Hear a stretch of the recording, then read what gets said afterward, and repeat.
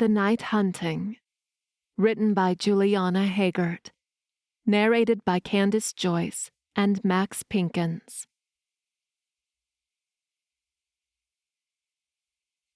Chapter 1.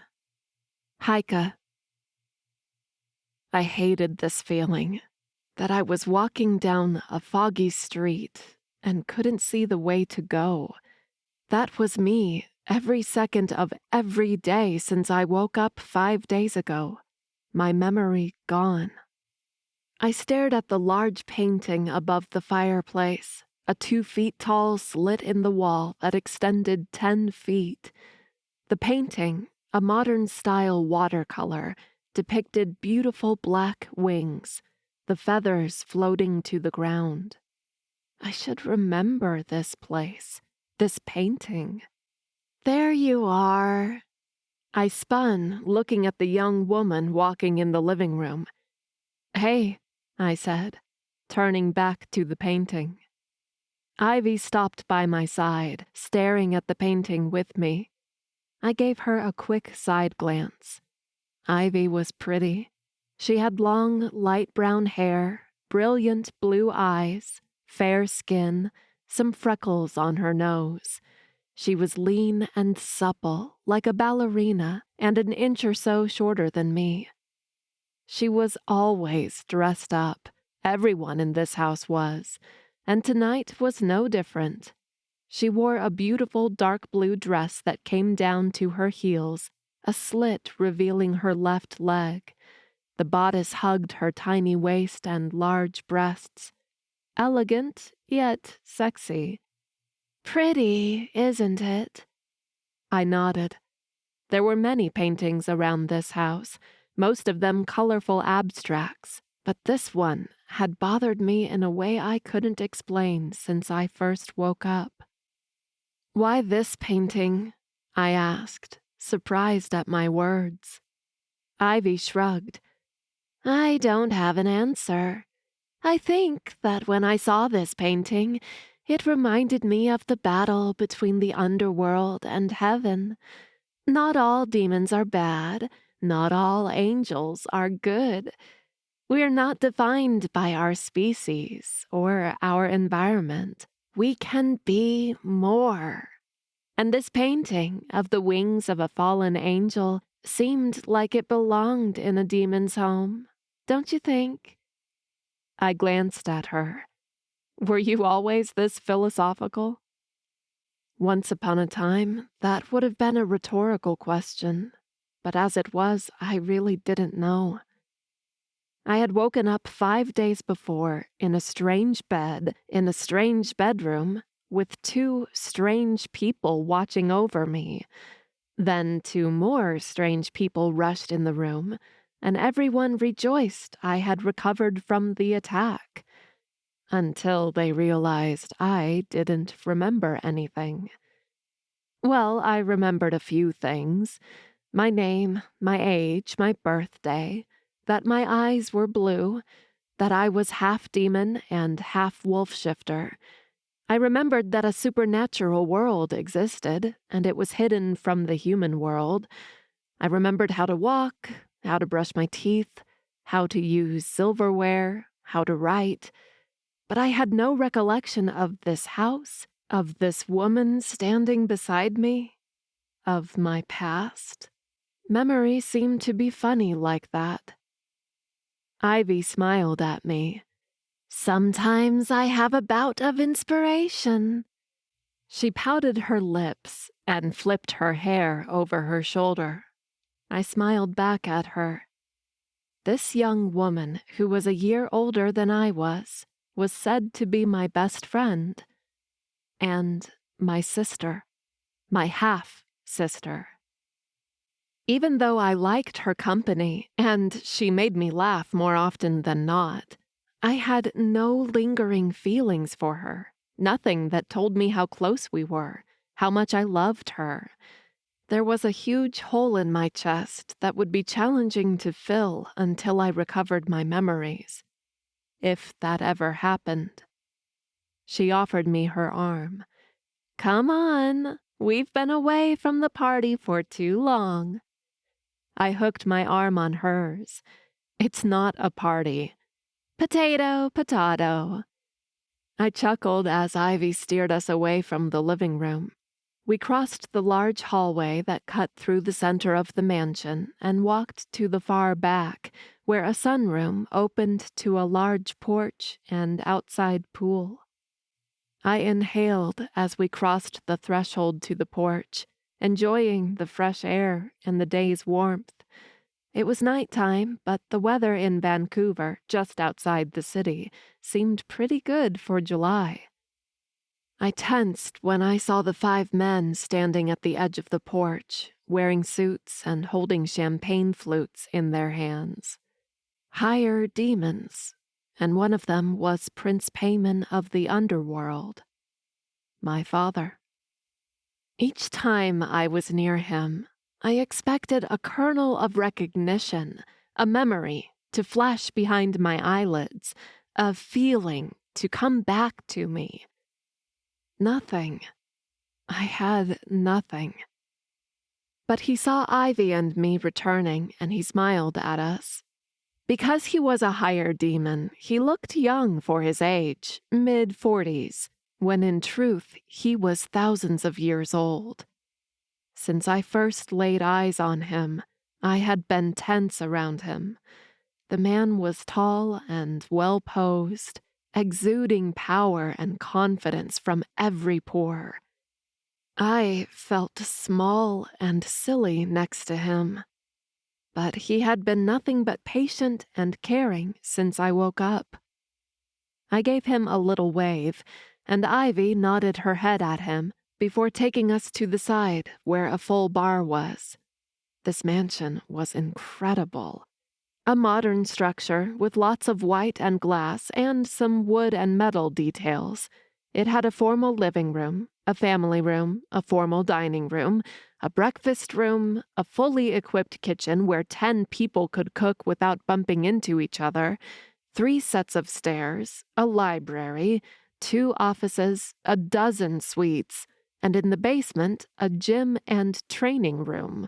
Not to mention the extensive gardens, the pool house on the other side, the 6-car garage, and the maids and cooks and employees the mansion required. Ivy had told me she bought it 3 years ago. About 2 years ago, our father moved in, and a year ago, I did. Here. Ivy handed me a flute with champagne. She grabbed another one and touched mine with hers. Cheers! She drank half of the champagne in one go, having a feeling I had not been a heavy drinker before. I sipped my drink. 2 maids in black uniforms came out with trays filled with hors d'oeuvres and passed it around. I almost rolled my eyes. There were only 7 people here, and 2 more inside the house somewhere. This was supposed to be a business dinner, but Ivy was right. It did look like a party. A maid stopped by our side, offered us food, then, at Ivy's request, left the tray on the bar's counter beside us. She picked up a flaky crust topped with a reddish cream and popped it in her mouth. Yum, she said, her mouth full. I shook my head and was about to reach for one too, when a harsh whisper came from the group at the edge of the porch, and the 2 of us turned to the demons. My father had a hand up, and he spoke in austere tones, but even with my half-wolf hearing, I couldn't hear each word of what he was saying. I had asked so many questions when I woke up. Besides the where am I, who am I also asked about my mother, where was she, or had I always lived with my father and with Ivy? They told me everything. It had been a lot in a short amount of time, but I think I got the gist of it. My father used to be a prince of the underworld. After a long time in power, the king had grown bored and a little greedy, and my father and his brothers by title, not blood, had been talking about measures they could take to prevent the king from breaking the natural balance of the world. But before they could do anything, King Bryken's ruthless children attacked. They killed him without giving him a chance to explain or to repent, and with him gone, the former princes grew weak. They had to flee the underworld, or they risked being killed too.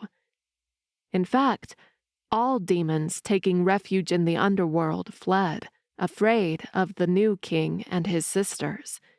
They seemed to have a low tolerance for any kind of demon, even the ones with a good heart. Weak and alone, my father found Ivy and she took him in. A year later, when I needed a place to hide, she took me in too. Seeing the group of higher demons wouldn't turn on each other, I finally reached for the pastry I wanted to try. My hand almost smacked someone's chest. I pulled my hand back. "I'm so sorry." My words died at my lips when I looked at who had walked up to us. I hadn't even seen him. "Roman, hi." He smiled at me and my cheeks warmed. "Enjoying the party?" "It's not a party," I said again. Roman tilted his head. "We could put on some music and turn it into one." "Oh, I like that idea." Ivy went around the bar where the sound system controls were. She pressed a button, then fussed with her phone, and a low rock ballad started playing from the speakers along the ceiling. Since Ivy liked music so much, each room in this mansion had a hidden sound system. Roman stared at me. I thought he was going to ask me to dance with him, so I looked out at the pool and took another sip of my champagne, as if I wasn't interested in him or anything else. Roman was a full wolf shifter from my pack, and my mate. Long ago, my father had a love affair with my mother, Callie. After they broke up, he found out she was pregnant, but by then, she had holed up inside her pack, and he couldn't get to me. I had been raised by my mother in our wolf shifter pack, and despite her trying to isolate me from others, I had gotten close to Roman, and we found out we were mates. Then one day, a year ago, an older man assaulted me. He called me names and slapped me in front of half the pack. I lost control and used my dark fire on him. Everyone found out my mother had been lying, and I was half demon. They turned on us. My pack attacked us. They killed my mother and were about to kill me when Roman stepped in and helped me escape. He didn't care what I was. He just wanted me safe. He said he had apologized many, many times for not being able to save my mother too, and he apologized again when he told me the story. I didn't remember any of it, so I told him it was okay. Thankfully, he had patience and didn't push it.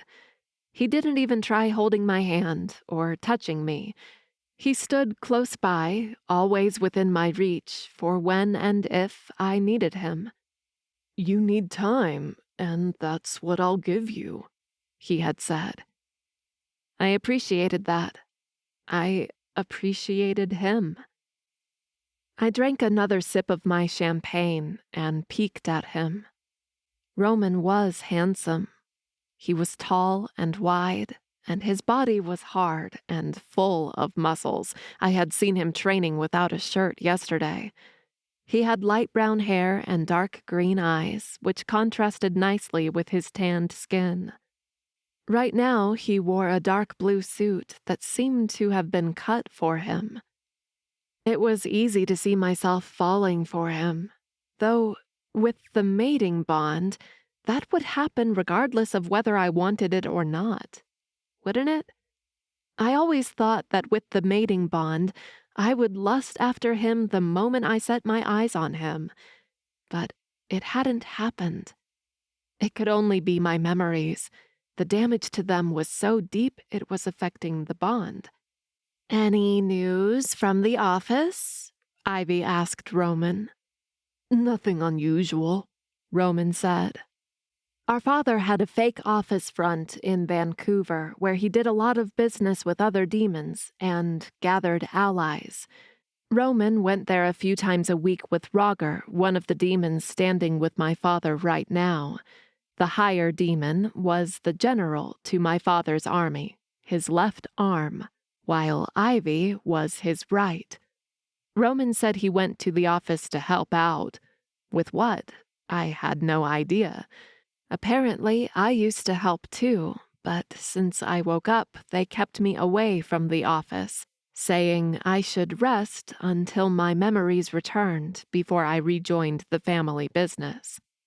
"I need to stop by there tomorrow," Ivy groaned. "All right, stop," I said. "If this is a damn party, then no work talk." Ivy pointed to the 5 demons a few feet from us. "And what do you think they are doing?" I shrugged. "I don't care about them. This is about us." Roman nodded. "I like the no work talk during parties rule." Of course he would agree with me. He always did. Maybe that was a mate thing? Loud laughter came from beyond the pool. A woman wearing a beautiful dark green gown walked out from the pool house. She was gorgeous, with smooth, dark skin, dark eyes, and long black curls. She walked over the pool without getting her shoes or dress wet. Dot, a night mist witch. Probably the last one from what they had told me. She was powerful and a little nuts, but so far she seemed like a crazy aunt who loved to get in trouble with her nephews and nieces. "There you are." My father beckoned her to join him. She glanced at us, winked, then joined the demons and their conversation. "I feel like we're the naughty kids and we're being punished by not being able to join the important meeting," Ivy said. She drained her flute and reached around the counter to get the champagne bottle from the ice bucket. I frowned. I felt like that too. After all, hadn't I been told the 4 of us were now plotting how to take the underworld back and restore balance? Not just plotting. We had been taking action. That was why these 4 demons were here, to talk business. And we were not in that conversation. "Aren't we helping them?" I asked. Honestly, I had been lost in this whole plan since I couldn't remember anything, but my father always said that Ivy and I were playing a big part. "We should join them." Ivy nodded. "We should." Roman groaned. "You know, I will do anything for you, but I don't want to headbutt with your father. What if he decides he's had enough of me and throws me out?" I stared at him. Roman had been crucial to my survival. If it weren't for him, I would have died with my mother, and he had given up everything to be here with me. "If he throws you out, I'll go with you." Ivy scoffed. "As if he would let you leave." "My point exactly." She narrowed her eyes at me. "Smart." She took my hand in hers. "Let's go." We turned toward the group as a maid appeared at the doorway. "Dinner is served." My father seemed like quite a laid-back man. He hadn't raised Ivy or me or any of our other siblings. I had been told there were many, and he wasn't the most fatherly type. But he had tried. He had been around while Ivy was growing up, visiting her here and there, and he had reached out to me many times, but my mother wouldn't allow him to see or talk to me. Still, now that Ivy's house had become his house too, he had a handful of rules, and one of them was no business talk during mealtimes, which left us with small talk. It was boring, I said as I descended the stairs to the basement the next morning. Ivy chuckled. Yeah, it was. Dinner had been boring, and after my father had closed himself in his office with the other 4 higher demons, leaving me, Ivy, Roman, and Dot out of whatever they were planning, I stopped at the end of the stairs and turned to Ivy. Is he doing this because of me? Because I still don't have my memories back and he's afraid of overwhelming me? She cocked an eyebrow. How would I know? I shrugged. You're his favorite. Ivy snorted. What? I'm not. I resumed walking into the basement-turned-state-of-the-art gym and training facility. In a corner were a dozen of big weightlifting equipment and several weight racks. On the back were equipment like treadmills and stationary bikes, and to the other side was a large open area for training. I frowned as I stepped onto the mat. Thoughts like this always made me stop and wonder. How did I know about weightlifting equipment and such when I didn't remember being in a gym before? This memory thing was way complicated. Dot, who was sort of my doctor, had told me that the innate things we do as we grow and learn are deeply ingrained, and those wouldn't be easily gone. As for my memories, she was confident they would come back. Every couple of days, she meditated with me, using her magic to prod inside my head to unlock whatever vault my memories had buried themselves into. You sure are, I said, and for the first time ever, a little jealousy made itself known. At first, I didn't like it, but then I held on to it. If I was feeling something, then it meant there was a memory attached to that, right? You're like his general, and I'm just a private. She bumped her shoulder on mine. That's because of your memories. You are a general too, but right now you're a little lost. Don't worry. Once your memories are back, you'll see you're his favorite. I shook my head. If my memories come back. Ivy frowned at me. Don't say that. Be positive. Your memories will come back. If you say so, I muttered. My sister turned and took several steps back. Ready? I glanced at her. My sister and I had traded the formal outfits for workout-appropriate clothes. Yoga leggings, tank tops, and sneakers. She had tied her hair into 2 braids, while I preferred a ponytail. I sighed. What do you think? She chuckled. Just relax. You'll get it. That was what she had been saying for the last 4 days. When I woke up 5 days ago without any memories, I had tried using Darkfire, and the thing just flickered in my open palms and died a horrible death.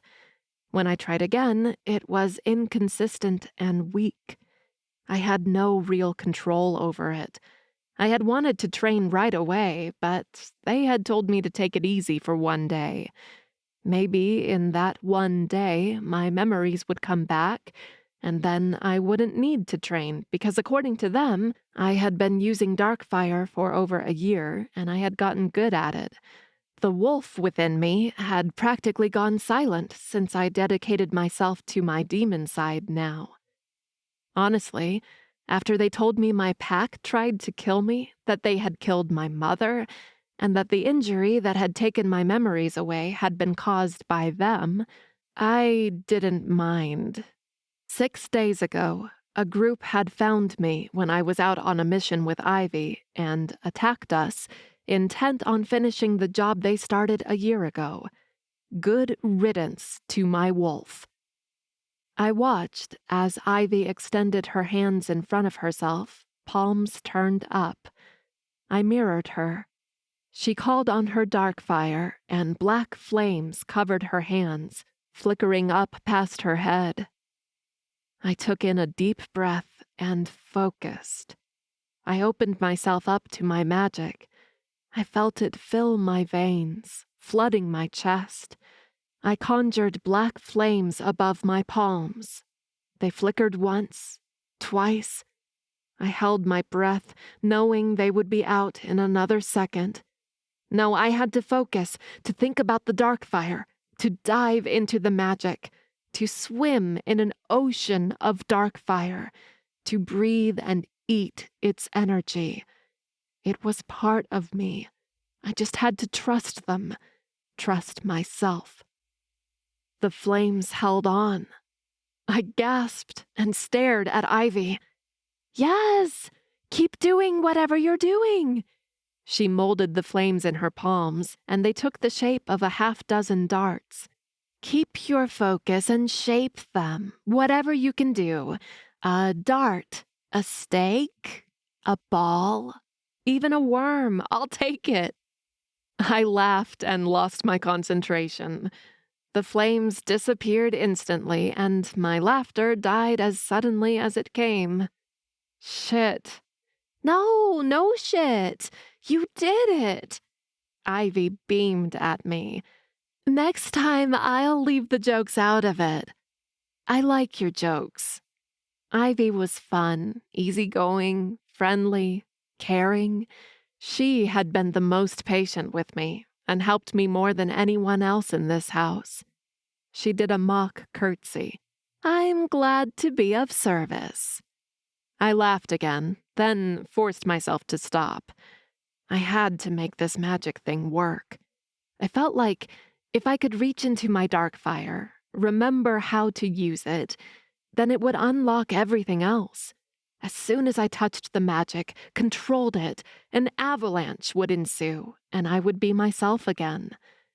Right now, I was a shelf, mostly empty, with no thoughts of my own.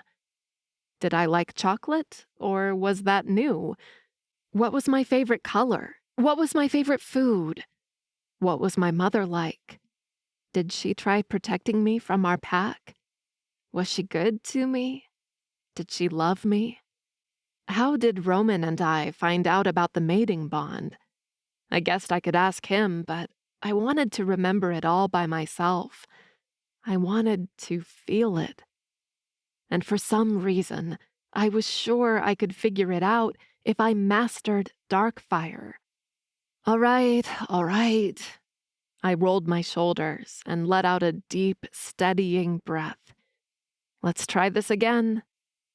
Serious, Ivy nodded and took the same stance as before.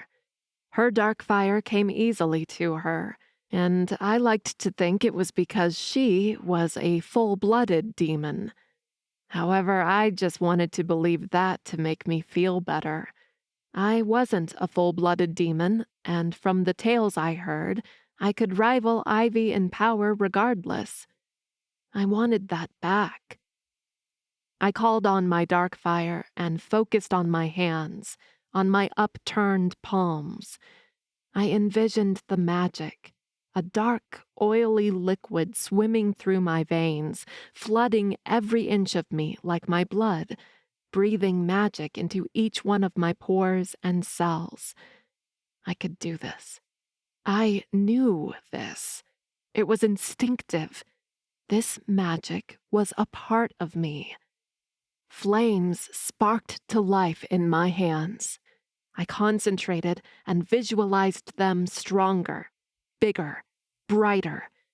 The dark fire expanded from a small flame to a ball enveloping my hand to a flare that shot up toward the ceiling. I snickered. I'm doing it. Focus, Ivy said, her voice sharp for once. I put her out of my mind, focusing on my magic, on my dark fire. I made the flames even bigger. A tingling started under my skin, an exciting feeling, a sense of power and belonging. This was it. I was doing it. This was my magic, and I was in total control.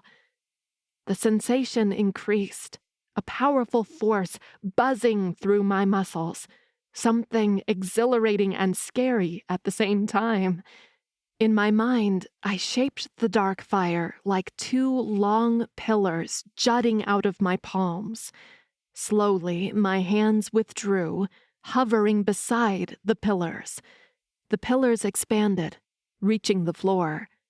I pushed and pulled, shaping the dark fire until it could contract and expand at my will. My toes curled, my stomach lurched, eagerness danced along my skin. And then it burst.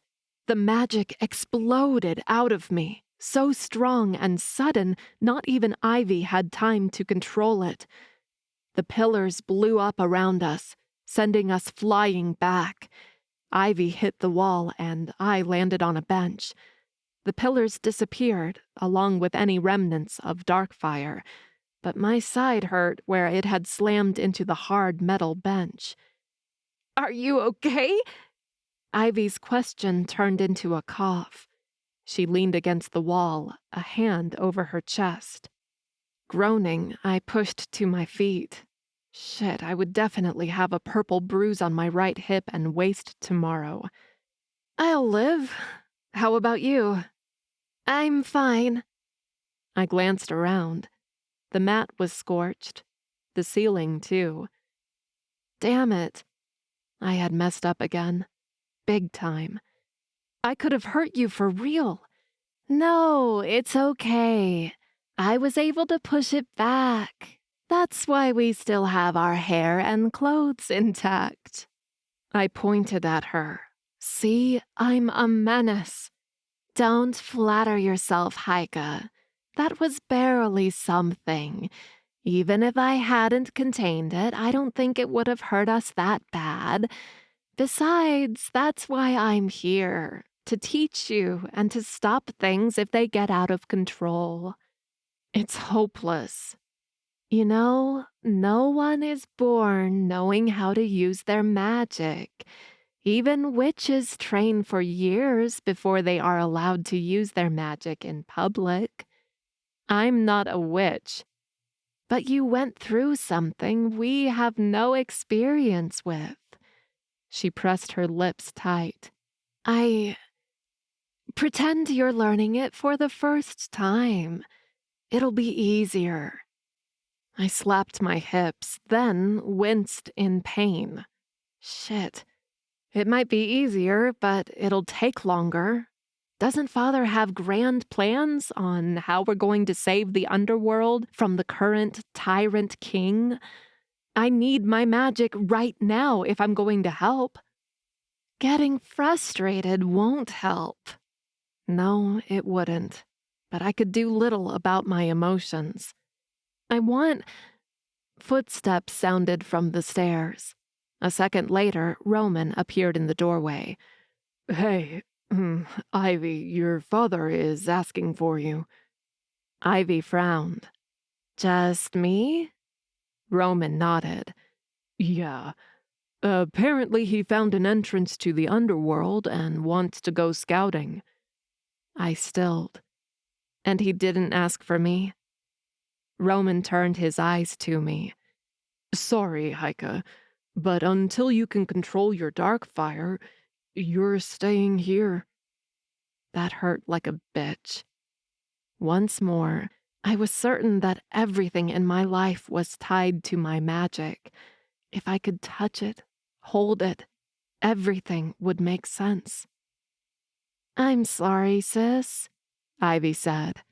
"I'll be back as soon as we can so we can continue training, okay?" She didn't wait for a response, simply offered me a tight smile and walked away. Feelings of not only being lost and empty, but useless, wormed through me.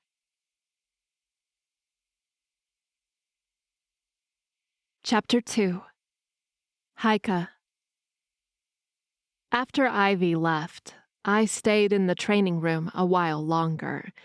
At first I wanted to keep training with my dark fire, trying to control it, But Roman reminded me of a very important detail. Without Ivy here, if you lose control, there will be no one to make sure you don't harm yourself or burn down the house. Of course, he was right. So, to burn off my pent-up frustration, I hopped on the treadmill and ran for 30 minutes. At first, I almost gave up because of the pain in my hips and waist, but as my body warmed, the pain disappeared. I would probably regret it later. With each step, my body relaxed, and my frustration faded away. I was still upset with myself, with my luck in life to have my memories gone like this, but I didn't feel like being reckless anymore. Roman stayed there with me, doing some weightlifting exercises, but thankfully he didn't say anything else. When I got off the treadmill, Roman halted in front of me. Go take a shower and change. I have a surprise for you. I frowned. What surprise? It wouldn't be a surprise if I told you. Now go. I'll be waiting for you in the foyer. He gently grabbed my shoulders and pushed me toward the stairs, but I didn't move. Come on. You'll like it, I promise. I rolled my eyes, but did what he asked. I had to admit, the prospect of a good surprise did lighten my mood, and when I finally came downstairs after a nice warm shower and changing into clean clothes, I had a spring in my step. I went down the stairs, but faltered halfway through. Roman stood in the foyer in gray slacks and a white button-up shirt, the sleeves rolled to his elbows, showing off his forearms. He saw me coming and smiled at me. I expected my heart to lurch, my breath to catch. It didn't, but I couldn't deny two things. He was caring in a way that made me feel like the most important woman in the world, and he was handsome. If fate had chosen him to be my mate, I was probably a lucky girl. He approached the end of the stairs and offered me his hand. Let's go, princess. I took his hand and let him help me with the last 3 steps. And where are we going? He chuckled. I'm not ruining the surprise. Roman took me to paradise. Or almost. The bookstore he drove us to was small and cozy and had that sweet smell of old books I loved so much. How did I remember that? But the only flaw here was that all the books had a price, and if I wanted them all, I would have to pay a small fortune. You can buy as many books as you want, Roman assured me when we first arrived. Your father is paying. I didn't know which shelf or section to browse first. I grabbed one of the big mesh totes the bookstore offered and decided to walk through the shelves. I didn't want to miss any hidden gem. Roman followed me from a distance, an easy grin on his lips as he watched me go nuts over books. My cheeks warmed at his attention. Roman probably knew me better than anyone, seeing as he'd known me since I was a little girl and we had been mated for years now. And yet, when I looked at him, I didn't feel what I would have expected from a mating bond. At least that was how I thought a mating bond should be. Every time mates looked at each other, their breaths caught. They lost all control and couldn't keep their hands to themselves. That was what I had read in fantasy books. I halted. How did I remember that when I couldn't even remember the titles of books I had read before? I couldn't even explain how I knew I loved books so much. I just felt. Honestly, this memory stuff was too much for my addled mind. I continued my way through the bookstore, my finger brushing the spines of books I wasn't even interested in. Books felt like one of the pieces of the puzzle that completed me, and I needed to touch them. Ivy's mansion had a library, but all the books were fake. They were huge encyclopedias with beautiful leather covers, and their only purpose was to look pretty on the shelves. I had asked to come to a bookstore before, but my father had been worried about me being out when I didn't even remember my own house. But now he had allowed Roman to bring me here, and I knew why, to occupy myself while he, Ivy, Dot, and a handful of his demons went on their mission, so I wouldn't be upset about not being able to join them. I turned into the romance section, and suddenly an image flashed in my mind. A man whose face I couldn't see, standing at the corner of a bookshelf, wearing nothing but jeans. A powerful tug came from my chest, and I pressed a hand over my breast as if I could soothe the pain that it left behind. My head snapped toward Roman. Was that him? Had he been with me before while I browsed books somewhere? And why had he been shirtless? And that feeling, that tug, it could only be the mating bond. I opened my mouth to ask Roman about it, but then a woman with a little girl walked in the same corridor. As they passed by us, the little girl pulled at her mother's sweater and whispered, "Mommy, she looks like a princess." Then she looked at me again and smiled. Something tugged inside of me again, different this time, and I smiled back at her, suddenly taken aback. As the girl and her mother walked away, my chest constricted and my eyes watered. I pressed a hand to my chest. What the hell was this about? "She called you princess," Roman said from behind me. I inhaled deeply and blinked, pushing the tears away. For some reason, I didn't want him to see this little insane reaction I had just had. I turned to the books. She was just being kind. "No, Heike, she wasn't. She was being honest." A knot formed between my eyebrows. I knew in real life princesses didn't wear huge ball gowns everywhere they went, but that was how I imagined them. I was dressed up in a simple but elegant black dress that went down mid-calf, high-heeled pumps, and a set of beautiful diamond earrings and a delicate pendant, which I was told had been gifts from my father on my last birthday. My long black hair was pulled back into a half ponytail that curled in a big wave down my back, and I had a little makeup on. I looked rich, sophisticated, but certainly not like a princess. Shaking my head, I continued browsing the shelves.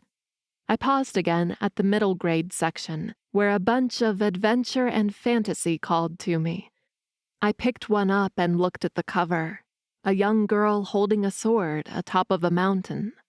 Suddenly, I saw a little girl in my mind, seated on a rug, surrounded by pillows, and holding this exact book.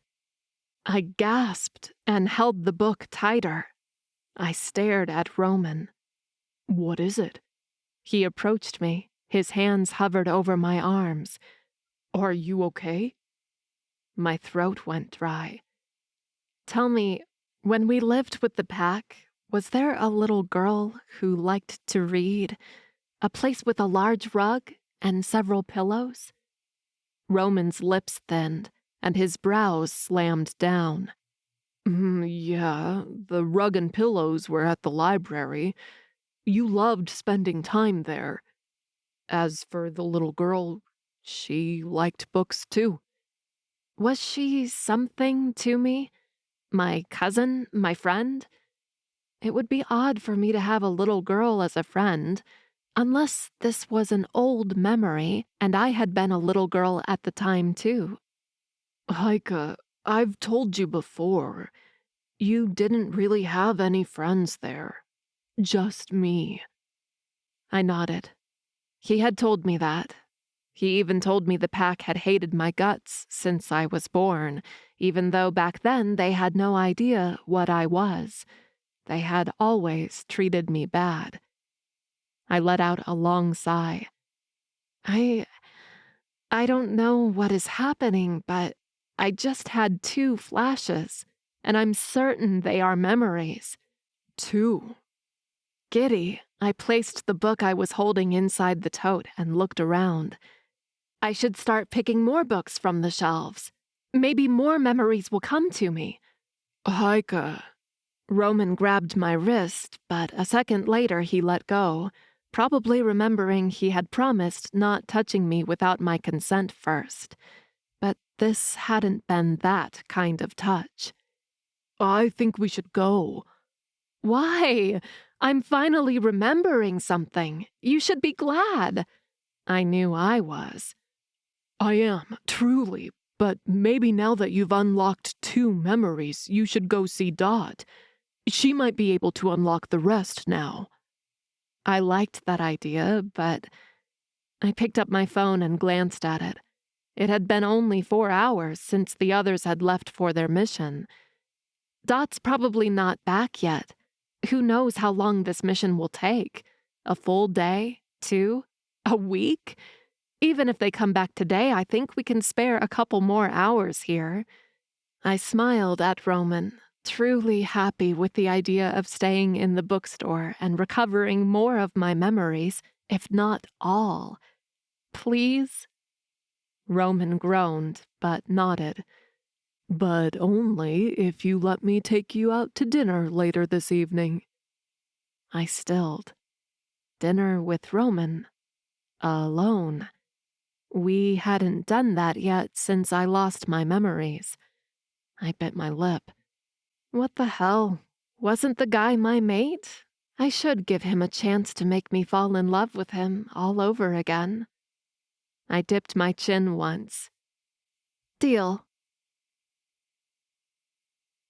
In the end, Roman and I didn't go to dinner. My father, Ivy, Roger, and Dot returned as we were about to leave. The maids arranged dinner for us. Meanwhile, we got together at the family room, where the fire sparked in the fireplace and brandy ran amok. My father sat at one of the large armchairs, looking weary and weak. Seated in another of the armchairs, Dot rubbed her hands as if she had used up all of her magic and now had to warm her fingers before she could cast another spell. Ivy threw herself on the couch beside me, her black leather clothes dirty as if she had been in a muddy war camp. Roger stood on the other side of the room, as if he didn't want anything to do with us. The higher demon was always quiet and reserved, but I was told that in battle he loved to taunt his adversaries. Roman brought a second glass of brandy to my father after he drained the first, then sat on the couch beside me.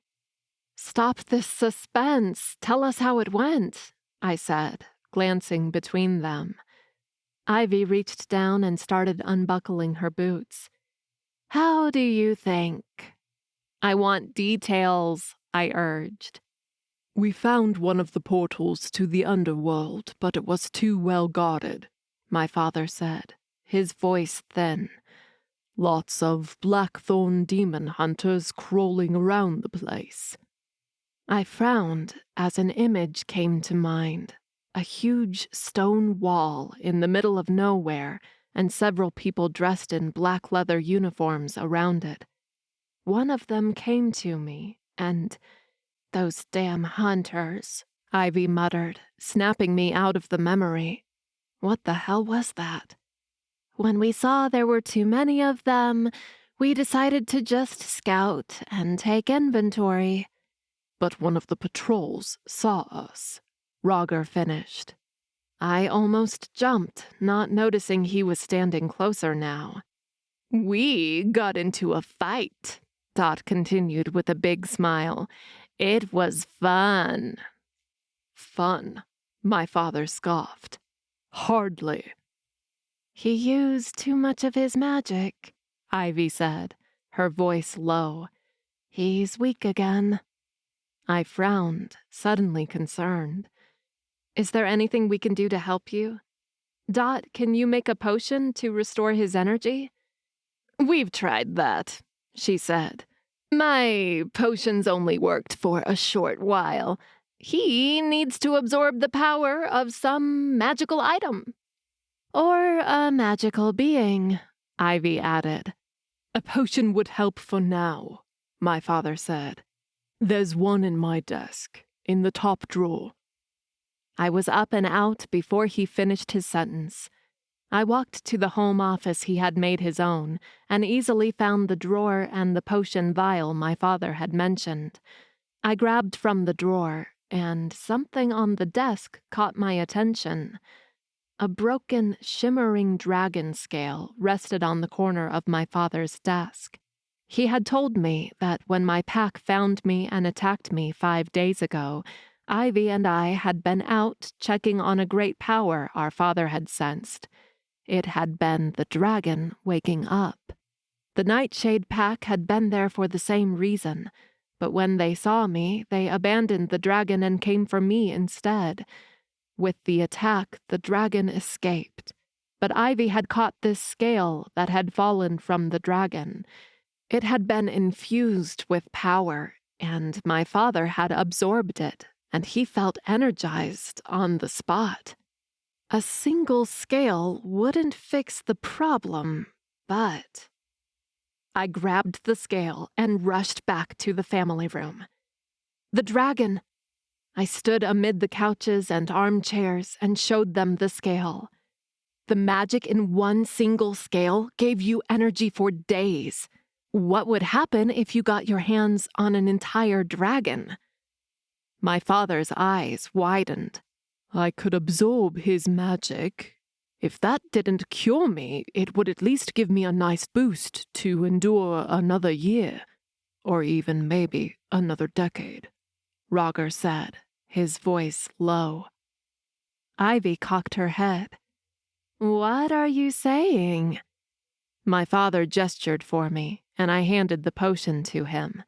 He drank it in a big gulp and inhaled deeply. He glanced at Ivy. You're tasked with finding where the dragon is. Ivy groaned, but nodded. What about me? I asked. Can't I help this time? My father frowned. Prove to me that you can use your dark fire. Then I'll let you go dragon hunting with your sister.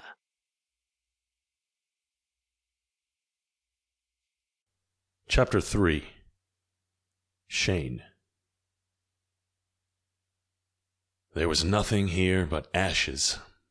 My body and mind were numb as I walked through what once was the town where my pack, the Nightshade, resided. The buildings, the houses, the streets, the flower beds along the sidewalks, everything had turned to ash. The scent of burnt rubber hung heavy in the air, made worse by the unusually hot summer afternoon. I had known what I would or wouldn't find here, but I had wanted to come back. I had to see if there was any way for us to come back to our homes, even if only in the distant future. Besides, I had once walked away when I thought the town had been completely burned and everyone here had died, and neither of those things had been true. This time, I had to be sure. But being here was obviously a mistake. There was no vestige of the poison anymore, but that could be because ashes covered everything. Even the forest around the town had been decimated. This place, where I had grown up, where I had trained, where I had fallen in love, where I had lost my mate, was gone now. I stopped in front of Heike's house.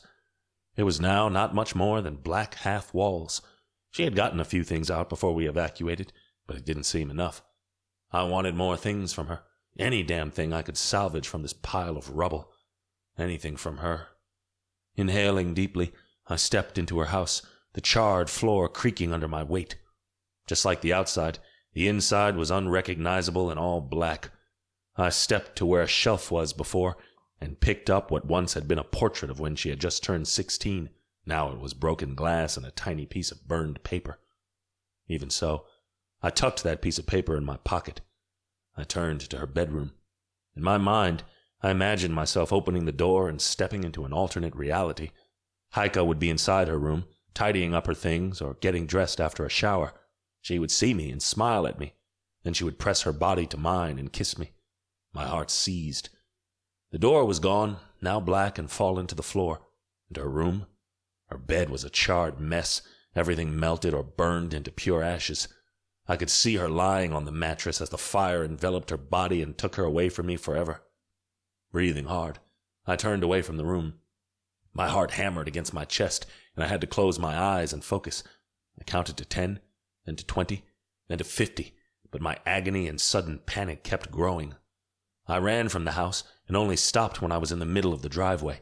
I bent forward, my hands on my knees as I took in deep breaths and tried controlling my emotions. It stirred inside of me anyway. The shadow wolf. He moved in my chest, in my gut. He wanted me to turn my agony and panic into rage. He wanted to come out and destroy everything and everyone. Heike had been cremated a week ago, and the full moon had passed. I had been locked in the same room Killian and Lavinia had prepared for me many months ago, but even now I could feel the shadow wolf. He was stronger than before. In some ways, I wanted to surrender to him. It would be easy to forget what happened and erase this constant pain if he took over. But I couldn't. Not yet. Not until my brother and sister were safe, until my pack was whole again. Until then, I had to endure this pain, to push the shadow wolf down and just survive. It was hard, though, living without her. My chest hurt again, and I rubbed the heel of my hand against the spot right above my heart. It had been doing that since Heike died. I guess it was the depthless hole in my heart, and it wouldn't stop hurting until the day I died. Slowly, I walked away from the house and into Main Street. Killian appeared from around another house and fell into step with me, a melted tablet in his hands. "There's nothing here," he said, his tone somber. "We can't save one damn thing." He threw the tablet to the side. "I figured, but I had to come and see." He nodded. "I know." We approached the main square, which was now a giant hole in the ground from which the dragon had emerged. Dom came out of the school, kicking debris out of the way. "Nothing in here is salvageable," he declared. I let out a sigh. "I apologize for dragging you two here." Killian put his hand on my shoulder. "I understand why you had to do it." "To be honest, I had to come and see it too, man," Dom said. I looked around, my agony growing deeper.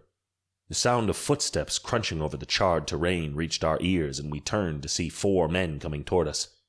My muscles tensed, and I was ready to shift if necessary. "Who are you, and what are you doing here?" One of the men took the lead and raised his hands in a peace sign.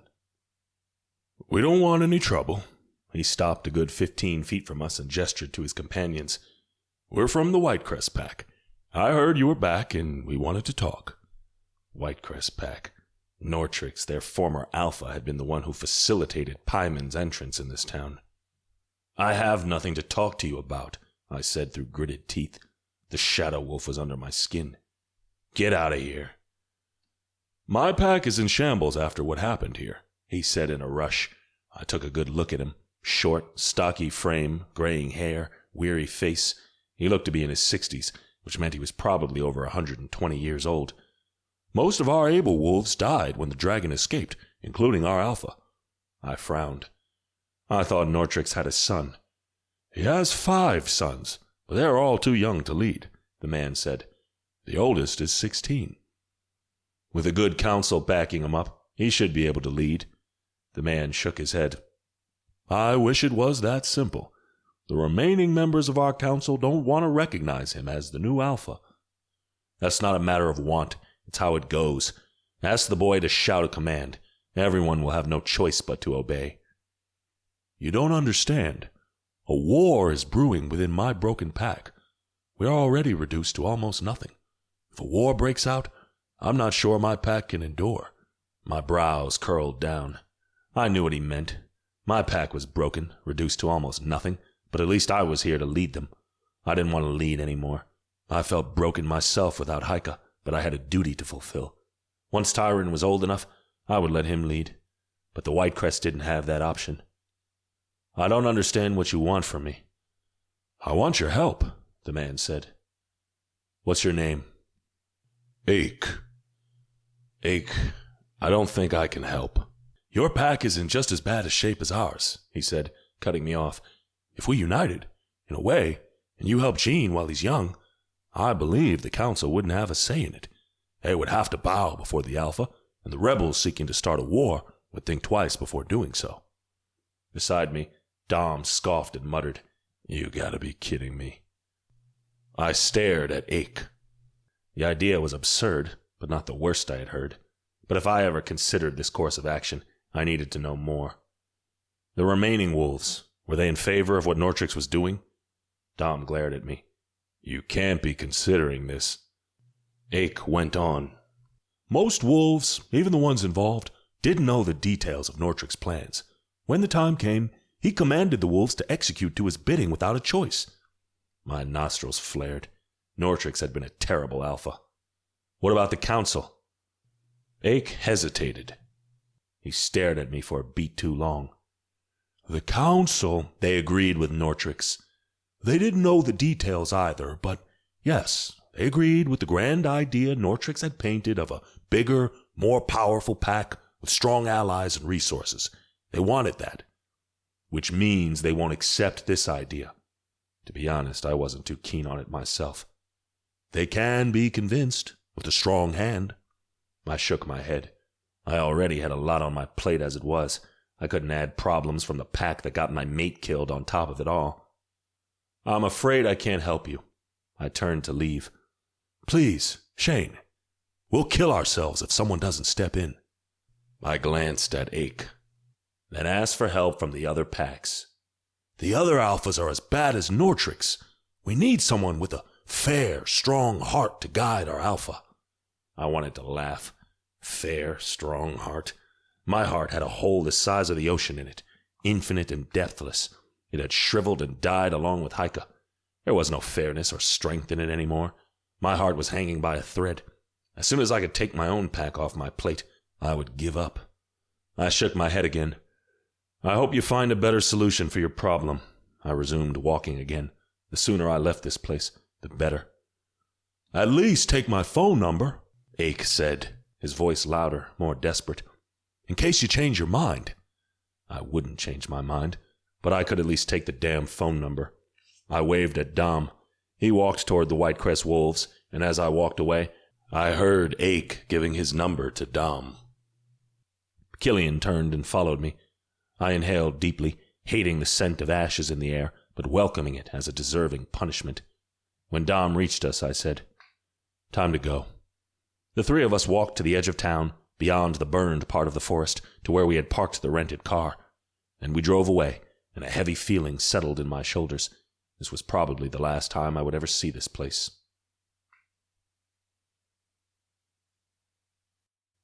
Chapter 4. Shane. Here. I put a plate in front of Tyron, another in front of Minzy. Neither of them even looked at me, or said thanks, or anything before they grabbed their forks and dug into their omelets. Since we had to flee our home, moved to the Dumoir village, and cremated Haika, Tyron had been moodier and more into his music/video games world, and Minzy had retreated into her shell even more. In the past 9 days, she had had 4 panic attacks, one of them while I was out visiting our old home 2 days ago. Thankfully, Rue, Lavinia, Alme and Thea were good with her and knew exactly what to do. Even little Aurora had her way with Minzy. The only word my sister had said since we arrived here was a hi to Aurora. I sat down with them with a sigh and forced myself to eat. For a week, I had let everyone mourn. I had let myself mourn. My pain would never go away, but I had to force myself to keep moving. My siblings and my pack needed me. Because of that, we started with our new schedule and a new normalcy today. I shoved a forkful of omelet in my mouth and almost gagged. "Shit," I muttered. I had made this thing and it was horrible. "Stop eating." Tyron pushed the pepper and the shredded cheese in the center of the table toward me. "Try these. It'll make it taste less bad." I looked at their plates. Lots of pepper and cheese covered both their omelets. I hadn't even seen them adding those. Was I out of my mind? Groaning, I added the items to my omelet and tried it again. Not the best, but also far from bad.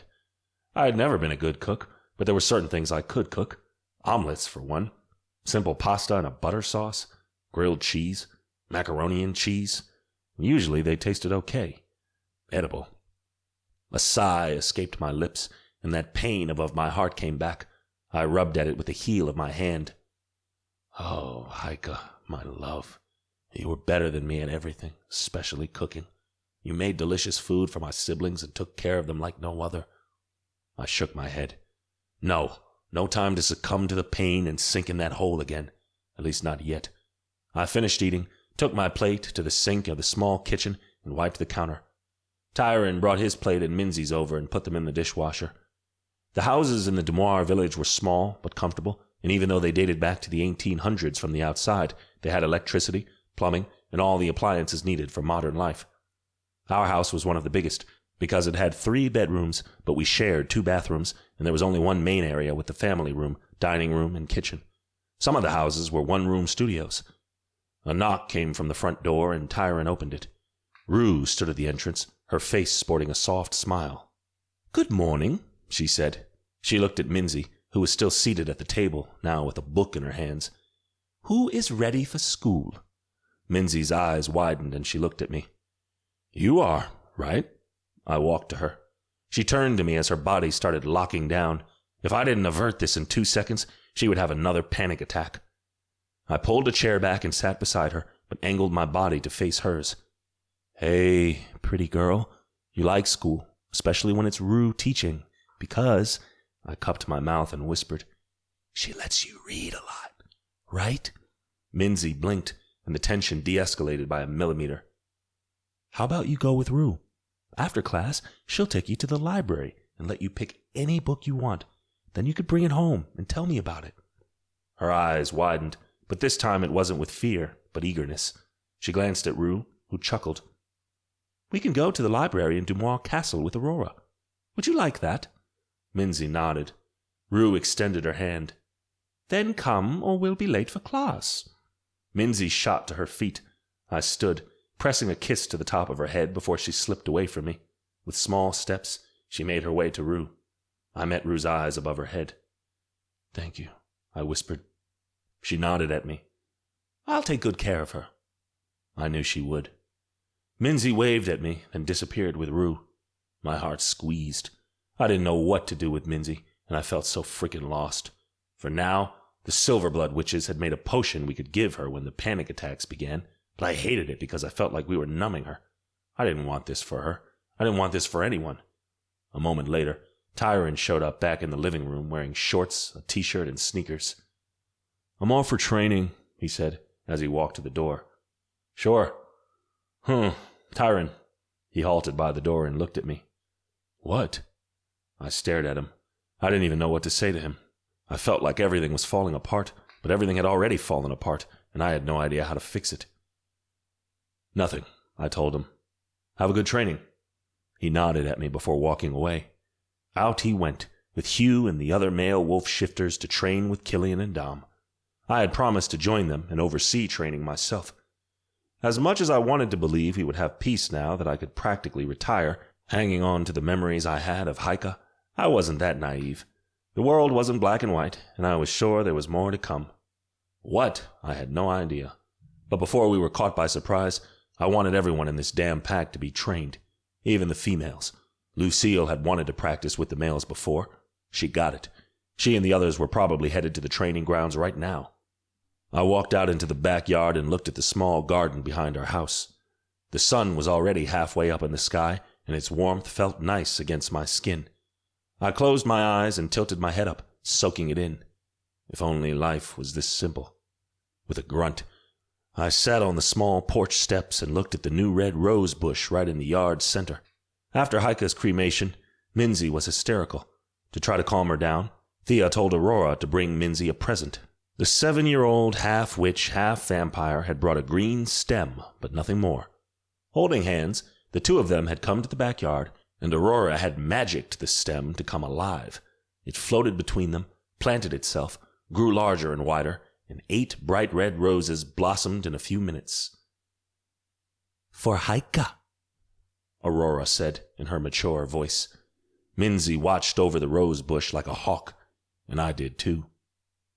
The rose bush had nothing to do with Haika, besides the fact that it had been a gift to comfort Minzy after Haika's death, and yet I often came back here and stared at the rose bush, because it comforted me. I rubbed at my chest as the constant pain there increased. All I wanted to do was lie down and think about Haika, remember her pretty face, her smile, the gleam in her blue eyes when she was happy, her soft lips, her arduous kisses, her delicious scent, and her hot body, especially when it was pressed to mine. I missed her. I missed her more than I missed the air when I stopped breathing. My eyes stung and I blinked fast. I didn't want to cry anymore. I wanted to honor Haika, her love, and her life by doing the best I could for the pack she had worked so hard for. Somehow, I would give the pack a better life. Somehow, I would break the curse and stop frightening everyone each time the full moon came. Somehow, I would avenge Haika. I had no idea how or when, but one day, even if it was in 100 years, I would find a way to kill Paimon. Until then, I had duties to attend. I exhaled as I rose from the porch step, got ready, and left for the building in the town center, which now housed our administrative sector, my office, and the council meeting room. When I stepped inside the large rectangular conference room, the few remaining council members were already there, seated in chairs forming a circle. Hamel, Rue, and Killian, who was still an honorary member. Serge had been a member, but he had left us, betrayed us, and now I had no idea where he was or what he was doing. And that was good, because that one also deserved to be killed in the most painful way. "Morning," I said, approaching them. I looked at Hamel. "Feeling better?" "Yes," he answered. Hamel had been our first poison victim a little over a week ago. He had fallen ill and looked as good as dead with pale skin, sunken eyes, and black fingers. Now, despite his age, he looked healthy. "Good." Nodding, I sat on one of the chairs. "So, what's the latest?" Rue started. She told me about how the kids were having fun with their new school, which often included field trips to Demoir Castle or the Silver Moon Academy. A couple of witches helped Viana and her keep the kids and teenagers entertained until we decided what to do. Would we stay here? Would I find us someplace else? But where? And how? Just go around and claim some land for us? Land had owners, and if we set up camp anywhere, we would be exposed, open to attacks, and the moon knew we'd had too many of those. Hamel was next. He told me about the rest of the pack. Most wolves were still wary of everything that had happened in the last 10 days. Hell, in the last year. They weren't happy about losing the crystals, fleeing our town, hiding with the vampires, about having an alpha who was cursed to become an uncontrollable shadow wolf during the full moon, and even though they hadn't approved of Haika being my mate and the fact that she was half demon, they missed her. They wished she was here, because, according to Hamel, she had soothed them and stayed in control of everything before. They wanted that from her again. By the moon, didn't I want that too? But I couldn't bring back the dead. I pressed a hand to my chest, where the pain forcefully reminded me of that each second of each day. Then it was Killian's turn. Usually, he and Dom took turns coming to the daily meetings. While one was here, the other was training with the rest of the wolves. "The wolves haven't been talking much during training," Killian said. "At least, not while I'm there. Most didn't seem open to Lavinia and me. Now it's worse." I let out a long sigh. There was no easy fix for any of this. What I had to do was come up with ideas, give them purpose. That way they would feel a part of a community again. Their time would be well spent. Maybe they would start seeing the vampires and the witches in a new light. Because as much as I liked to think we wouldn't stay there forever, the truth was, I didn't know if leaving the place was feasible. For now and for the unforeseeable future, we were living alongside vampires and witches, and the sooner everyone got along, the better. I opened my mouth, but I shut it again when Killian's phone rang. He fished it from his blazer's pocket and glanced at the screen. He frowned as he answered it. "Lord Drake." He nodded, his eyes on me. "Yes, my lord." He lowered the phone. "Drake needs to see us."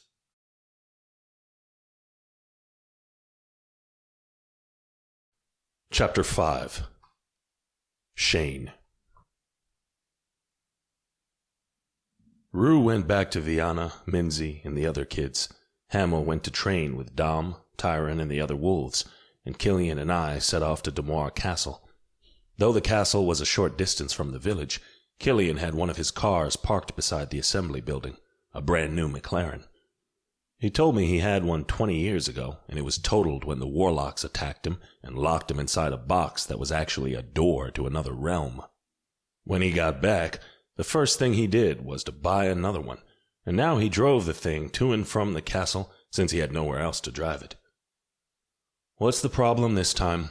I voiced my thoughts as Killian drove us into the garage at the back of the castle. "Why do you think there's a problem?" From the tone in his voice, I had heard him through the call, and because he usually doesn't ask for us like that if there isn't a problem. Lord Drake had weekly meetings with all the castle's princes and other high-ranked vampires. When I lived here, I was sometimes included in those meetings. I had even participated in several missions, which had been great to fill my time and my head, since I believed my entire pack had been killed and I was the sole survivor. Killian and I entered the castle, walking through the wide hallways, greeting the vampires and witches. Besides the Dumoir vampires and the Silverblood witches residing in the castle, there was also an angel, Zadkiel, who was mated to Eliza, Thea's right hand. I had also seen other species coming and going, fae, warlocks, demon hunters, and more. I had spent most of my life isolated inside the Nightshade lands, tucked in deep into northern Canada, and surrounded by other wolf packs, so I didn't really know much about Supernatural's history and affairs, but from what I had heard, our world had changed a lot in the last 5 to 8 years. Before, all species fended for themselves. There was rarely an occasion when 2 or more species worked together, and interspecies relationships were frowned upon if not forbidden. Couples of mixed species usually had to hide their affairs so their mates or lovers weren't killed. Alliances like the one the Nightshade Pack had with the Night Mist Coven had been considered treason and shameful. Now, some covens or packs still preferred to remain true to their heritage, but friendships and alliances were strong and sometimes necessary. Killian and I passed Lyra on the stairs. Lord Drake favored the female vampire and planned to make her a princess, the first in Dumoir's history. She waved at us, and we nodded at her. Reaching the top of the stairs, Killian and I halted at Lord Drake's office door, and Killian raised his hand to knock, but the door opened before he could. Prince Cain stepped aside and let us in. "Did you need us?" Killian asked as we entered the room. Drake's office was large and elegant, and right now almost full. Thea, all the princes, Dorian, Aston, Gray, Cain, and Killian, and I were here. Seated behind his desk, Drake met our eyes. I did. Lord Drake didn't look much older than me, 25, 26 maybe, but I knew he was over 500 years old.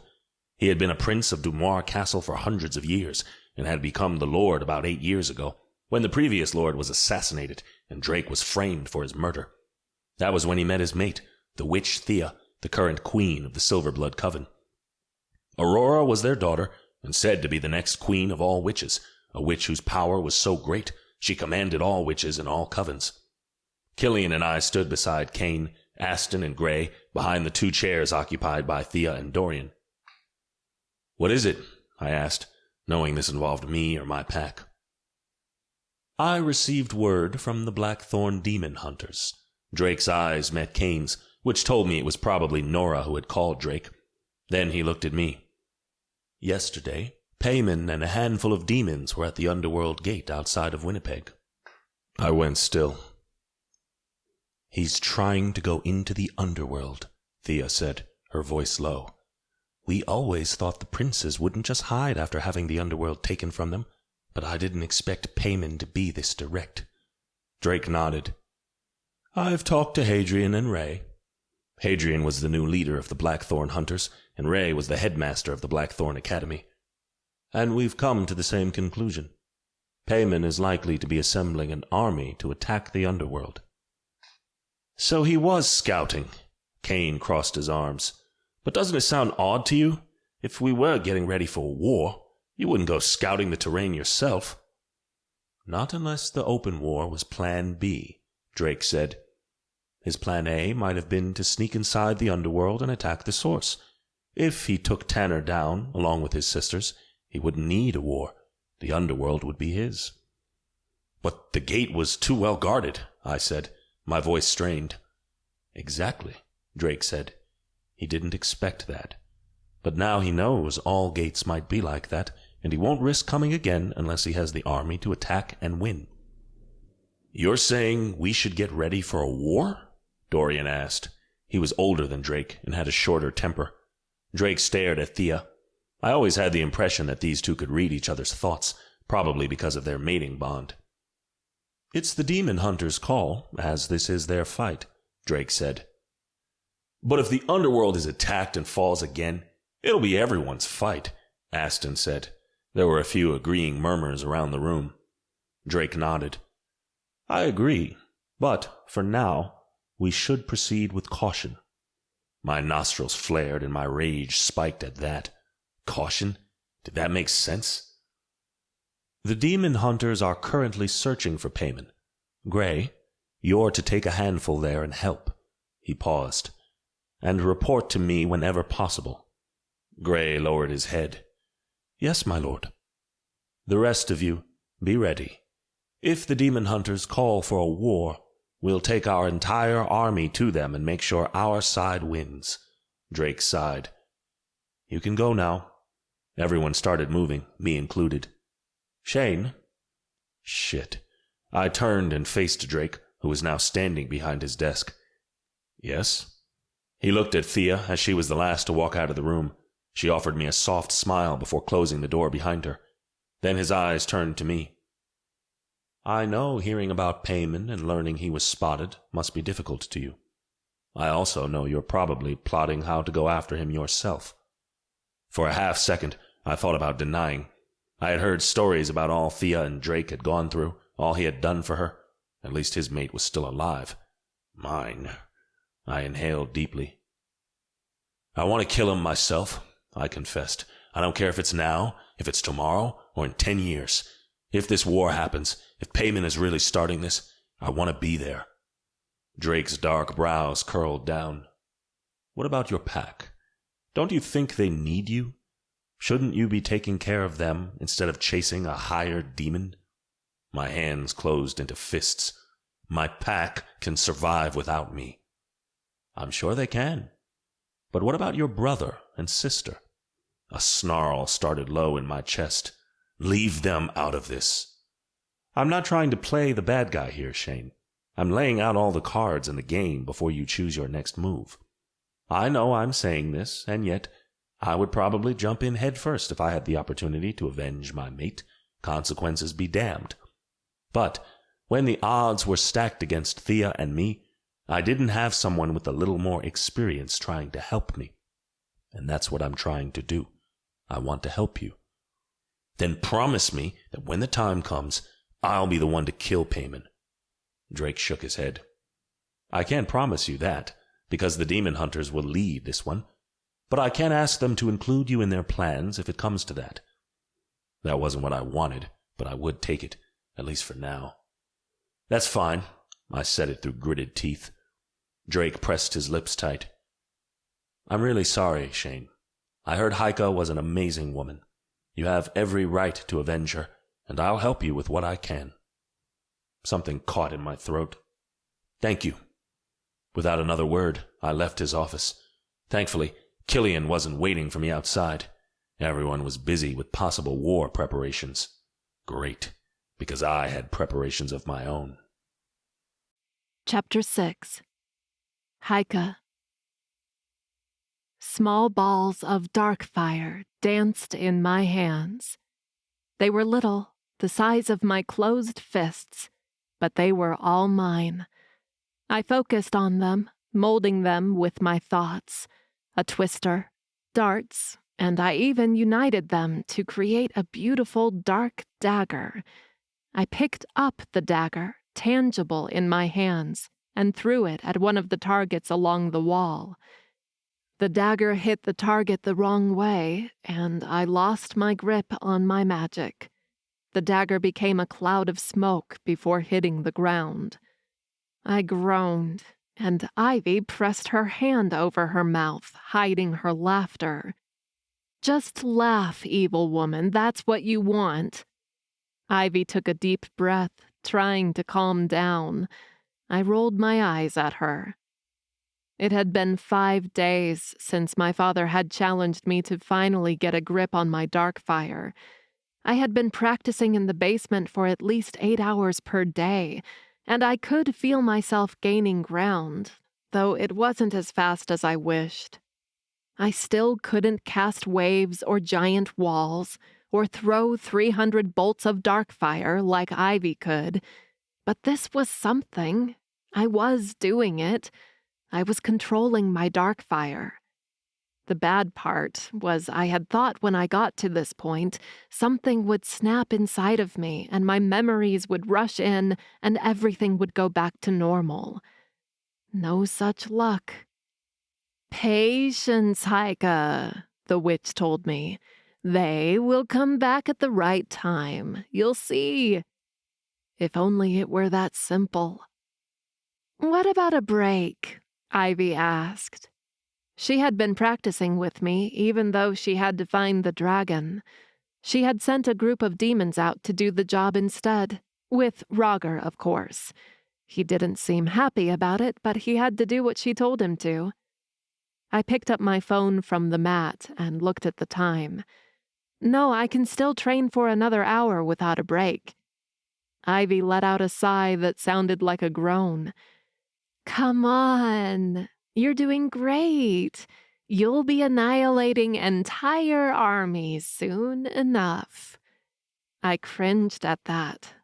They talked about killing and fighting as if it was like breathing air, something we did without even thinking about. But each time I thought about killing, my stomach tensed with knots. I knew we were getting ready for a war.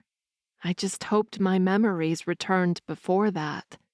Otherwise, how was I supposed to fight? I shook my head, clearing those thoughts from my mind. I didn't need any doubt in there right now. If you don't want to train, I understand, but I am. Roger climbed down the stairs, his steps fast, and he halted at the edge of the mat. He looked at her from head to toe and back, as if she was a bug in his path. "What is it?" Ivy asked. "There's a bounty hunter," Roger said. He sounded bored. Ivy frowned. "A bounty hunter?" "He claims he specializes in big creatures, even dragons." Ivy's eyes widened. "Dragons? But this is the first one in almost 1,000 years. His advertising needs work." "That might be, but if he gets the job done, who cares?" Roger shrugged. "I've asked him to meet with us." Without waiting for a response, the higher demon turned and raced up the stairs. I stared at her. This is progress, right? "If this bounty hunter is real, then yes, I guess." She wrinkled her nose. "I'm going to take a shower." She turned to the stairs. "Aren't you meeting him with me?" I looked around at the gym. I needed to train more, but curiosity got the best of me. "Wait for me." In the end, there had been no need to rush. After I took a shower and changed into a dark purple cocktail dress, I met Ivy in the living room just to learn the bounty hunter would arrive in 2 hours. I was in no mood to change into training clothes just to have to take another shower and change again in 2 hours, so I stayed in the living room with Ivy. She put on some music, served us red wine, asked the maid to bring us snacks, and sat down on the couch. I picked up some of the books I had bought at the bookstore a few days ago, piled them up on one of the side tables, sat on the couch right beside them, and browsed through them. "Are we having a party?" I glanced up. Roman entered the living room, cutting a dashing figure in a dark suit. He smiled at me. I smiled back, though I wished that my heart had lurched at the sight of him. He might be my mate, but my memories were all so banged up, the bond seemed to be lost in there too. If Ivy had her way, we'd have a party at least twice a day. What? No. At least 3 times. She winked at me. Roman sat beside me, eyeing the books on the table and the one in my hand. How many have you finished? None, to be honest. He mocked, gasped. Heike isn't reading a book per day? That's impossible. Are you sick? I hit his arm with the book. I've been busy with training. And keeping me busy, Ivy said. What, would you rather be out looking for the dragon yourself? Oh, goodness, no. That's why we have soldiers. They do the dirty work for us. I laughed, grabbing the next book in the pile. It was a middle-grade fantasy book about a warrior girl. What was this doing here? I wasn't into middle grade, was I? Maybe in the past, when I was their age. For some reason, I felt like adult fantasy suited me better. But this one... I turned the book in my hand, puzzled. Is there something wrong? Roman asked. You seemed to like that book in the bookstore. I did? I thought back to our time at the bookstore. It felt hazy, as if I couldn't recall the trip. I inhaled sharply. Oh no, what if I lost even my new memories? What if I had one of those memory problems where the person could only remember the last hour or day or whatever? My heart pounded against my rib cage. I needed Dot. She could look into this, into my mind, and... The sound of the front door opening echoed outside the living room. We all stood as footsteps neared us. A maid appeared in the doorway and gestured for someone to come forward. A man walked into the living room. I stared, taken aback by his appearance. He was tall, probably 6'3", with broad shoulders and strong arms, mostly apparent from underneath the sleeveless leather vest he wore, along with matching pants and combat boots. A large crossbow peeked out from across his back. He regarded us with his dark green eyes before running a hand over the top of his head. His light brown hair was longer, the side shaved short.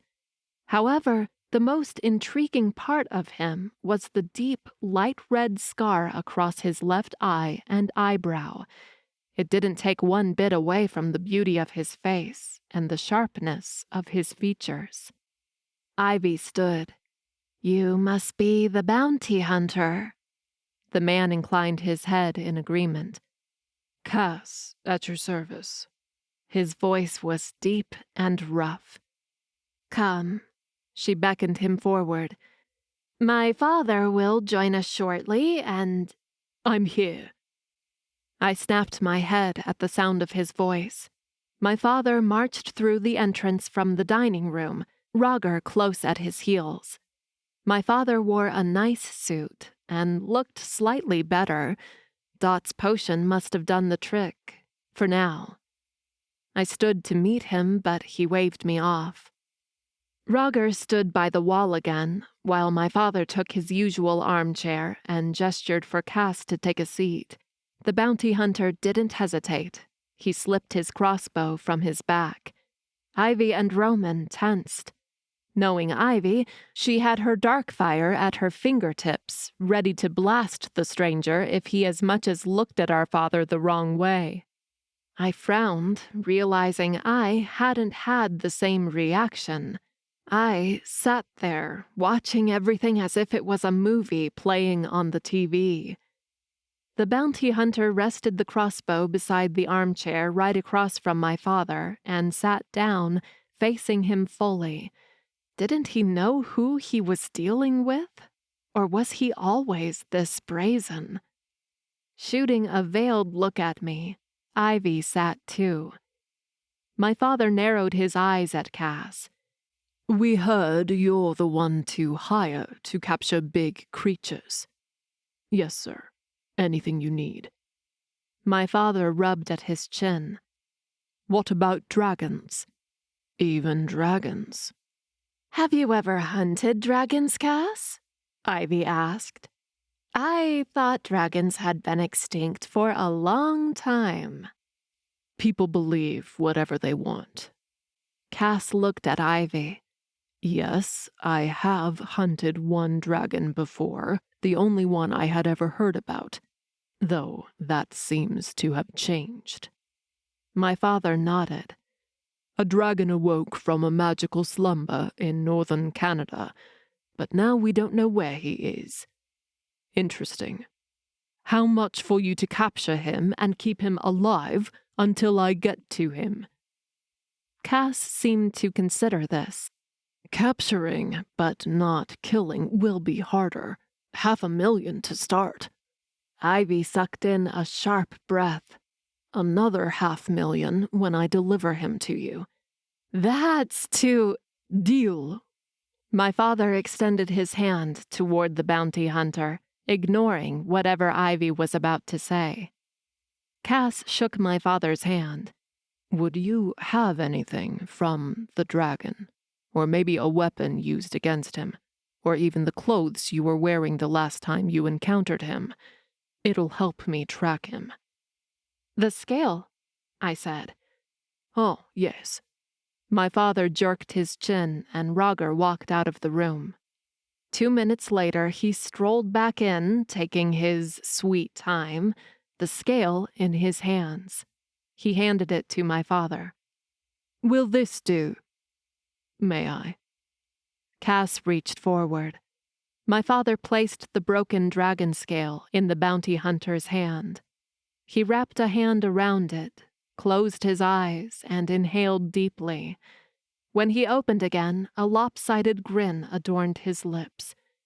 Yes, this will do. Excellent.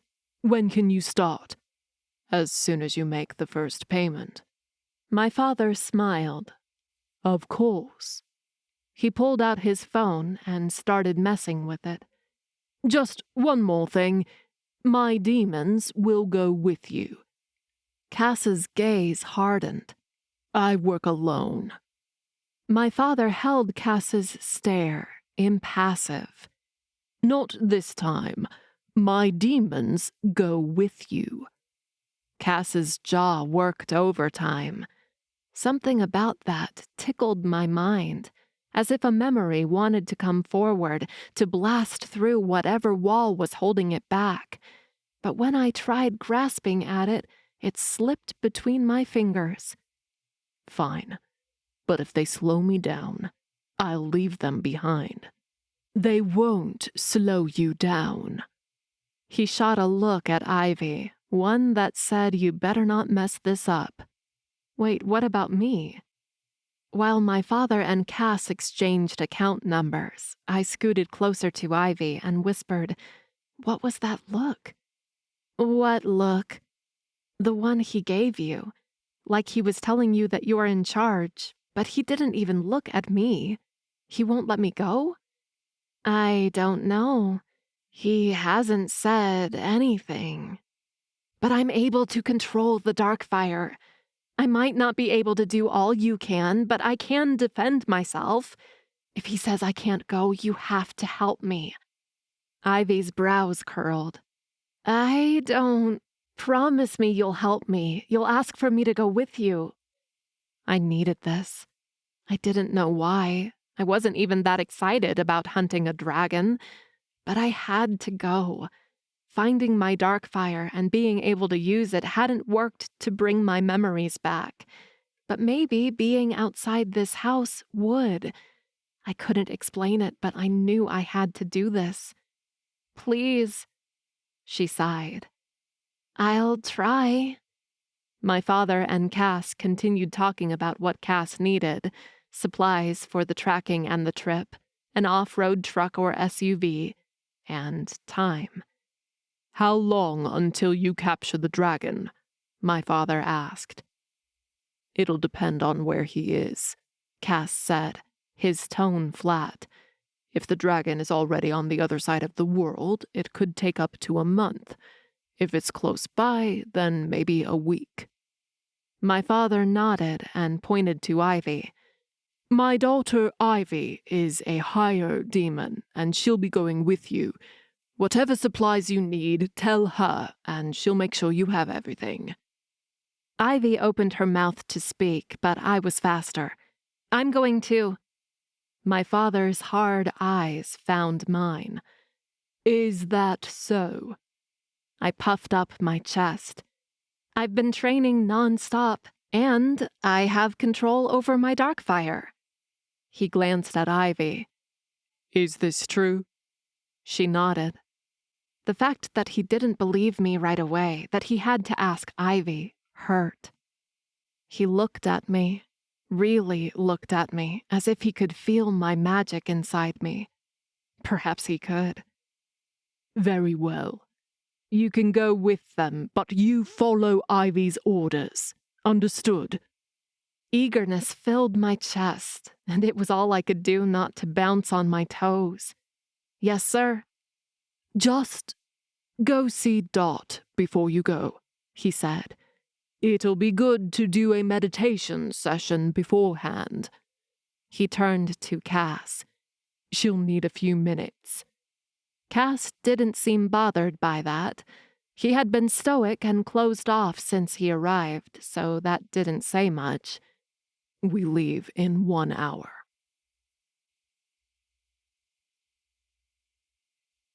Chapter 7. Shane. Killian had stayed at the castle to talk to his vampires about the possible war and what that meant. For now, they would send scouts out and increase training to make sure everyone was prepared. Alone, I went back to the village. Right now, everyone was busy with their tasks. The kids were in school, the others were either training or helping around the village, and Jay was setting up our new infirmary. The vampires were providing everything he might need. At my house, I grabbed a duffel bag from inside my closet and started packing. It was an odd sense of déjà vu. A little over a month ago, I had done the same when I found out Heike was still alive. The pain stabbed me in my chest like a knife, cutting true and deep. I rubbed at it with my closed fist. Now it was different. Now Heike was gone.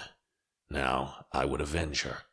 Before, I had left without telling anyone, but this time I couldn't do that. I wasn't alone here, though I felt like I was most of the time. So when my bag was ready, I texted Rue. She replied a couple of minutes later, letting me know she was in a clearing behind the village with Viana and the kids. "I'll see you in 5, I texted back. When I stepped into the clearing, my heart squeezed.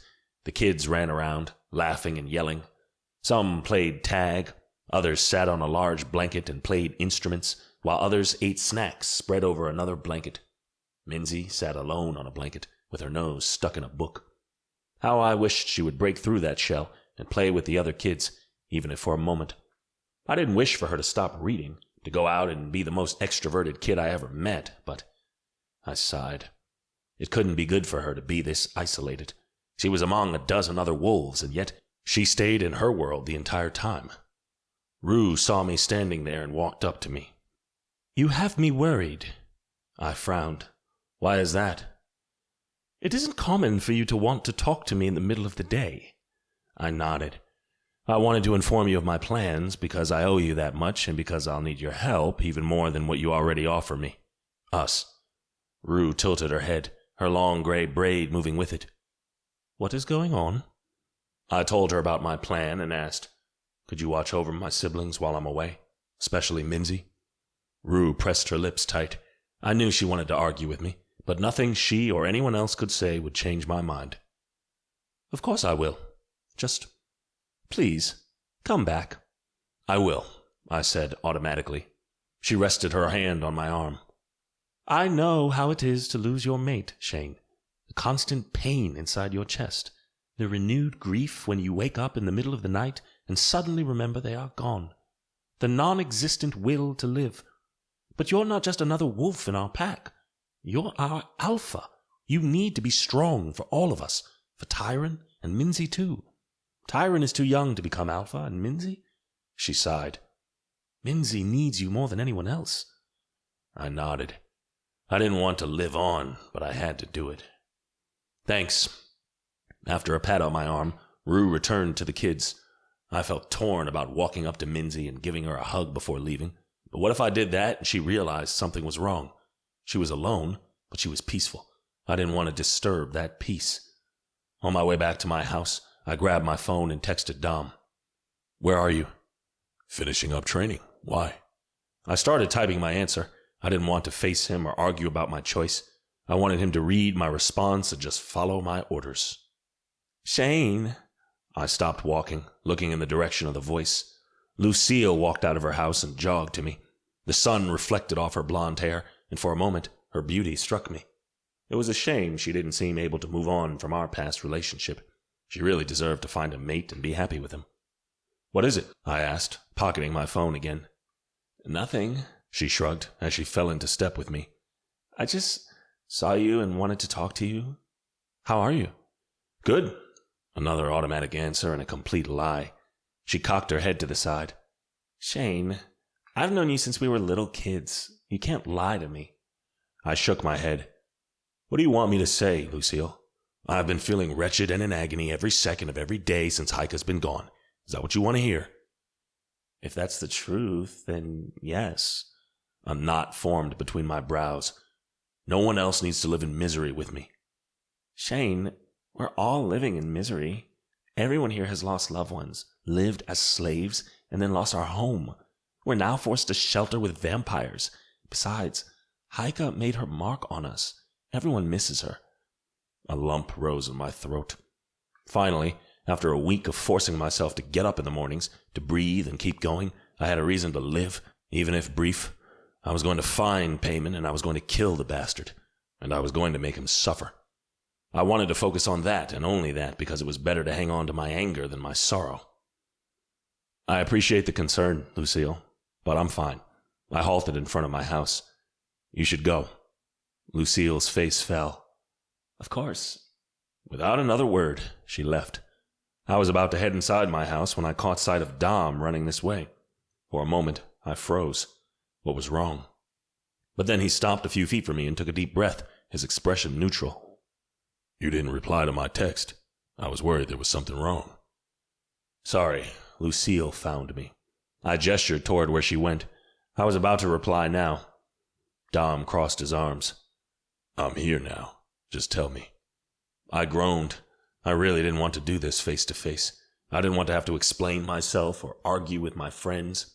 They didn't feel the pain I did. But Lucille was right. They were all in agony and miserable, just as I was.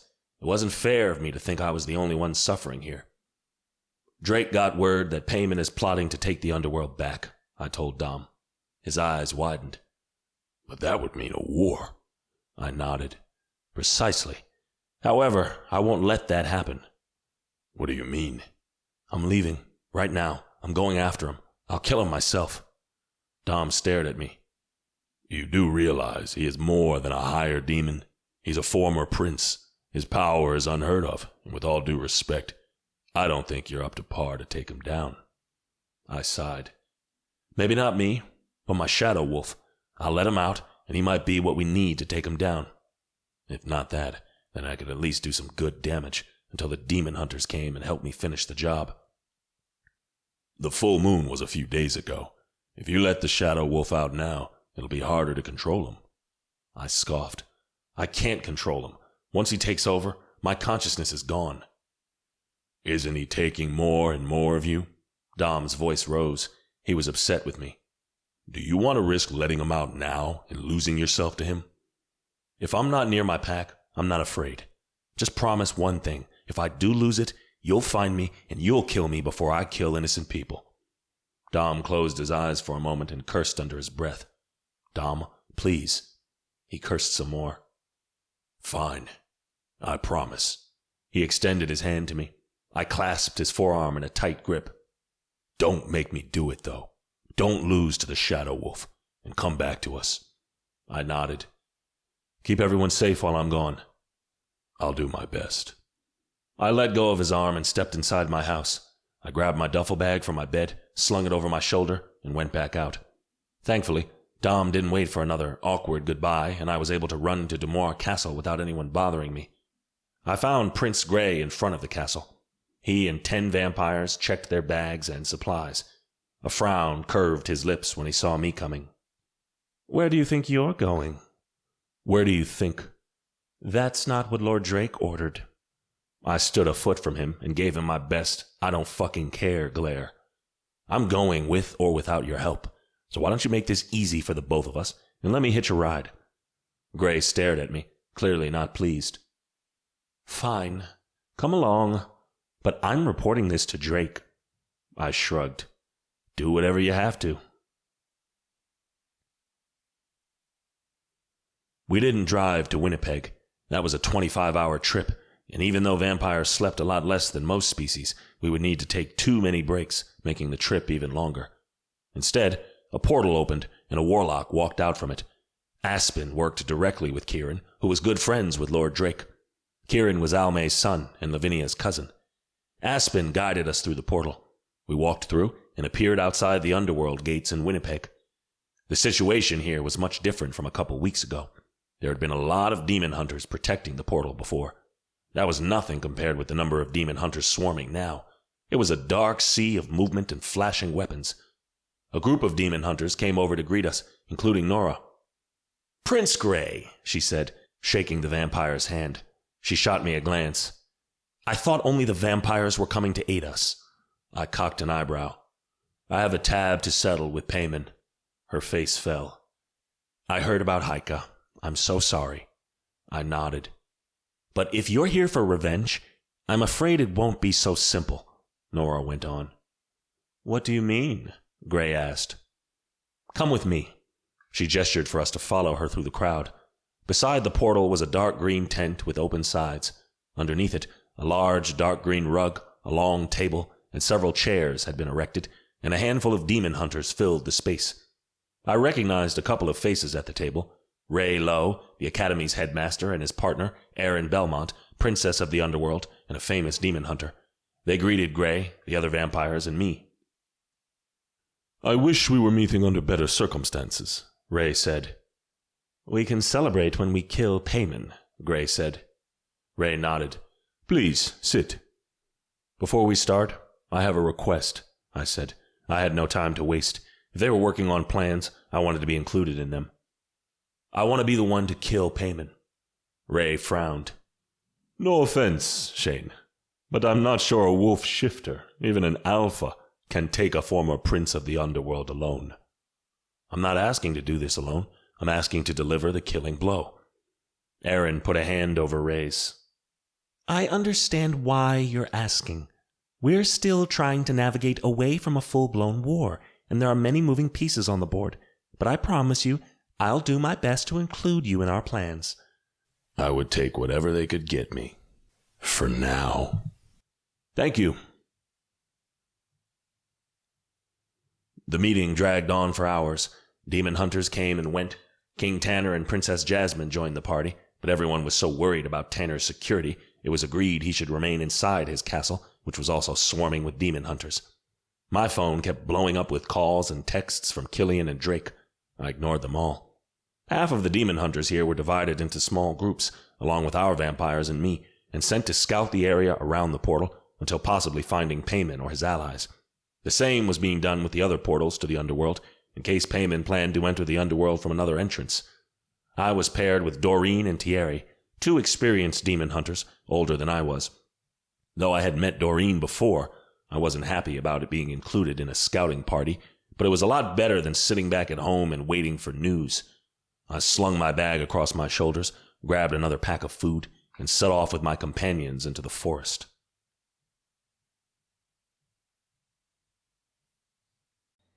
Chapter 8. Shane. After an hour of trekking in the forest without any real direction, one thing became clear to me. The demon hunters weren't sure where to look for Payman, and they were grasping at straws. I would definitely have done the same thing if I suddenly hadn't remembered one detail. I knew a certain fallen angel who had been around a lot of demons in the past couple of years. I called Ariella. She didn't answer right away, but I left a voice message. An hour later, when the sun was setting and the chill of the night blew around the forest, Ariella called me back.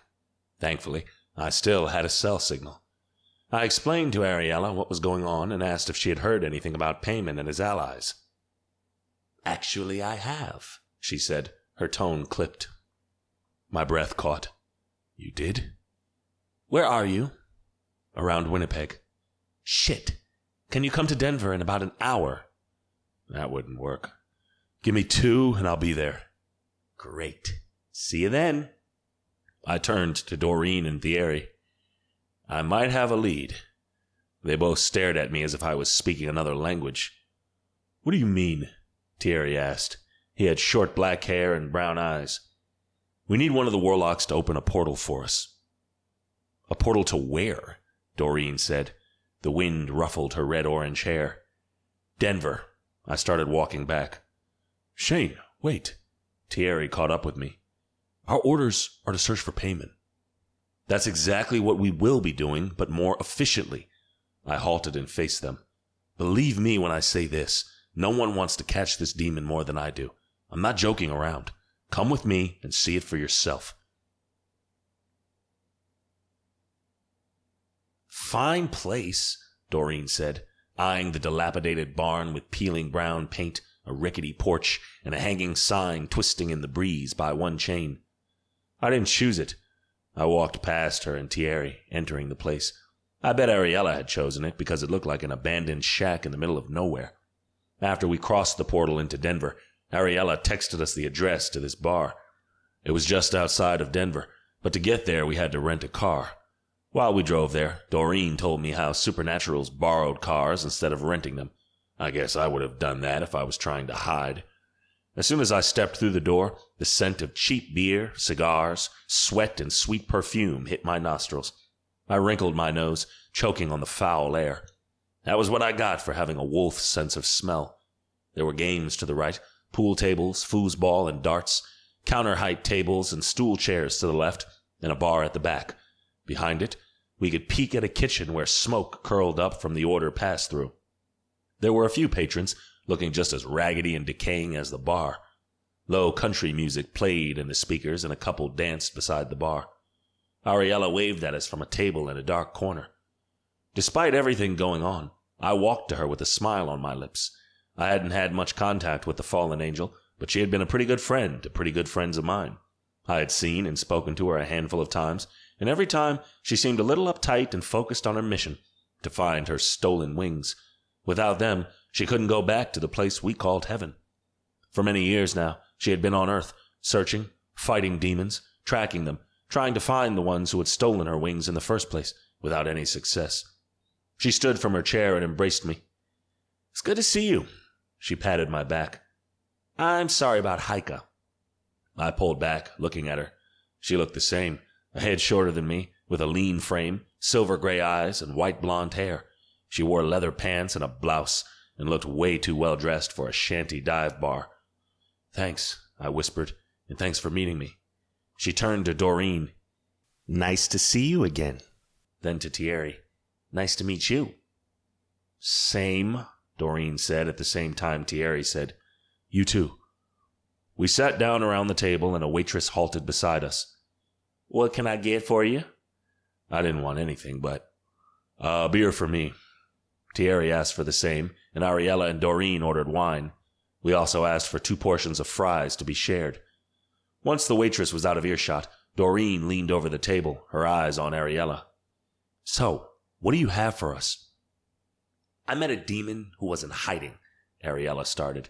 "I wanted information from him, so I made an attractive offer. In the end, he confessed he had been deep in business with Payman, but he had done something wrong and was now in hiding." "He's not in Payman's good graces, then," Thierry said. "No, but that doesn't matter as long as he can point you in Payman's direction, right?" "Right," I said. "Where do we find him?" "Here," Ariella said with a proud grin. "I told him to meet me here in—" She looked at her phone for the time. "In 10 minutes. "Won't he expect to see you alone?" Doreen asked. The waitress placed our order on the table, then put a hand on Thierry's shoulders. "Can I get you all anything else?" Thierry stiffened. "No, thank you," Doreen said without even looking at the woman. With a huff, the waitress walked away. To answer your question, Ariella continued, I'll take my drink to another table. And then? Thierry asked. You're going to ask him where we can find payment and you think he'll tell you? He will tell me, one way or another. She grabbed her wine glass and sat at a table right in the middle of the place, at least 15 feet from ours. And I realized if the demon didn't turn back to take in the entire bar, he wouldn't see us here in the corner at first, which gave us an advantage.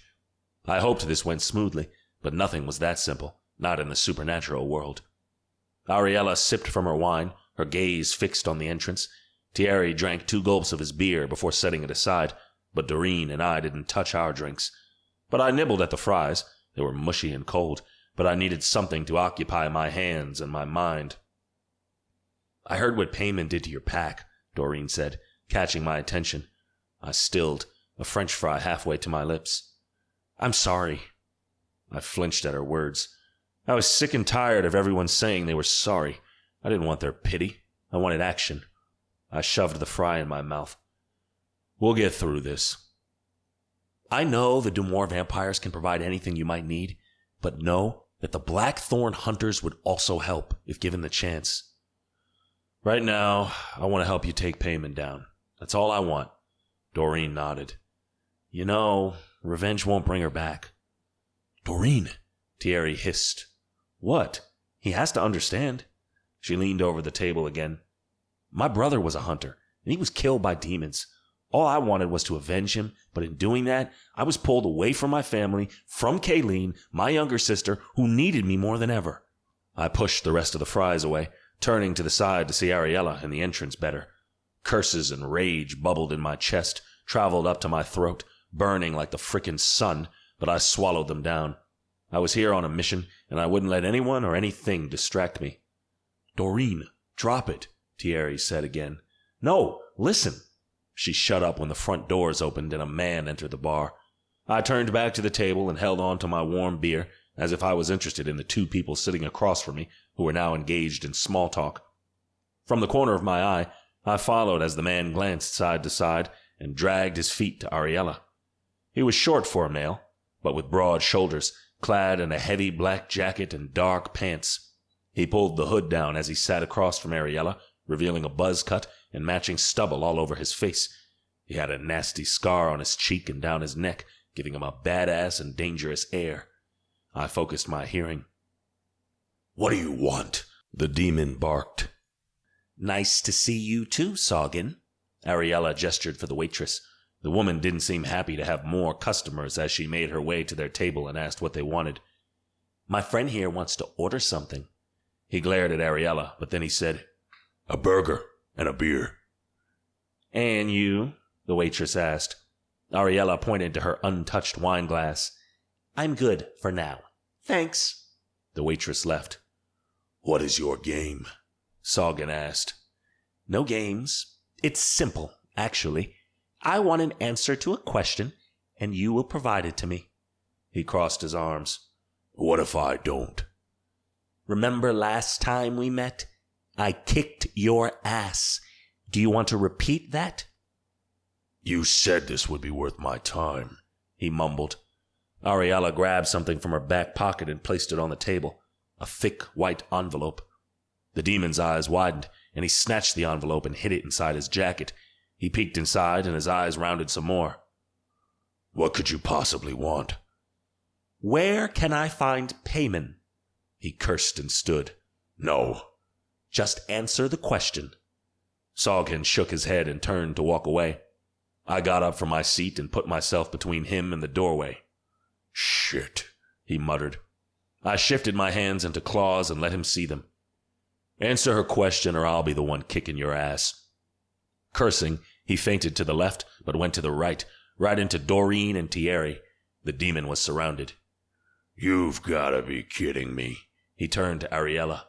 Now you're resorting to this. She shrugged. If that gets me what I want. He shook his head. I can't tell you. He'll kill me. Ariella rose to her feet. And I'll kill you now if you don't answer the question. What do you prefer? Die now, or get out of here and hide, hoping payment wouldn't find me. Thierry rubbed at his chin. I think I would take option 2. What's going on? The waitress asked. She had Soggin's burger and beer in her hands. Nothing that concerns you, I snarled. She dropped the burger and the beer on the nearest table and dashed to the bar in the back. I was sure she was now calling the police or something like that. We didn't have much time if we wanted to avoid more trouble. Ariella took 2 steps closer to Soggin. Where's Payman? The demon shook his head. I don't deal directly with him. I deal with his second-in-command, Rodgar. Ariella frowned. I heard his second-in-command is a woman. Soggin snorted. Ivy, Payman favors her because she's his daughter, but he pretends to give her control. At least, that's what Rodgar says. That's enough bullshit, I snapped. Ariella nodded. Just tell us where to find Payman. I'll settle for Rodgar. I can't.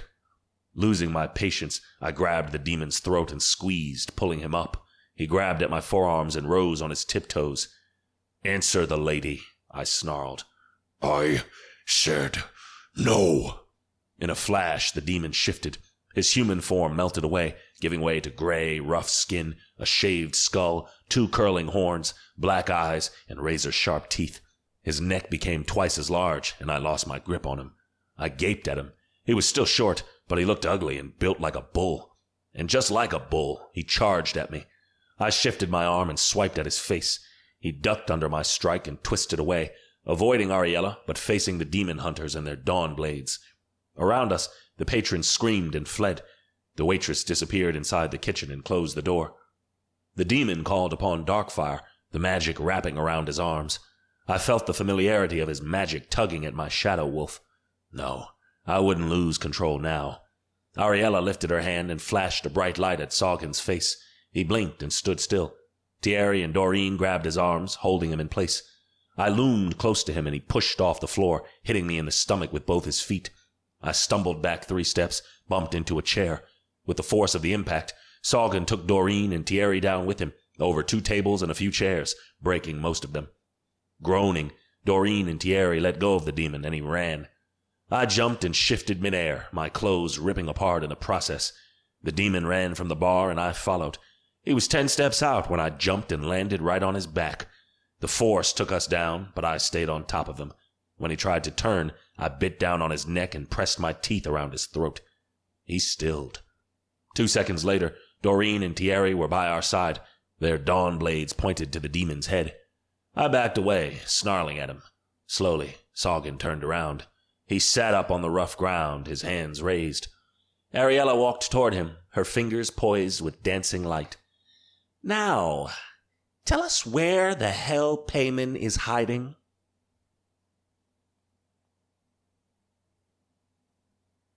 Chapter 9. Heike. It took us more than an hour to leave. First, because Dot couldn't see me right away, and when she did, we spent at least 30 minutes meditating together, and she used her magic to do whatever she did with my mind to find my memories. Obviously, this session was as hopeless as the previous ones. Then our bounty hunter said the dragon scale had been depleted of its power, and he couldn't use it to track the dragon. He needed to do a small magical ritual to reactivate the scale so he could tap into its magic. Otherwise, he would be flying blind. The ritual was done in the mansion's back garden, and Cass had asked us to stay away. Of course, we watched from a second-floor window, but he had either created a glamour so we couldn't see it well, or he wasn't doing anything. What species is he? I asked, suddenly curious. Cass sat in the back garden, his legs folded underneath him, his eyes closed, the scale on the grass in front of him, and that was all we saw. Beside me, Ivy shrugged. I honestly don't know. A warlock, maybe? What are the species that can look like humans? Roman asked. Wolf shifters, demons, warlocks. Fae, if they use glamour, Ivy said. Though he's probably a demon hunter, Roman said. Ivy nodded.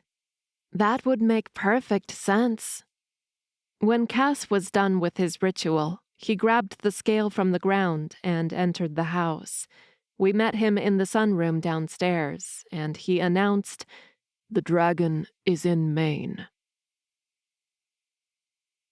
Since it was already late afternoon, my father suggested we stay for the night, but Cass wasn't having it. "By tomorrow morning, the dragon might have crossed the Atlantic." He was the expert, so we followed his advice. Ivy met Roger to talk about their plans, but my father told us Roger had left to work on another piece of the plan. Ivy seemed hurt that the higher demon was being sent away, and she didn't even know what that was about, but she wiped the disappointment from her face as fast as it came.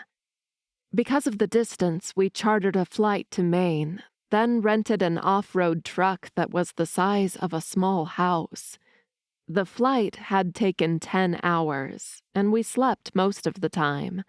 When awake, Ivy tried engaging in small talk with Cass, but he shut her off every time. "This guy is ridiculous," she complained as we walked to the truck in the rental place parking lot. I looked up at the sky. Gray clouds covered the sky, but otherwise it was a warm morning. I sighed. Just let him be. She opened the truck's door and took the back seat. "It's like talking to a brick wall." I rolled my eyes and sat beside her. She went on, "It's bothering me." Cass opened the driver's door, and I nudged Ivy to stop. We didn't know what species he was, but most supernaturals had enhanced hearing.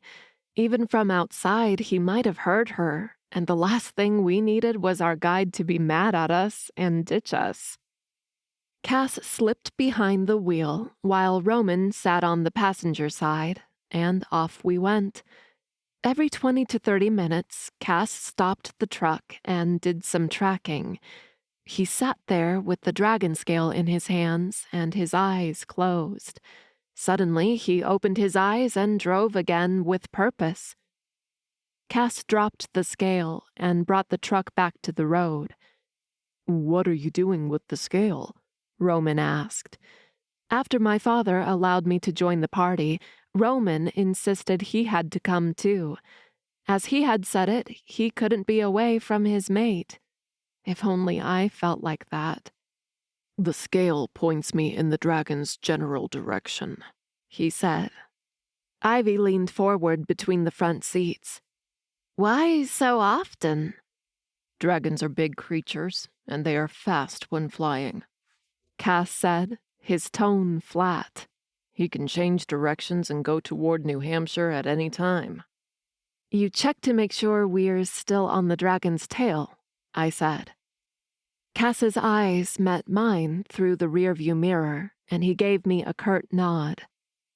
We stopped around noon to eat, then we kept going. A couple of times we moved from northeast to northwest, then north. The dragon kept moving, but Cass told us that he felt we were getting closer. "It won't be as easy or as fast as you believe," he said. No kidding. Around 6 in the evening, we stopped for gas and dinner. While Cass filled up the tank, the rest of us went into the convenience store to buy some burgers. "Should we get a burger for Cass?" Ivy asked. I stared at her. Roman didn't seem to notice it. "Who doesn't like burgers? Order one for him. If he doesn't like it, he can buy whatever he wants." Roman grabbed some chocolate bars from the shelves and went to the fridges in the back, and Ivy ordered 4 burgers from the server behind the counter.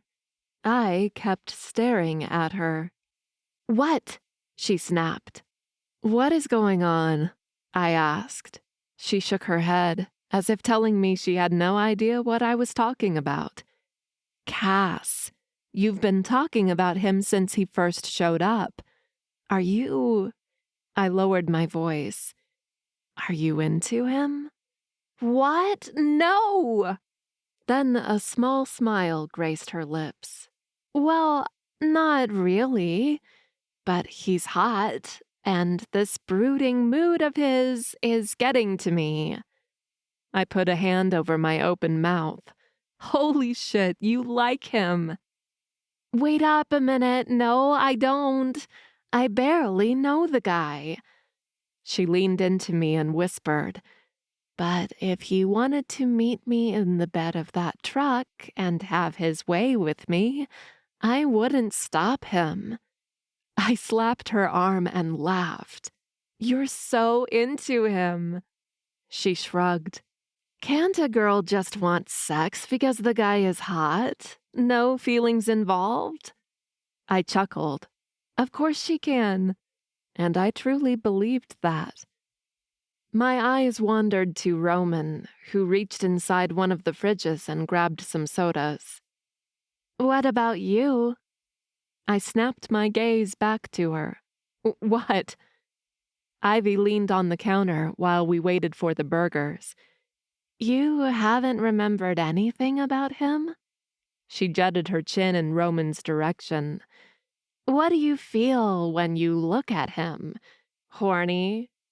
My cheeks flamed. No. I sneaked a quick peek at him. He had a basket full of chocolate, chips, soda, and water. I mean, he's hot. But that was it. I didn't feel like I wanted to rush to him and rip his clothes off, like I needed him to look at me, to touch me all the time. I wondered. I was 20 years old. He was a little older, and we had been together for a long time.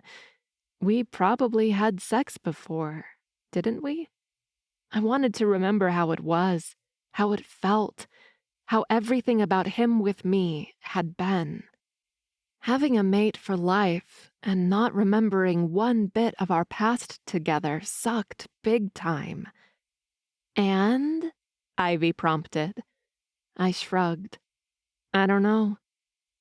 Pretend you don't know him. Pretend we're having a girls' night out and you see this hottie and he wants to take you back to his place. Wouldn't you go with him?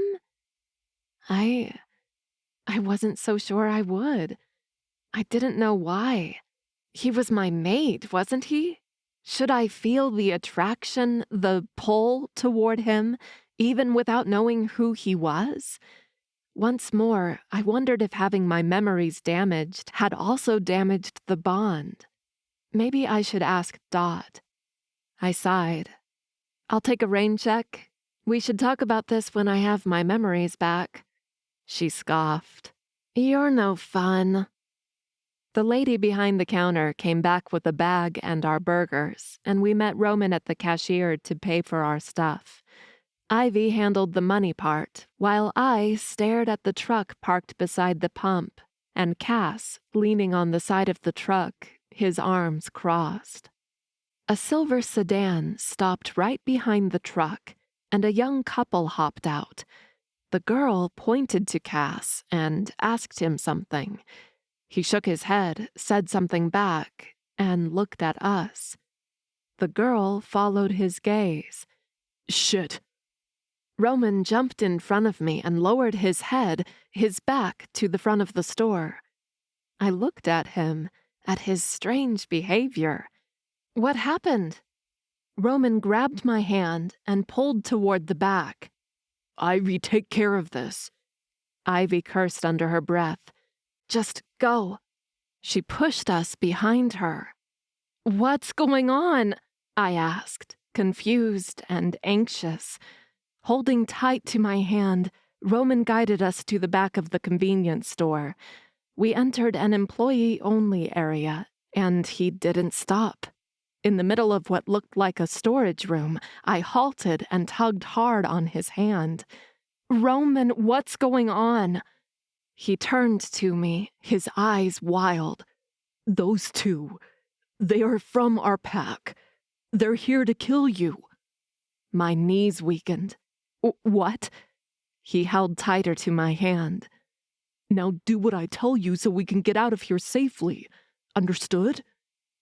I nodded, though I felt like I couldn't move. A boom came from the front of the store, and the walls shook. Roman rushed through the storage room, and we stopped again before another door. He opened it a little and spied out. He put a finger over his mouth, and I nodded again. Slowly, we walked out at the back of the gas station and kept low around a white van.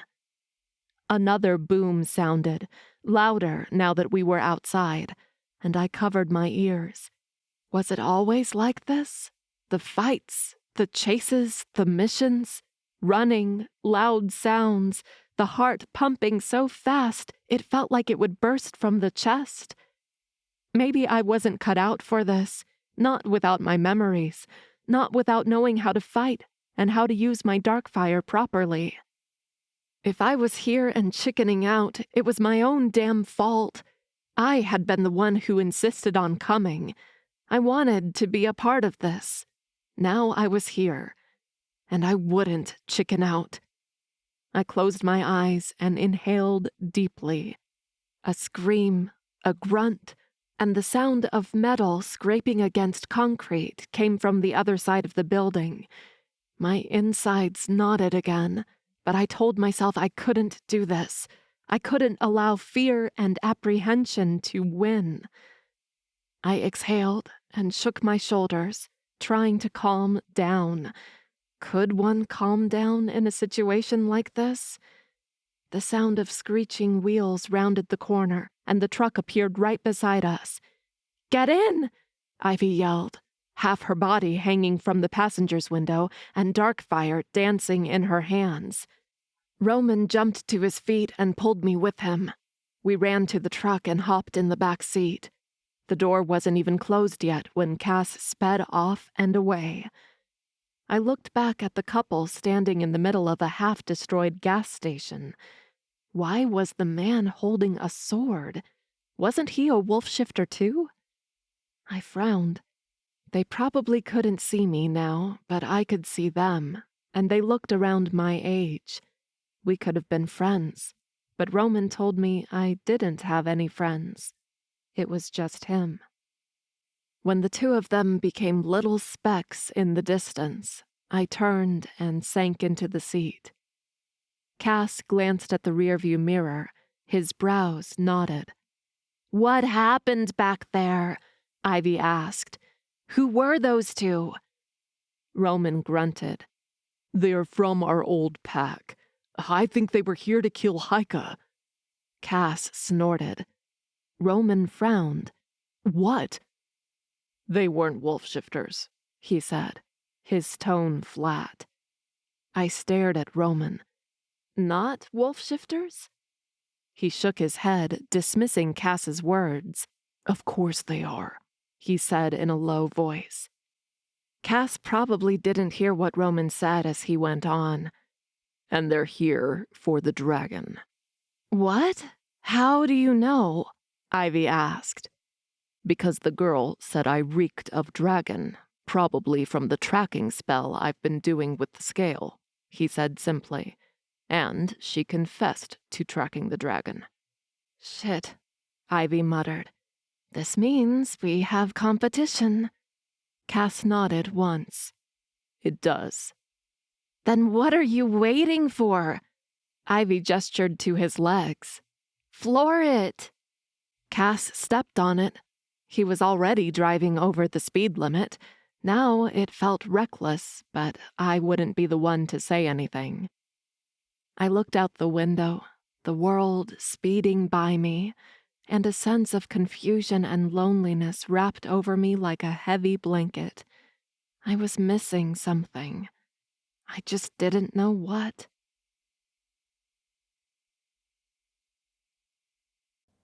Chapter 10. Shane. "The demon lives well," Doreen observed. "I expected more," Ariella said. "I expected more doom and gloom," Thierry commented. "Like maybe a dark mansion or even a large cave. But not this." I suppressed a groan.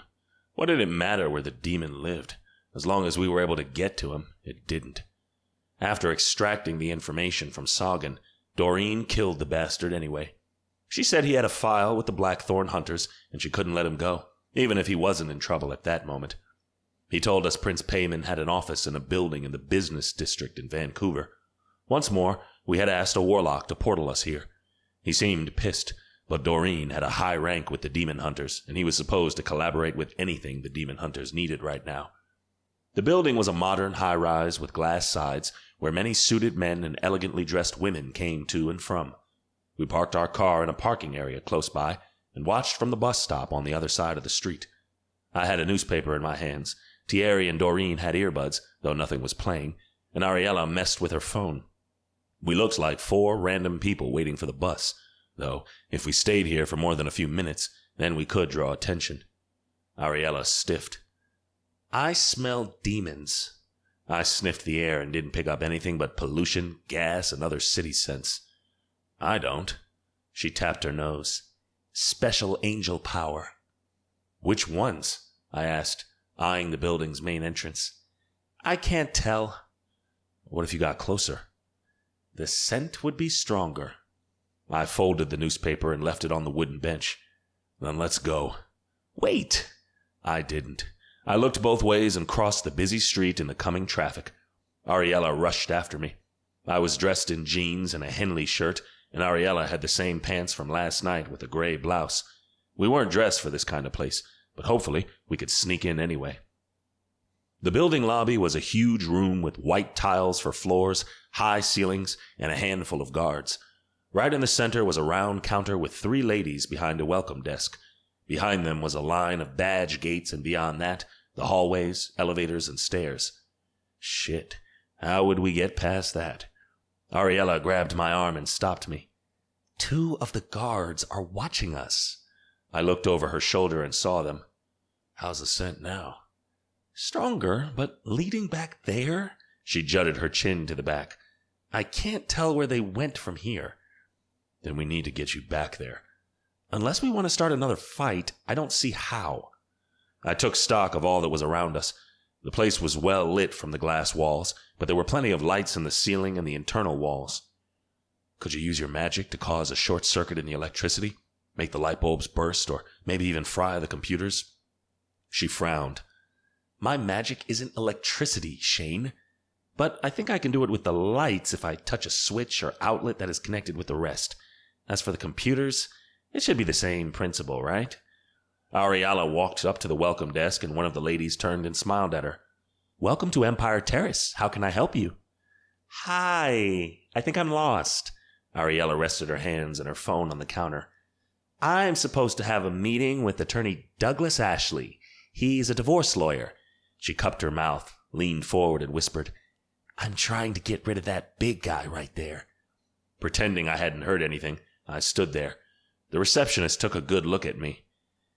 I'm afraid there's no one called Douglas Ashley here. Are you sure? Could you check your system for me, please? The receptionist hesitated. Sure. She turned around and reached for a clipboard from the top drawer chest behind her. Ariella pushed her phone down and it fell on the inside desk.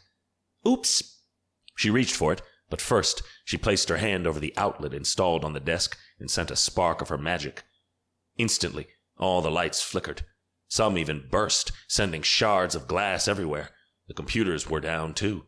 Everyone in the lobby cowered, and some people ran, as if there had been an explosion. In the middle of the confusion, Ariella and I sneaked past the crowd, through the gates, and into the nearest hallway. She sniffed the air again. This way. We raced down the first-floor hallway and stopped right in front of a closed door. The sign on the door read, Dr. P., Mont Tax and Legal Consultant. If I had seen this before, I would have never guessed, I said. Me neither. Ariella pushed the door open, and we arrived in a small reception with a waiting area and a check-in desk along a wall. The lights here were working fine, as were the computers. She must have sent a small spark of light through the lines, only enough to take down the lobby and nothing else. How she had been able to control that was beyond me, though. An old woman was seated behind the check-in desk. How may I help you? Ariella looked at me. "We have business with Payman." The old woman frowned. "I think you're in the wrong place. There's no one with that name here." Ariella extended her hand, and light shot out from her palm. It traveled to the old lady, wrapped around her neck, and pulled her up. "I know you're a demon, and this is where Payman conducts his business. Where is he?" The old lady shed her human skin. A creature who was at least 8 feet tall appeared in her place, with slick skin, long, thick limbs, a huge square head, big black eyes, and a mouth that rivaled that of a shark. The demon bared its sharp teeth. Ariella's magic snapped from around the creature's neck. "Do you want to see Prince Payman?" the demon asked, his voice otherworldly. "I shall grant your wish." I moved my feet wide, and Ariella brought both her hands up, covered in light. We were ready for a fight. Suddenly, the 2 doors in the reception area burst open, and a throng of demons surrounded us. All right, this had been a little irresponsible. We should have thought this out. Nevertheless, I wouldn't go down without a fight. I began changing, but I never finished. The old lady demon appeared by my side and punched me square in the chest. Pain flared everywhere as I flew to the wall. I groaned as another round of pain took over me. I slid to the ground, and then darkness surrounded me. A jolt ran through my face, and I startled awake. Panic rose in my lungs as I realized I was tied to a chair, and I looked around puzzled. In a house? I groaned as a full bout of pain irradiated through my body, my face, my back, my chest. Ariella and I had gone into Payman's office, and we were attacked by a demon army. The old lady demon threw me at the wall, and I blacked out. And now here I was. I looked around. I was tied to a dining chair in the middle of a large living room. The place looked expensive, with modern furniture, smooth hardwood floors, full glass walls, metal decorations, and chandeliers. I had to say, the modern fireplace that cut through the wall in a simple, long rectangle with the fire running along it in a single line was a nice touch. I frowned. Wasn't Ariella with me? Where was she now? I wasn't alone, though.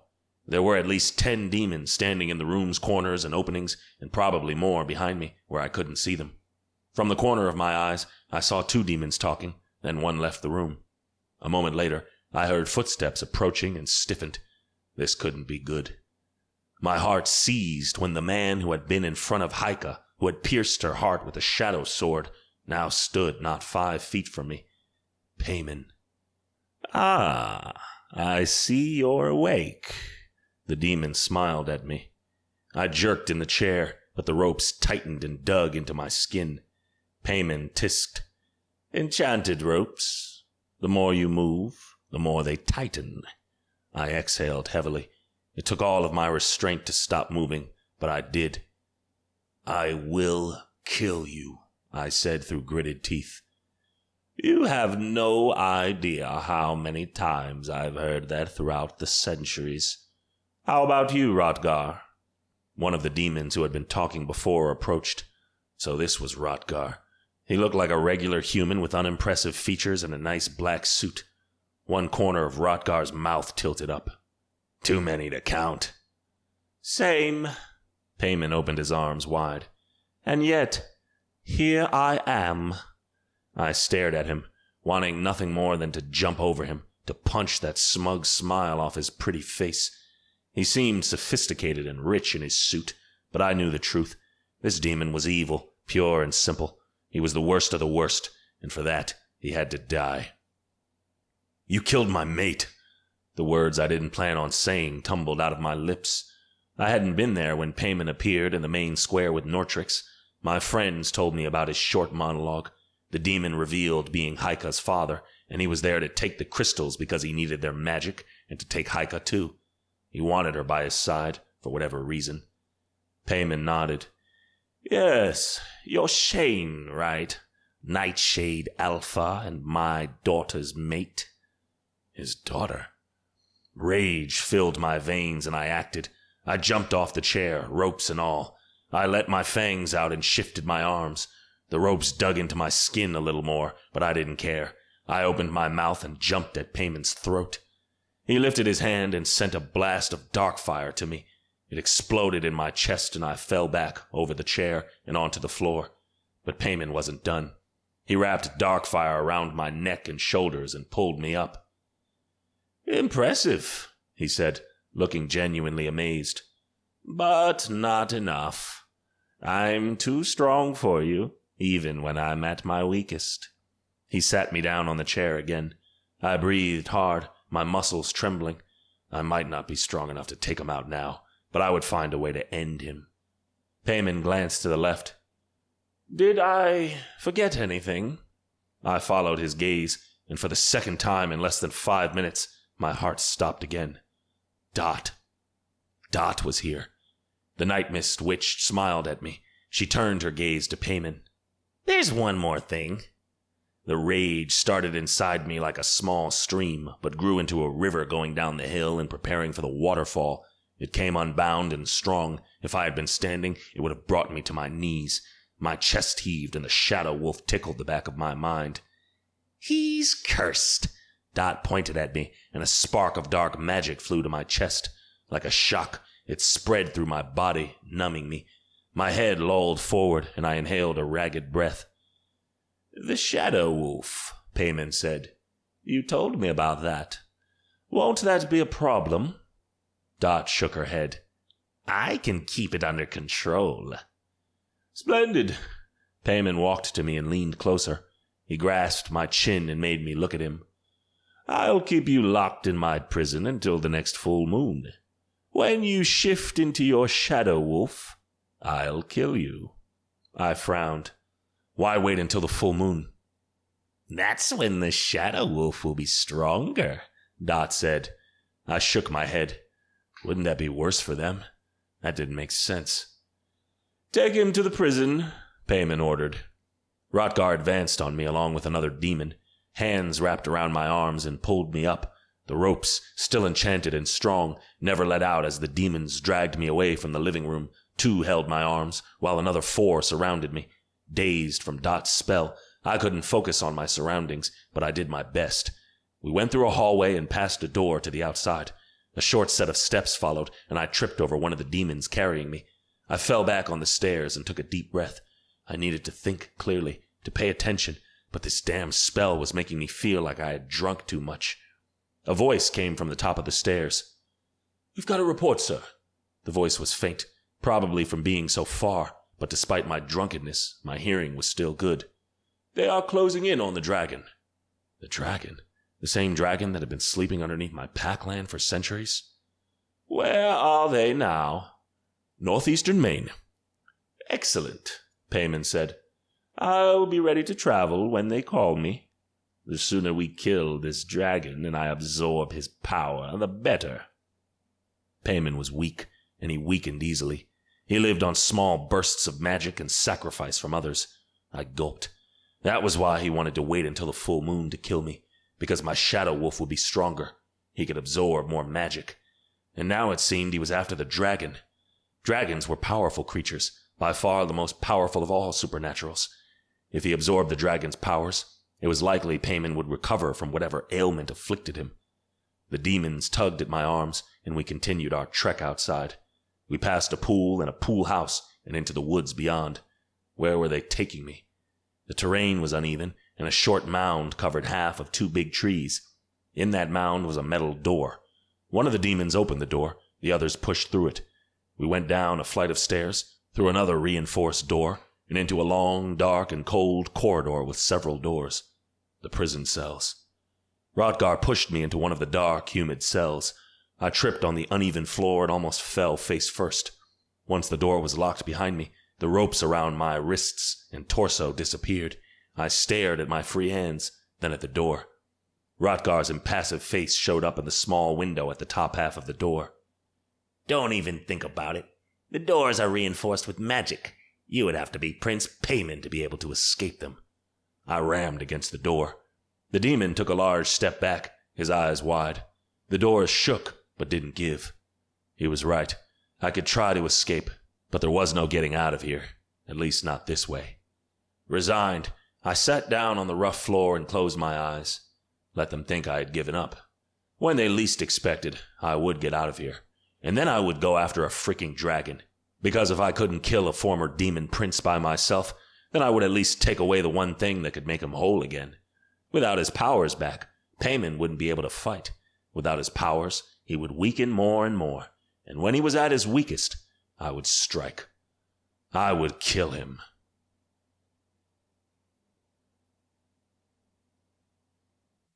Chapter 11. Shane. Despite the pain and exhaustion assaulting every inch of my body, I stayed focused and alert. My wolf healing kicked in, and in a couple of hours, I would be feeling a lot better. That was the physical side of me. As for the mental, a rising panic started deep in my chest. I had been in a cell before, for frickin' 6 months. I had no way of escaping. The witches had made sure of that. But this time, I had to.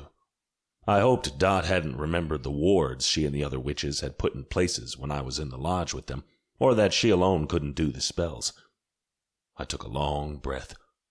If I was going to escape this place, it wouldn't be while I panicked or slept, and I didn't plan on escaping next week. I was going to escape today. I also didn't want to think about Dot.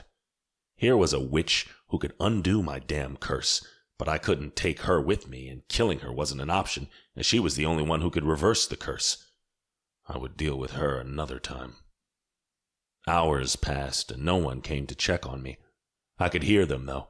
Several demons were beyond the door, walking up and down the corridor and the stairs, keeping guard. 8 hours after I had been put in here, just after sunset, 2 demons opened my cell door. One stayed put in case I acted, and the other placed a tray with food on the floor. My stomach growled. I hadn't eaten since breakfast, but my hunger could wait. I held on to my anger and let my shadow wolf take over. In a second, I had shifted. All I could think of was destruction. I needed to destroy, to maim, to kill. But a spark of something surged. I needed to flee. More than anything, I knew I needed to escape. The demons scurried back, their faces pale. One tried closing the door, but I shoved my arm out and grabbed the door. I ripped off its hinges as if it was paper and threw it aside. The door broke against the wall with a loud boom. The demons shifted into their ugly forms and attacked me. I ripped through those 2 as more came through the next door. Some demons came at me hand in hand, others threw their dark fire at me. With a growl, I swiped my paw at one of the ugliest demons, opening 3 big gashes on his neck and chest. He folded at my feet, and I stomped over his body. A larger dark fire bolt hit me square in the chest, sending me back a few feet. I roared as rage filled my veins. I charged ahead, taking several demons down. Escape, kill, escape, kill. There was a war inside me. I kept on moving, taking as many demons as I could along the way, but always advancing. Making my way to the second door, up the stairs, then through the outer door and into the forest. Here, more demons surrounded the prison entrance, their backs to me, and they were fighting someone on the other side. I didn't care. All I cared about was killing. Escape. I advanced on the back of several demons before they knew what was happening. I ripped out their throats, pulled off their heads, and broke their backs. We advanced into the forest and into the back garden behind the pool house. Among the chaos, I saw the 3 figures fighting the demons, 2 females and a male. Did I know them?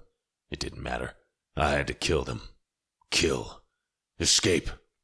A power like no other hit me in the side. I skidded several feet and growled at the demon who had struck me. "Don't kill him," the demon told the others. "I need him alive." I turned to the demon and charged at him. He threw his hand out, and a big bolt of dark fire flew out of his fingers. It exploded against me, pushing me back into the air and back several feet. I fell on my side and groaned, a little dazed. Kill. Kill. While I was down, demons surrounded me, but I killed a handful of them and turned to the demon whose blood I craved. Beside him, a witch laughed. She threw her dark magic at me. I jumped to the side, escaped her strike, and snarled at her. I knew her. Somehow I knew her, and I loathed her. Destroy. Kill. I wanted to get to her, to him. I wanted to rip their chests open, to eat their hearts. "Shane," someone said. Who was Shane? I didn't care. I had to kill. I had to flee. I ripped through half a dozen of demons, then saw an opening through the woods. I fell on all fours and ran.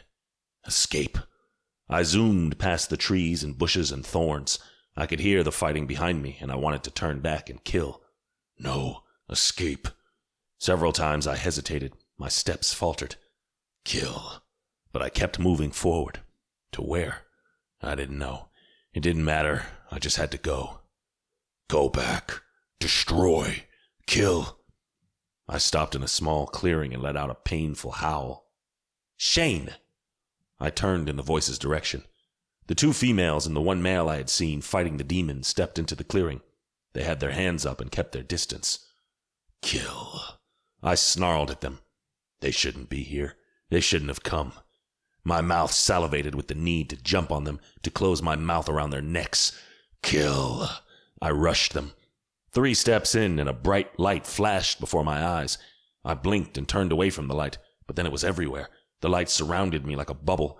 I howled in pain, in agony. Shane, come back, someone said beyond the light. We need you. I blinked, but the light only grew stronger.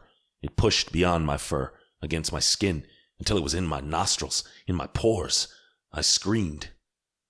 I lay on the cold grass, curling into myself. Shane! The voice came again, but this time when I looked, I recognized the woman kneeling beside me. Ariella. She nodded. Welcome back.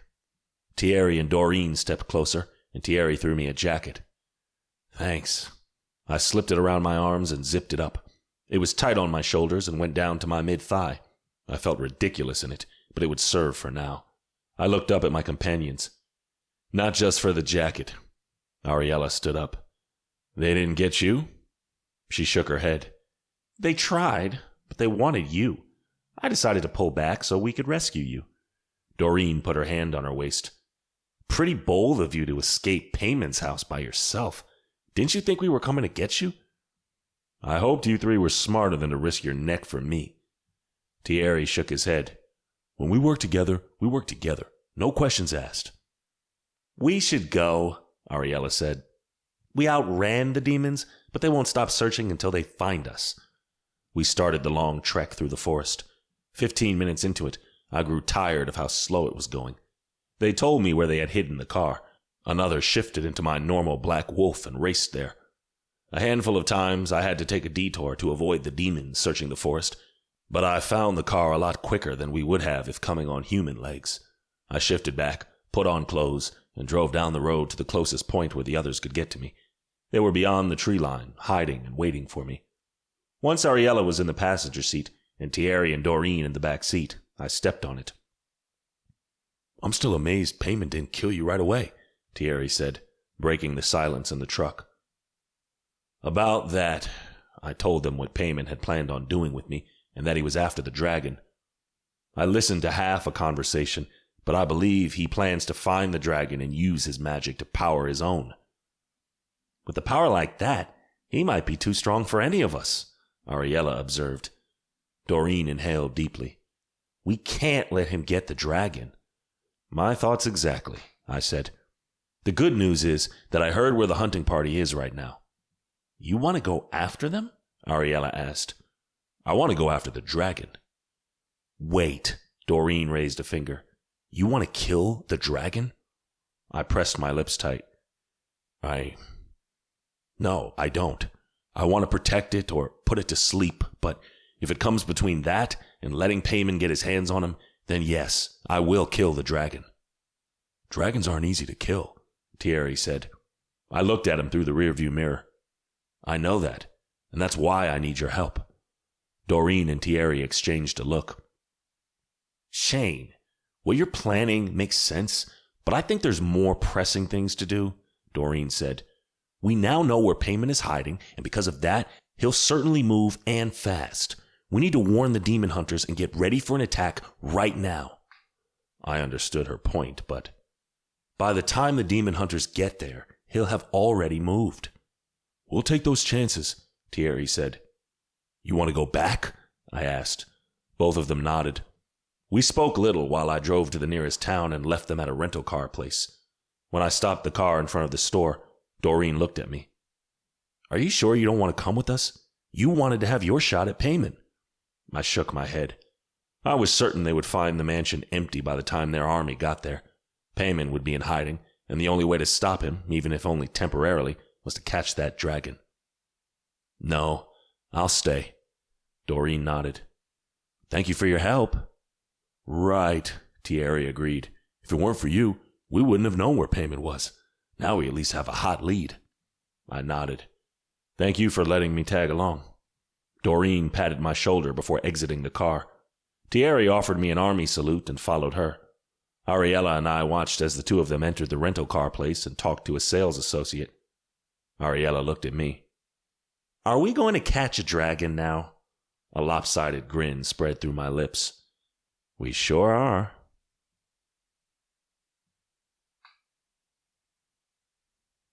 Chapter 12.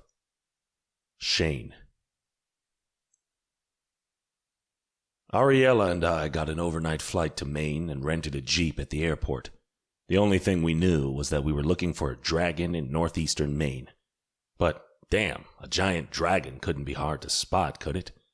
We drove north, always on the lookout for things flying in the gray sky, among the clouds, or disturbances on the landscape. An angry dragon being chased could burn down the place as easily as it had burned down my packlands. As the hours passed, we saw nothing. A handful of times we stopped at gas stations or rest areas along the highway and asked if anyone had seen something unusual. But without us explaining exactly what we were looking for, it was hard to get direct answers. Another gas station approached ahead, but we had stopped at a previous one not 30 minutes ago.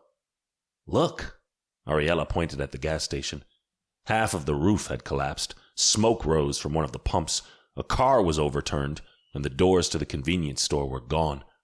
A handful of people gathered away from the gas station, beside a police car and a fire truck. Could this have been the dragon? I exited the road and drove to the gas station. I stopped my Jeep beside the humans. Ariella and I hopped out of the car and approached the humans. "What happened?" I asked them. There were 3 people who had the gas station's vest over their clothes, an old man whose truck seemed intact, and a younger couple who whined about their totaled car. The policemen and the firefighters were close to the structure, probably searching for anyone who could have been hurt or trying to assess the damage. The old man glanced at me. "Gang fight, I think." I frowned. Gang fight? That wasn't what we were looking for. "Are you sure? A gang fight did this?" A woman who worked here nodded. "A group arrived. One filled up the tank, the others came inside the store to buy food. I served them burgers. Then another group arrived. They talked to the guy at the pumps, and a fight broke out." "But they had insane weapons," a male with the gas station's vest said. "I don't know how they did it, but their weapons shot out bright and dark lights. It must be some kind of prototype or special effect." He shook his head. "Or I'm in shock and imagine things." "No, I saw it too," the woman said. Ariella and I exchanged a glance. 2 groups with magic fighting. Here, close to the dragons? Who could... I inhaled deeply as I remembered something. Walking away from the small crowd, I grabbed my phone from my back pocket and called a saved number. "Shane?" Evelyn answered after 2 rings. "Something wrong?" "I should ask you that. Did you just destroy a gas station in Maine?" She was silent for 3 seconds.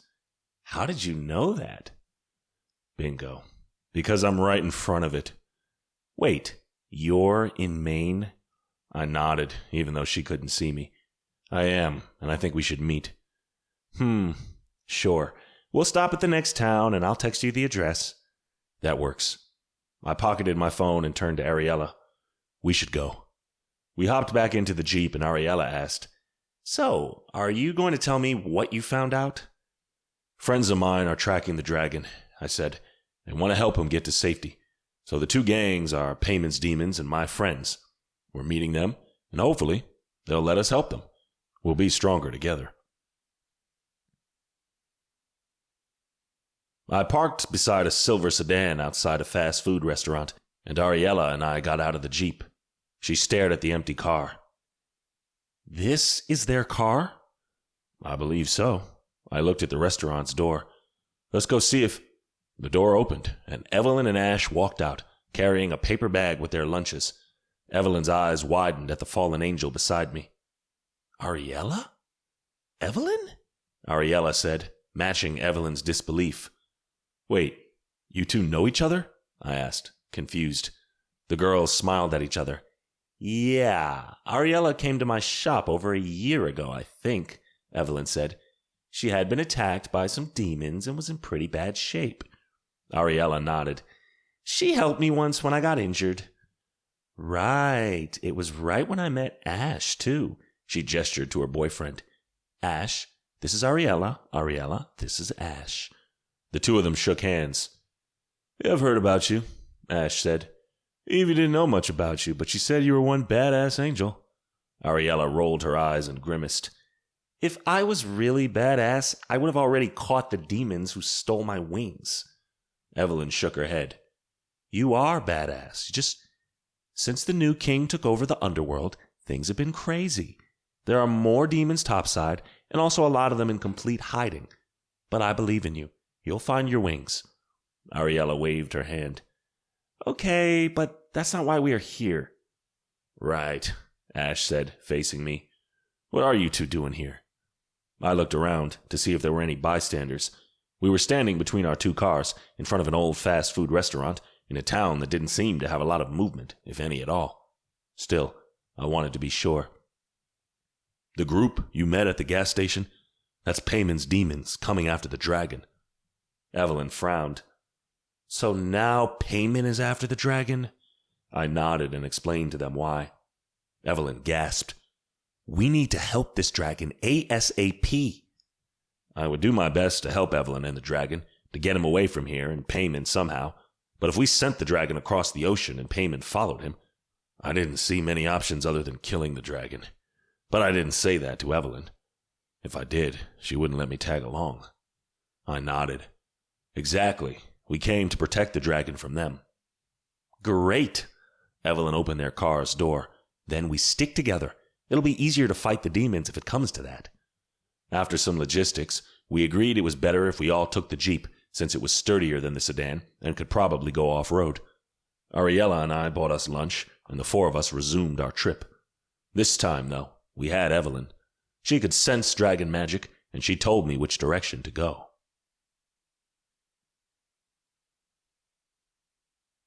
Chapter 13.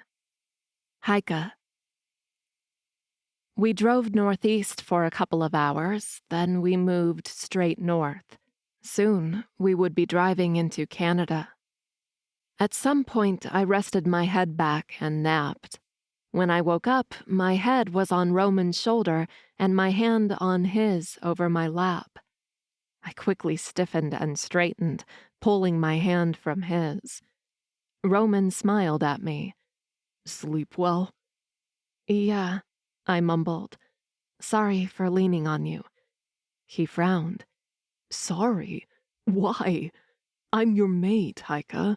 You don't need to apologize for that. He patted his shoulder.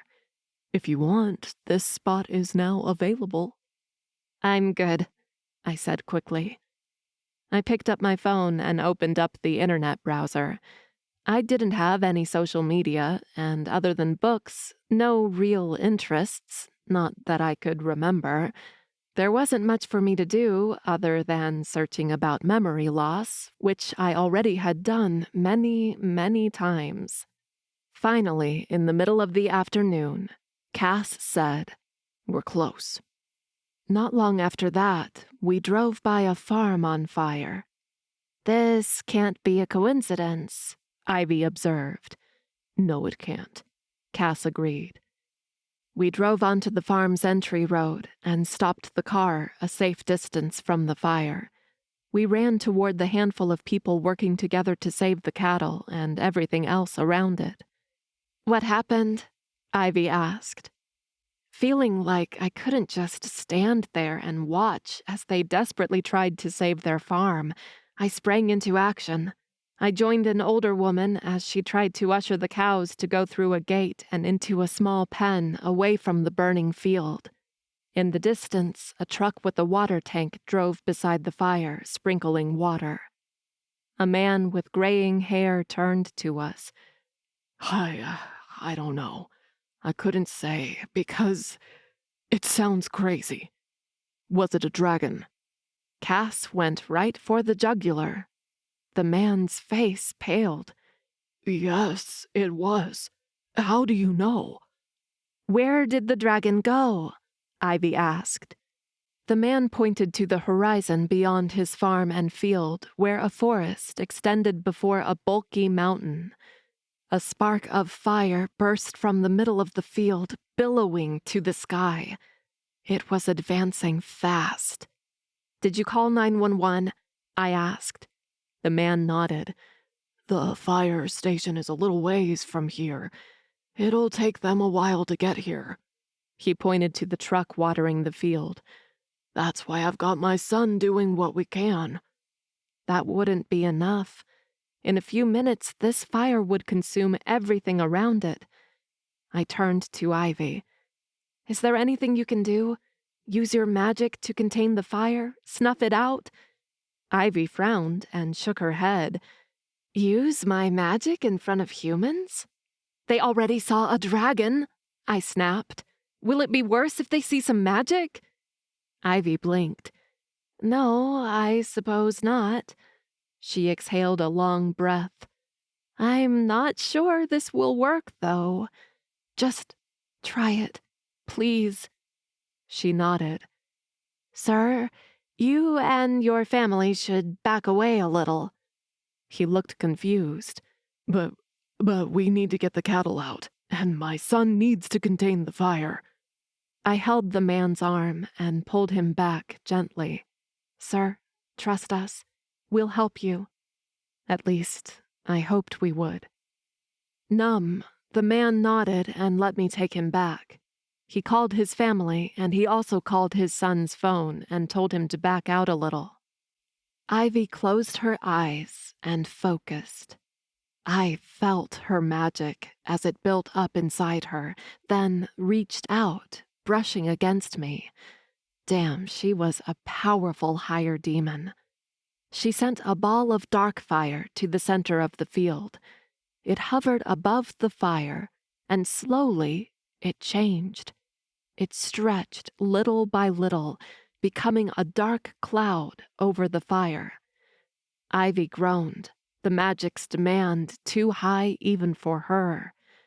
I placed my hand on her arm. Use mine too. She didn't hesitate. I gasped as her magic called to mine. Because we were half-sisters, it was easy for her to tap into my magic. She had done it before during training when she was trying to show me how to do it and how to feel for it. And now my magic moved along with hers like an avalanche. My knees wobbled, my breathing grew shallow, but I hung in there. This had been my idea, and I would see it through. I just hoped it worked. The cloud stretched faster over the fire now that Ivy could access my magic.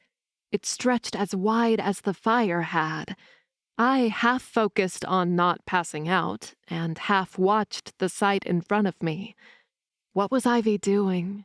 Would she make the clouds rain now? How?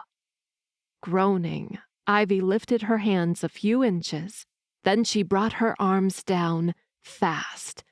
The clouds descended over the fire, smothering it. A wave of smoke washed over us and everything around the field. But when we were able to see again, I laughed.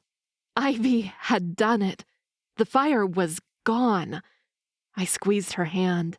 You did it! She looked from the scorched field to her hands. Yes, I did. The farm owner and his family rejoiced for a minute. They embraced a dazed Ivy, thanked her profusely. The son even gave her a quick peck on the lips. But then they grew serious and stared at us as if we were aliens. We were hoping you won't say anything about this to anyone, I said, my voice gentle. The firefighters will be here soon. the man said.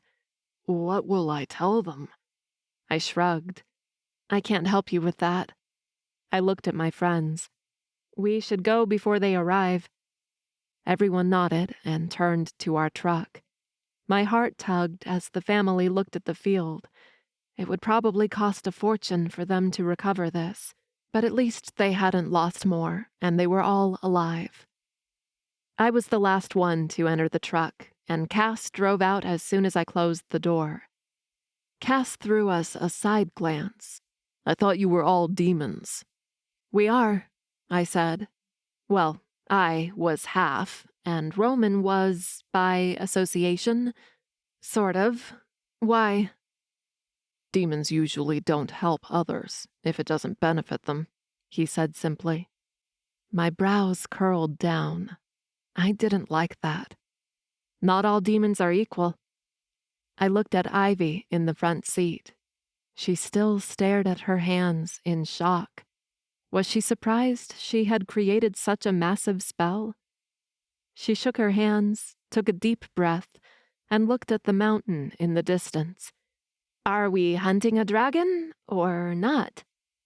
Cass sped up. He took us past the farm and into the forest, toward the mountain. "The mountain," I whispered suddenly. "Dragons like hiding in caves and tunnels." Cass spared a quick look through the rearview mirror. "That's true." Which meant our dragon had gone for the mountain. How did I know that? Had I read it before? Studied it? As with everything, I couldn't remember. And that frustrated me like nothing else. The terrain in the woods was bumpy, but the truck could take it for now. We would have to leave the truck behind and trek to the mountain on foot. I wasn't eager for that.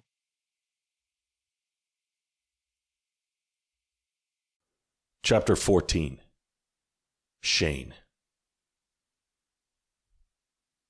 With Evelyn's guidance, we easily found the dragon. First, we actually found a farm that had been burned beyond recognition. I stopped there because Evelyn sensed an enormous amount of dragon magic around the field. The police and firefighters swarmed the place, asking the farm owner what had happened, but the man shook his head and didn't answer. I grabbed one of the closed water bottles from our Jeep and took it to the man. "He needs a break, gentlemen," I said to the 2 police officers questioning him. The 2 officers glanced at the water, then at me. "Let's talk to the son," one grumbled. They walked off, and I offered the water bottle to the farm owner. "Here you go." The man took the bottle from me. "Thank you." I crossed my arms. Funny, right? How the field was burned so completely, and yet there's no fire anymore. Seems almost like magic. The man's eyes rounded. "No, there's no such thing." It was a dragon, wasn't it? I could see it in his eyes. He knew it. He was afraid of confessing. Everyone else would think he was crazy. I wonder, though, how the fire was extinguished. It wouldn't just simply go out. Someone really powerful must have used a spell to contain the fire. The man's eyes darted side to side. There was a group here. 2 men and 2 women. The women did something. I can't explain. I've never seen anything like it. They used magic. I bit the inside of my cheek. That was unusual. The demons working for payment wouldn't stop to extinguish the fire. They would gather the information they needed, and they would probably add firewood to the fire if they had time for that. The man nodded. "But they told me not to tell anyone." "Don't worry. I also want the world of dragons and magic to stay hidden." I paused for effect. "The people who were just here, they are my friends. Can you tell me where they went?" The man gestured to the woods behind the farm and the mountain beyond it. "That way." I patted his shoulder. "Thank you. And I'm sorry for your farm." The man sighed and drank from the water. I walked back to the Jeep where Ariella, Evelyn, and Ash waited for me. He said the dragon and my friends went that way. I pointed to the mountain. "Of course," Evelyn said with a nod. "Dragons like mountains." I turned on the engine and glanced at my real friends. "We need to get ready. We'll be walking into a battle." "With demons and a dragon," Ariella said. I clicked my tongue. with demons and a dragon. I drove into the woods, the Jeep taking the rough terrain pretty well. Halfway to the mountain, we had to abandon the Jeep because the trees were too close together and the trenches carved by erosion too deep. We armed ourselves with our bags, checked our shoes, and started the trek to the mountain. The sun edged closer to the horizon, making the gray day even darker, and it was taking too damn long. I handed my bag to Ash. "I'll scout ahead." "I won't," I said, cutting Ariella off. "I'll see if I can spot the demons or the dragon. I'll come back soon." I let them walk past me while I took my clothes off. I threw them at Asher's back and shifted. It felt good to be back in my black wolf skin and in control. In this form, there was no bloodlust.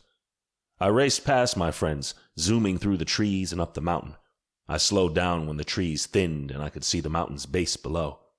And something unexpected caught my attention. A narrow trail led around the side of the mountain. A few wisps of smoke rose to the sky. The mountain had some residents. I ignored those. As long as they didn't want the dragon, I didn't care about them. And continued along the mountain's base. I looked up and saw figures bobbing up and down the mountainside. I could see 4. Even with my wolf sight, I couldn't see them well. A roar sounded, and the dark green dragon appeared in the sky. On instinct, I lowered myself to the ground and watched in awe as the beautiful creature flapped his humongous wings and dove toward the mountain. Then he disappeared into the mountain's side. The group of demons sped up, going toward the cave the dragon had flown into. Shit, they were too far ahead. I raced back to my friends. Thankfully, they had sped up and were close by. I shifted back. "We've got to go," I said as Ash threw me my clothes back. I shoved on the pants and shoes and ran while putting my shirt back on. "What happened?" Evelyn asked, trying to keep up with me. "The dragon flew inside the mountain and the demons are right at the entrance," I told them. "Shit," Ash muttered. "If you can run faster, then go," Ariella urged. I could run faster, but if I arrive alone to fight 4 demons, it will get me nowhere. We go together. "They probably won't kill the dragon right away," Evelyn said. "If Payman wants the dragon to absorb his powers, then the dragon needs to be alive." "Right," I said. We emerged through the trees and ran up the mountain. Time seemed to slow down as we made our way through the loose rocks, dry vegetation, and a few dragon scales. The dark gray clouds rumbled above us. Shit. All we needed was to get rained on right now. A faint scent hit my nostrils and I faltered. Jasmine. I looked around. Was there jasmine growing around here? I couldn't see them. With my sense of smell, they could be on the other side of the mountain and the wind brought it over.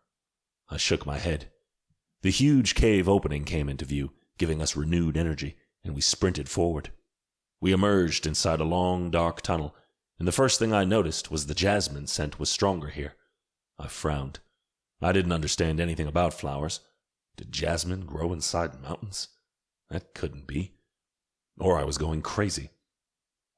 Ariella cast several balls of light and sent them floating above and ahead of us.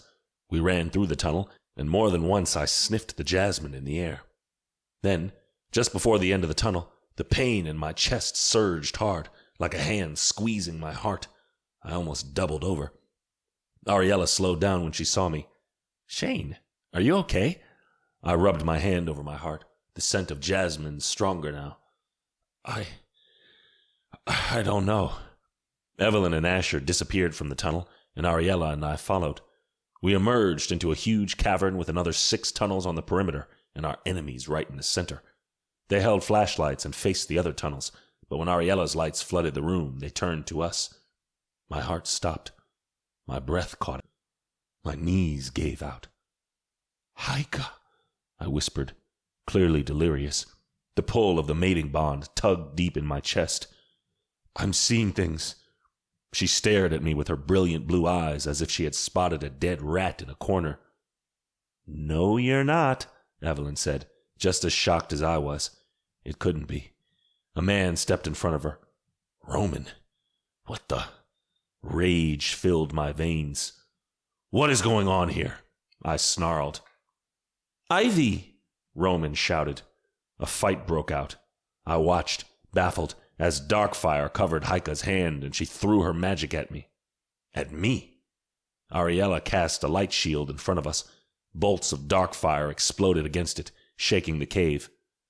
"Something is going on here," Ariella said. "If that's Haika, she's brainwashed." "Don't." I inhaled deeply.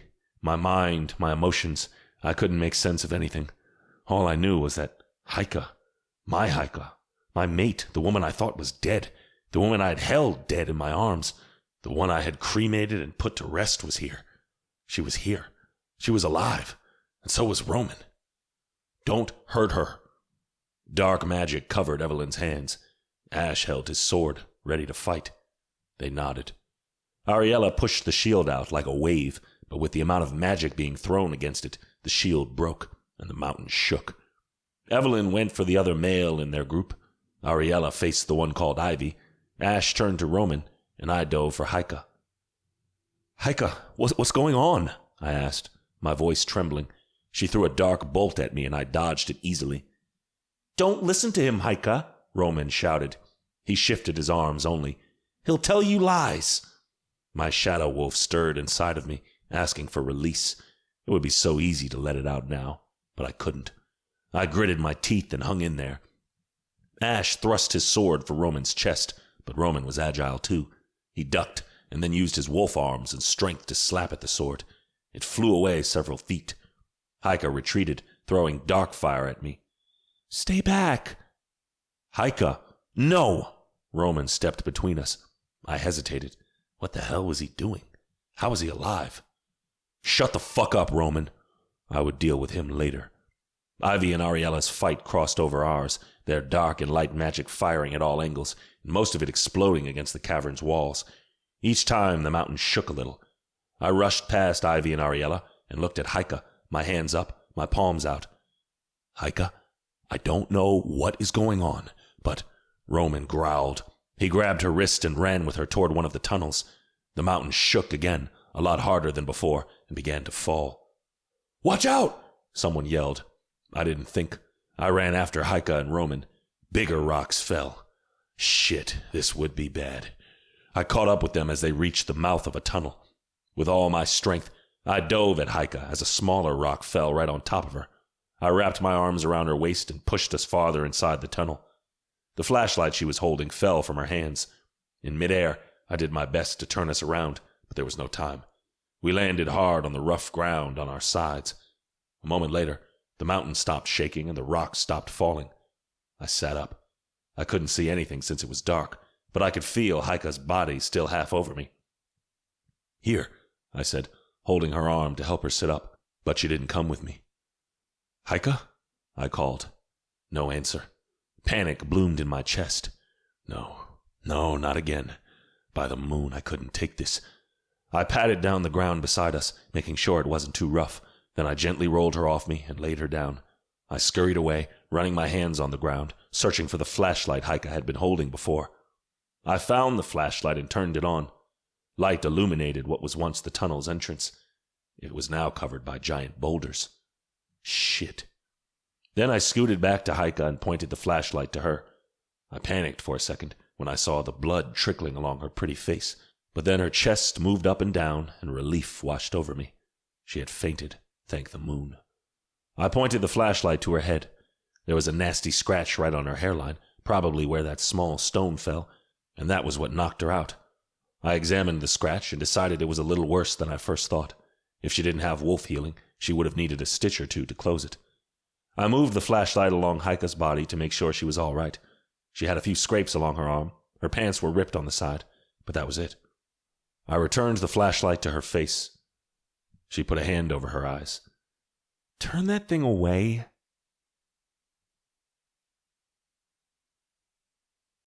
Chapter 15. Haika. That damn light in my head. Oh, my head. I brought the hand shielding my eyes to my head and winced in pain when I touched something wet. The man averted the flashlight. Careful. I frowned. Who was he? I stared at him in the dim light coming from the flashlight, and something in me stirred. Something I didn't understand, something I had no name for, but something full and strong and pure. It was a force to be reckoned with, and it made me breathless. This something tugged at my chest as if it had cast a line and now it had caught a fish. I stared at this man. He was a stranger. I had never seen him before, and yet there was something about him. He was handsome. I had to give him that. He had light bronze skin, broad shoulders that stretched the fabric of his shirt, dark hair that framed a beautifully set face with dark eyes, high cheekbones, thick eyebrows, and sharp chin and jaw. "Are you okay?" he asked, reaching for me. "Stay back!" I scooted away, and the movement sent a jolt of pain through my head. I groaned. I must have hit my head when this brute threw me back. But glancing now at the rocks covering the side of the tunnels, I would say he had also saved my life. The man raised his hands, the flashlight pointing up. "Haika, I don't know what is going on, but we need to talk." "Talk?" I scooted away a little more until I could rest my back on the side of the wide tunnel. I felt dizzy and tired, but when I leaned over the rocks, sharp pain jolted through my back, and I yelped. The man advanced toward me, worry etched in the gleam of his eyes and the knot of his brows. "What is it?" "Stay back!" I yelled, a finger raised. He stopped, but didn't retreat. Good enough, for now. I reached to my back and found my shirt was ripped on the left side. When I peeled the fabric back a little, I found another wet patch. I hissed as a new wave of pain rippled through my side. Probably a deep scratch, but now that I knew of this one, it hurt more than my head.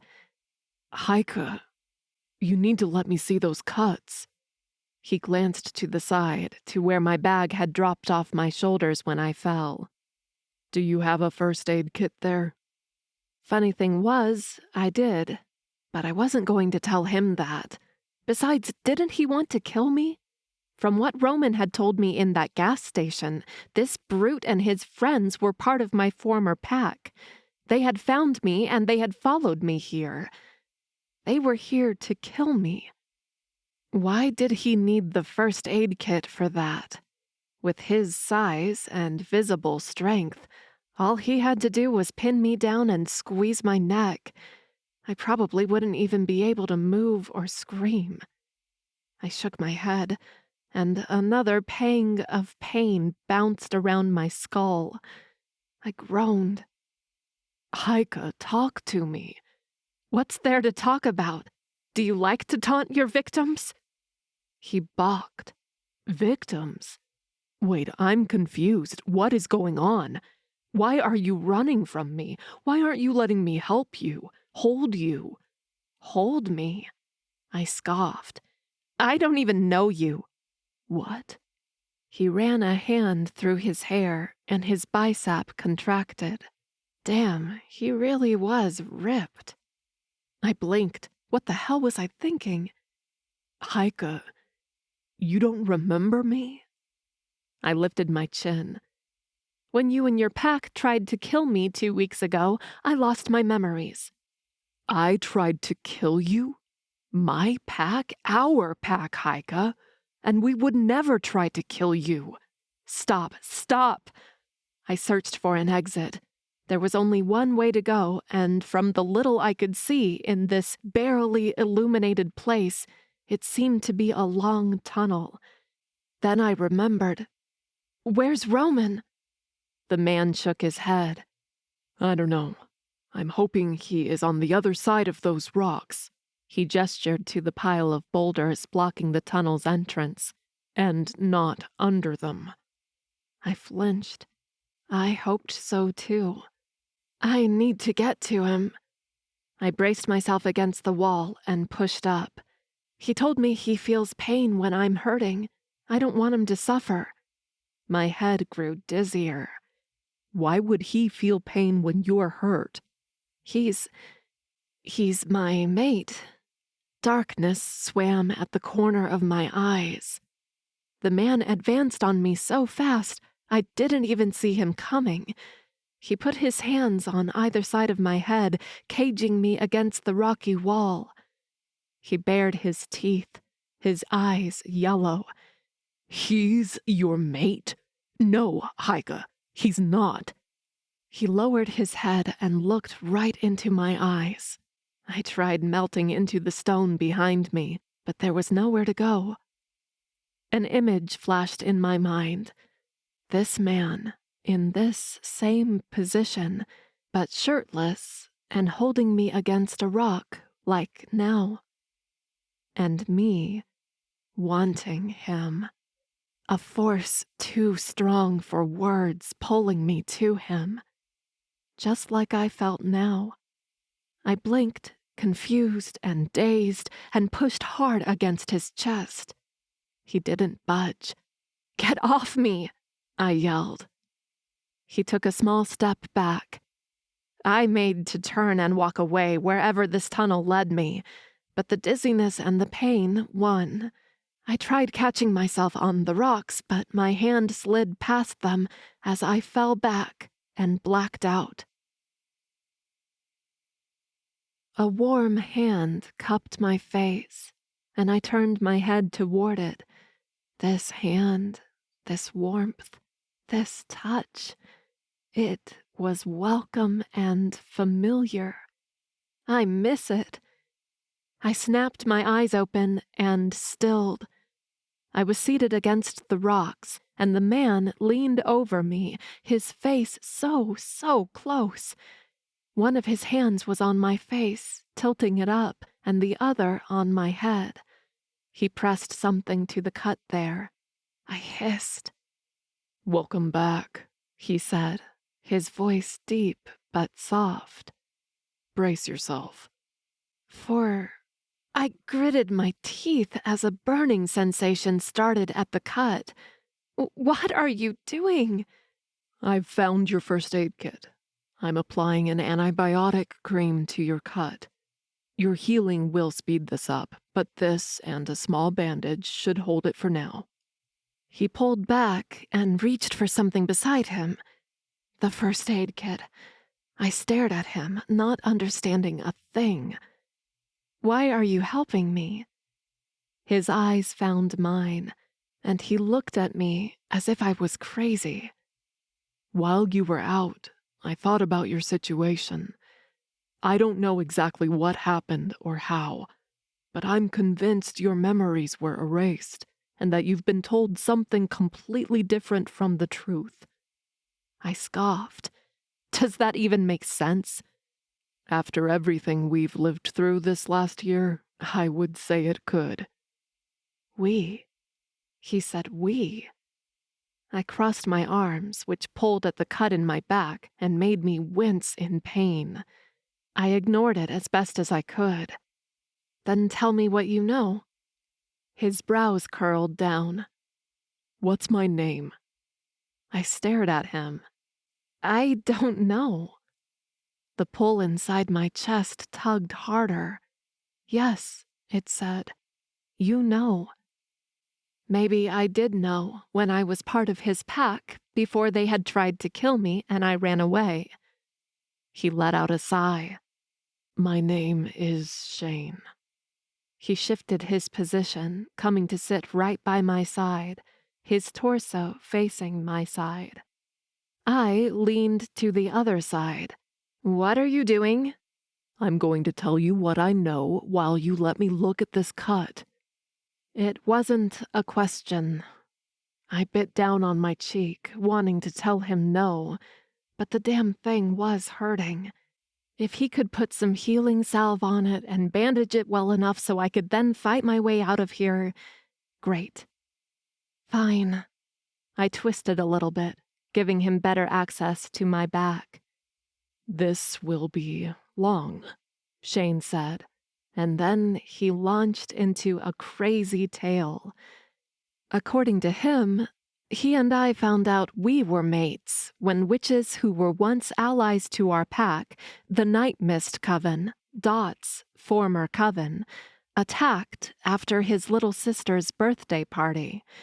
We went into a fissure inside a rock formation to hide from them, and that was when the bond snapped. He pressed a hand to his chest right when I felt the tug pressing against my own. Shane said that a few days later, a half-demon, half-wolf shifter named Conry invaded the pack with his demons and the witches and massacred our pack, or most of it.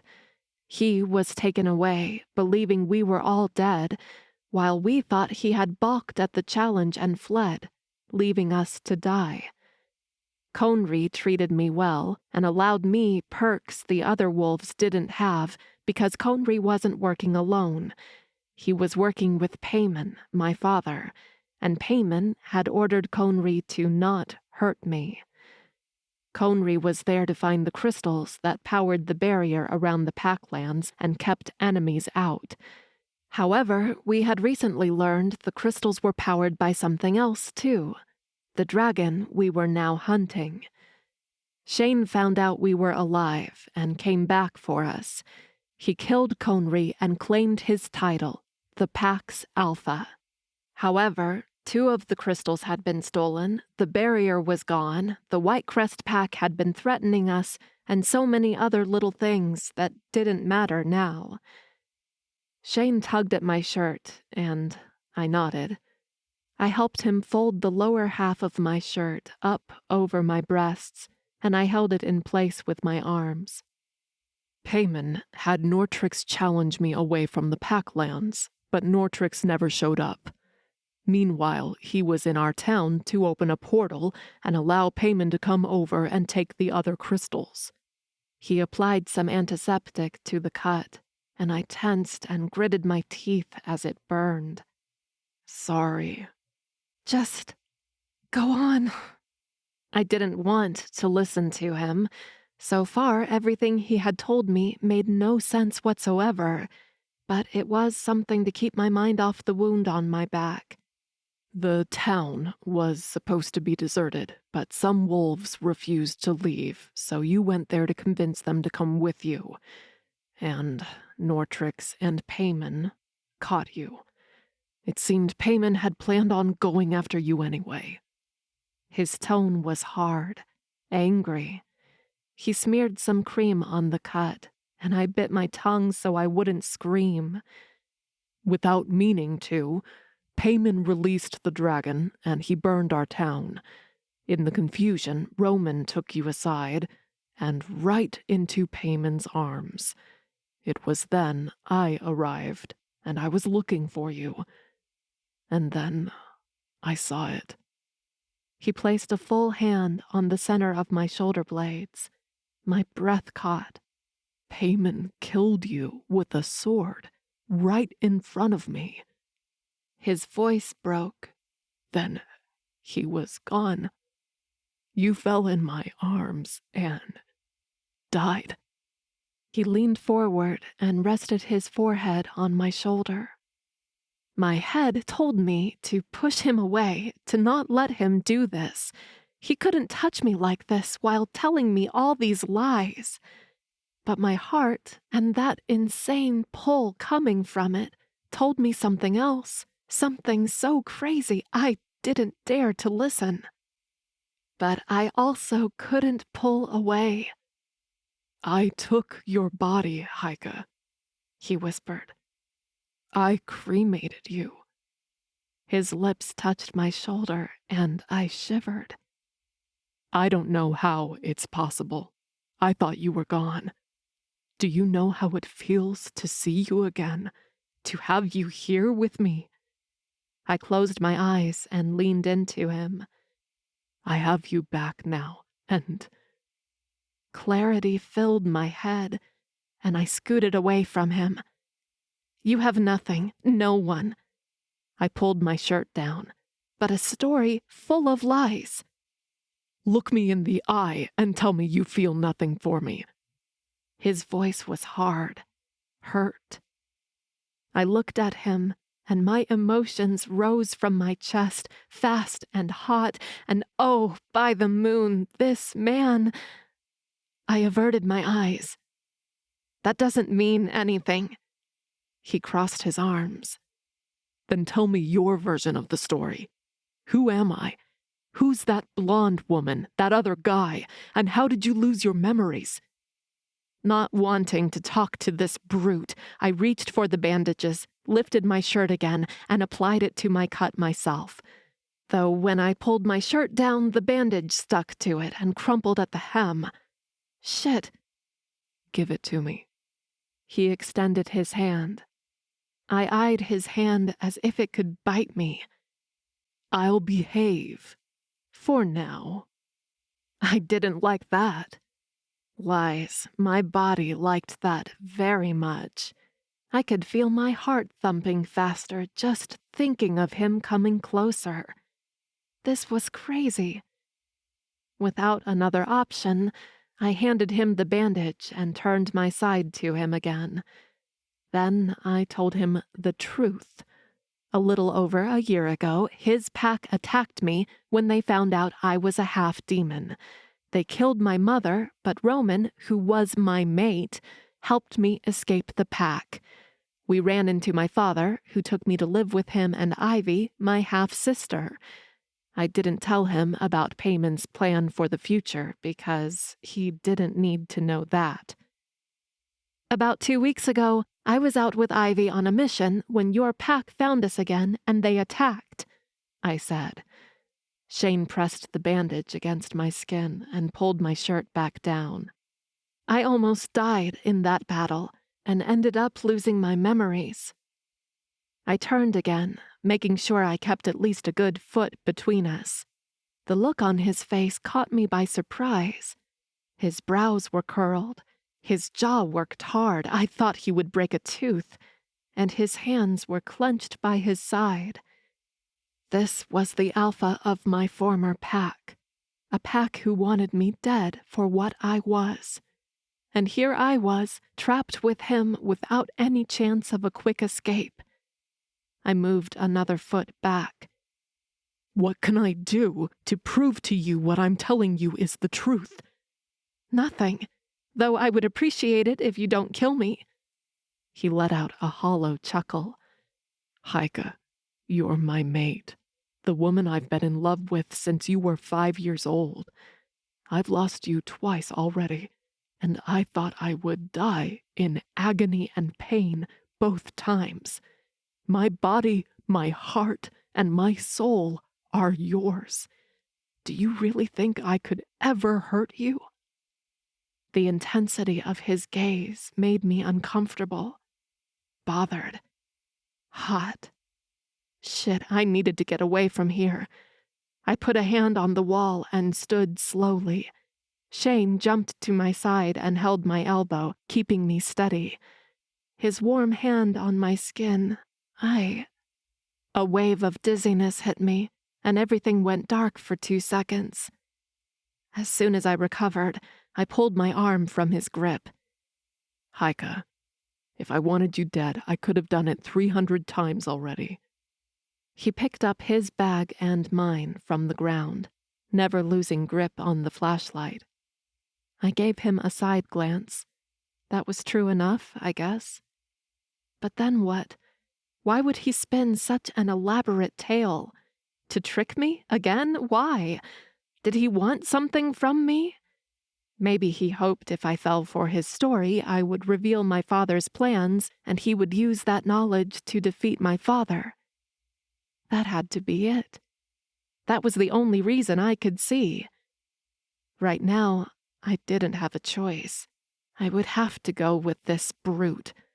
My only hope was that this tunnel led outside, or to a tunnel where the others were, so I could get rid of him fast.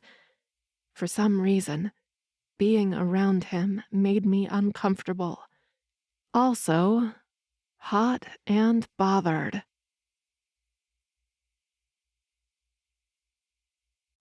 Chapter 16. Shane. I pointed the flashlight forward, illuminating the endless tunnel. It narrowed at times, then became so wide I was sure the dragon could pass through here. But it never ended. How big was this damn mountain? After almost 2 hours of walking, I said, "We should take a break." Haika didn't protest it. She leaned on the rocky wall and pressed a hand to her back where the cut was. I grabbed some water from my bag and offered it to her. She hesitated, but took it. "Thanks." She winced when she lifted the bottle to drink. "Want me to take a look at it?" She returned the bottle to me. "What?" "The cut on your back. I see it's bothering you. Want me to take a look?" "Oh, no." She shook her head vehemently. "It's just tugging a little, nothing much." Her face was the same. Her voice was the same. But the wariness in her bright blue eyes and the way she spoke were different. Not Haika. At least, not my Haika. By the moon, what had they done to her? My fingers itched to reach her, to touch her, to pull her to me, to embrace her, to wrap my arms around her, secure her against me, take a good lungful of her scent, make sure she was really here and this wasn't a freaking hallucination. "Are you hungry?" I opened my bag and started searching for food. "No, I'm good." I stopped and looked at her. This was definitely not my Haika. 1, she had never refused food before, and 2, she had never spoken to me like that. Another whiplash of anger struck me, and I marched past her before I did something stupid. I kiss her senseless. With a soft groan, Haika pushed off the wall and followed me. I faltered then, my instincts telling me to go after her, to check if she was okay. But I needed a minute. Being around her and not being around her true self was messing with my mind and feelings big time. I didn't know what to think, what to do. On the one hand, I wanted to push her against the wall, press my body to hers, kiss her until the mating bond's call was stronger than anything else, and she remembered me, remembered us. I wanted to show her how much I missed her. On the other hand, I didn't want to scare her. She seemed lost and confused, and she didn't believe me. Rage sparked inside of me, and the shadow wolf stirred. What had Payman and Dot done to her? Was this some kind of spell that blocked her memories? How did I undo it? I needed to talk to Lavinia. As we walked through the long tunnel, I wondered how Payman had gotten away with this. I had seen him kill her. I had held her body. I had felt her life leaving her. I had taken her away, prepared her body, laid her in that pyre and lit it. I saw her beautiful body become ashes right in front of my eyes. I had gathered her ashes and put them in a vase and stored them away. How was she here, a few steps in front of me? I was grateful beyond words. Seeing her like this was enough to bring me to my knees, but I still had to make sense of it. How had she died and then not? I would worry about that answer later. Right now, I wanted to get us out of here, find a way out of this mountain. And then what? Would we fight? Would we still go after the dragon? All I could think of was taking Haika away from everyone and everything, dragon be damned. But if we left the dragon, then Payman would get it and become stronger. And even if he hadn't killed Haika, he still had to pay for all the suffering he had brought upon me and my pack. Since the beginning, when Conry invaded and massacred the pack and had the witches take me away, it was Payman's doing. He would suffer for it all. Payman and Roman. I gritted my teeth and clenched my hand around the flashlight. It creaked under my grip, and I realized I almost broke it. I released my ironclad hold and let out a long breath. The anger didn't fade. I would like to think I was the better man and would give him the benefit of the doubt, but from where I was standing, there was no doubt. Roman had helped Payman take Haika that night to fake her death. He disappeared that night, and we assumed he had died in the fire along with so many of the Whitecrest wolves. And now he was pretending to be her mate. The motherfucker. Jealousy burned white-hot in my veins. "Have you kissed Roman?" I hadn't intended to ask, but the words flew out of my mouth. Haika halted suddenly and turned her wide eyes at me. "That's none of your business." "The hell it isn't." I stalked to her. "You're my mate. No, I'm not," she snapped. "Roman is my..." I growled and pushed her to the wall. "I'll prove you're mine. She gasped and raised her hands, pushing against my chest, but I was stronger than her. I splayed my hands on the wall on either side of her head and leaned into her. "Tell me you don't feel this." I pressed my body onto hers slowly. If she protested this time, I would let go. I would never, ever take her by force, even if she was mine and mine alone. Heike's body reacted to me. She gasped again and arched her back, gluing her breasts to my chest. Dear Moon, I know you feel it. I can see it. I lowered my head to her shoulder, and she stretched her neck.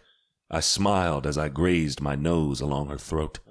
She inhaled sharply, her hands closing around my shoulders, her nails sinking into my skin. Her sweet jasmine scent mixed with her arousal, and I growled again. I can smell it. I shifted my weight and pressed a little more against her so she could feel my desire for her. A little moan escaped her lips, and I almost lost it. It took everything in me not to rip her clothes off and take her right here, right now. But next time I was inside her, she would know who I was. With great effort, I stepped back and stared at her. She looked halfway undone, with her eyes half closed, her lips parted, and her body tight. My hard-on was having trouble fitting in my pants. Heike blinked. "What?" I crossed my arms. "Don't bother denying it, because I saw, I felt, and I smelled the desire on you." Shit, I was still seeing and feeling and smelling all of that. "Tell me you felt like that with any other man, and I won't insist you're my mate again." She opened her mouth, closed it. Standing straight, she smoothed down her clothes, ran a hand through her long hair.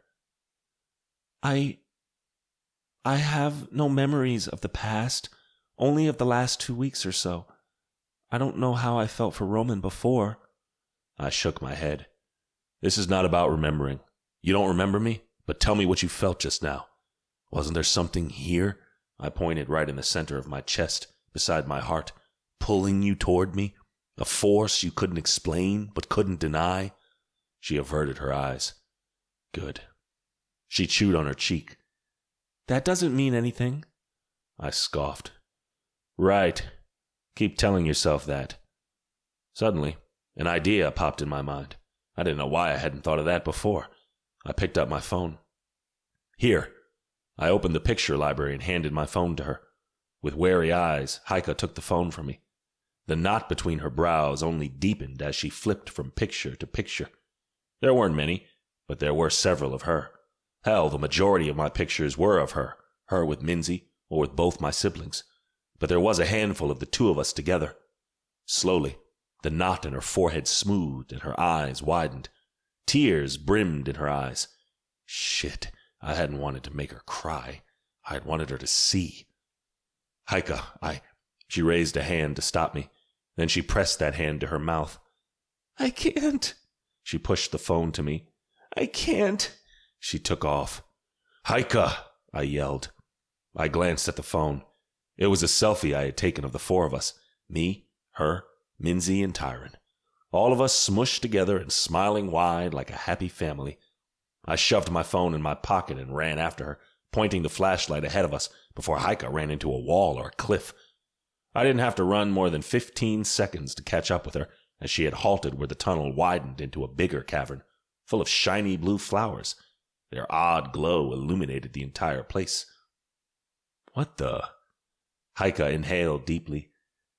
"They smell so good." They did. Like a mix of cinnamon and mint and warmth. It was odd, but it went well together. Heike started forward, but I held her arm. "Have you seen these flowers before? I haven't. We don't know if they're poisonous." She frowned, and I let go of her arm. Just then, a small brown bird flew in from another tunnel across the room. I stilled. If a bird was in here, it had either got lost inside the tunnels, or it meant an opening couldn't be too far away.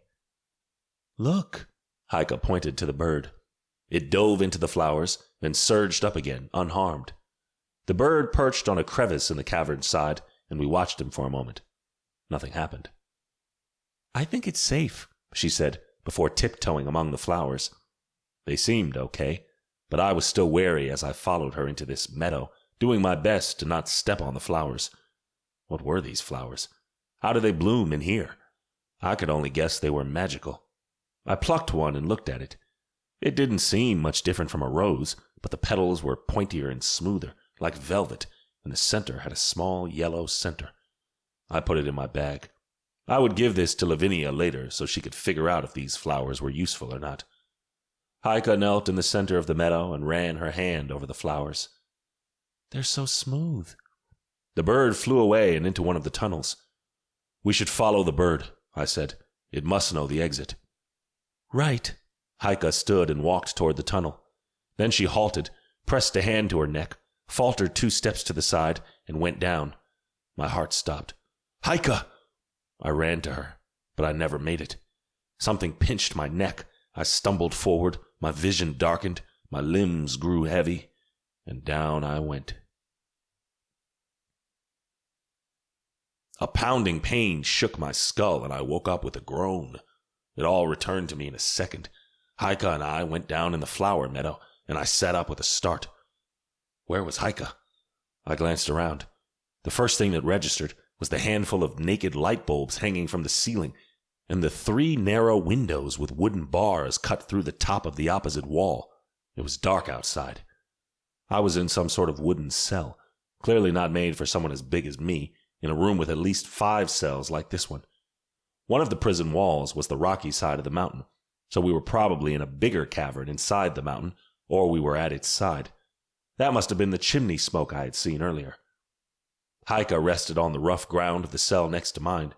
I scooted closer to her and reached through the wooden bars. Heike? I touched her arm. She groaned and her eyes fluttered open. Then she promptly pressed them closed again. Ow, my head. Yeah, I know. Whatever they gave us to knock us out has lingering effects. Heike pushed up until she was sitting in the center of her cell. She looked around as I had done, taking everything in. Who are they? I shrugged.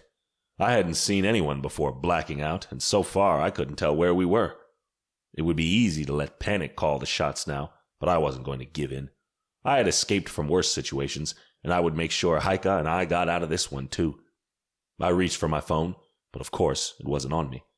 I looked for it and found our bags across the room in another empty cell. Shit.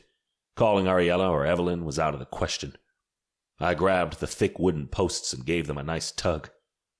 I think I could break these. But we don't know what we're up against. What if you break these down and once we run out there, we face 100 minotaurs or something? I stared at her and chuckled. She crossed her arms. What's so funny? You read a lot, and it shows. She bit down on her cheek again. I don't remember reading, but I know I love books. You have probably read thousands of books, I told her. Each time I saw you when we were growing up, and it was almost every day, you had a different book in your hands. She looked down, the knot returning to her forehead. She had run from me after looking at the pictures on my phone. She had almost cried, and I desperately wanted to know what she had felt, if she had remembered anything. But I could see how bringing up the past was bothering her. I would dial it down a little for her, but I wouldn't give up. At some point, a gesture or my words had to break through the spell Payman and Dot had placed in her mind, and she would remember everything. I still think we should wait to see what we're up against, she said, her voice low. Then we can make a better escape plan. I nodded. Agreed. It didn't take long for us to find out who had captured us. The prison door opened, and 3 creatures walked in. They were short, and the tallest of them probably didn't come up to the middle of my chest. They had pale green skin, huge pointed ears, flimsy dark hair, and scrunched, ugly faces. Goblins. I had heard of them before, but I had never seen them. Dressed in crude leather outfits, and with rough axes and maces hanging from their belts, the 3 goblins halted before our cells. What were you doing with our flowers? The tallest one asked. Your flowers? I shook my head. We were passing through. We don't want any flowers. We were after the dragon. Yeah, that pesky dragon, the one on the right said. He had a thick golden hoop in the tip of his long ear. Are you trying to capture the dragon or kill it? Capture him, Heike said at the same time I said, kill him. The goblins exchanged a wary glance. The dragon has been bad for us, the third goblin said. He had a nasty scar across one of his eyes. Instead of brown, this eye was white. It keeps moving inside the mountain, and it doesn't care about our flowers. Look, I started. I wanted to stand up, but in this tiny cell, I could barely kneel. Release us. We'll find our friends, and we'll take care of the dragon. We'll either capture or kill him, but he won't be a problem to you anymore. The goblins didn't look happy with that idea. We mean no harm to you or your flowers, Haika added. We got lost inside the tunnels, but all we want is the dragon. The tall one scratched his chin. We'll think about it. They walked out of the prison and closed the door with a loud thud. We could take them, I said to Haika. The 3 of them? Yes, but we don't know how many are out there, she frowned. Besides, I don't want to hurt anyone unnecessarily. Her heart was always the purest and the kindest, and I admired that. It was one of the reasons I loved her so much. All right, we'll wait and see what they decide, I told her. But we also can't wait forever, and if they decide they won't let us go, she let out a sigh. Then we'll talk about another plan. I rested my back on the wooden posts and stared at her. She averted her eyes, a slight red color tinting her cheeks. I didn't know if I should laugh or shout. This situation, it was all crazy and twisted. About a week ago, if anyone told me I would find my mate alive, chase down a dragon, and be held captive by a group of goblins, I would say they were insane. But here we were. 1 hour passed. The golden hoop goblin returned with a female goblin and brought us some food. A weird-looking porridge, burnt bread, and water. We thanked them and ate only the bread and drank the water. Then another hour passed. Then another. Light started slowly filtering through the windows. I groaned, restless. I needed to stretch my legs, to stand tall, to do something. Staying in this cell, pretending it could hold me and not talking to Haika was killing me right now. Those pictures, she finally said, her voice soft. She lifted her eyes to meet mine. Those aren't photoshopped, are they? My brows curled down. You were told I wanted you dead. If I did, why would I waste my time photoshopping all of those? She pressed her fingertips to her temples. Doesn't make sense. Of course it does. Dot spelled you. She made you forget your entire past, your entire life, so they could manipulate you. The question was why? What did Payman want with Haika? Why had he faked her death and brought her to his side? Payman being a doting father and wanting his beloved daughter with him when he conquered the underworld? I didn't buy it. That's ridiculous. As is me lying about you being my mate. This subject was riling me up. Who were the other 2 in the pictures? The girl and the boy? It broke my heart that she had to ask about them. My siblings, Minzy and Tyron. Haika put a hand over her chest. The prison door opened and someone marched in. A different goblin, taller than the other 3, but just as slim. He had an even more rugged face, a big bald head, and thick eyebrows. He stared with the authority only a leader had. You saying you can slay the dragon, huh? He asked, his voice deep. I puffed out my chest as best as I could in this tiny cell. Yes, we can. Haika glared at me. I would say anything this guy wanted to hear as long as it took us out of here. Why do you want to slay the dragon? There's an evil higher demon who wants to kill the dragon and absorb his powers so he'll grow stronger. The goblin snorted. All demons are evil. That's not true. Haika stood in the cell, the top of her head half an inch from the top wooden beams. The goblin spat on the ground and repeated, All demons are evil. Regardless, I said, my voice louder.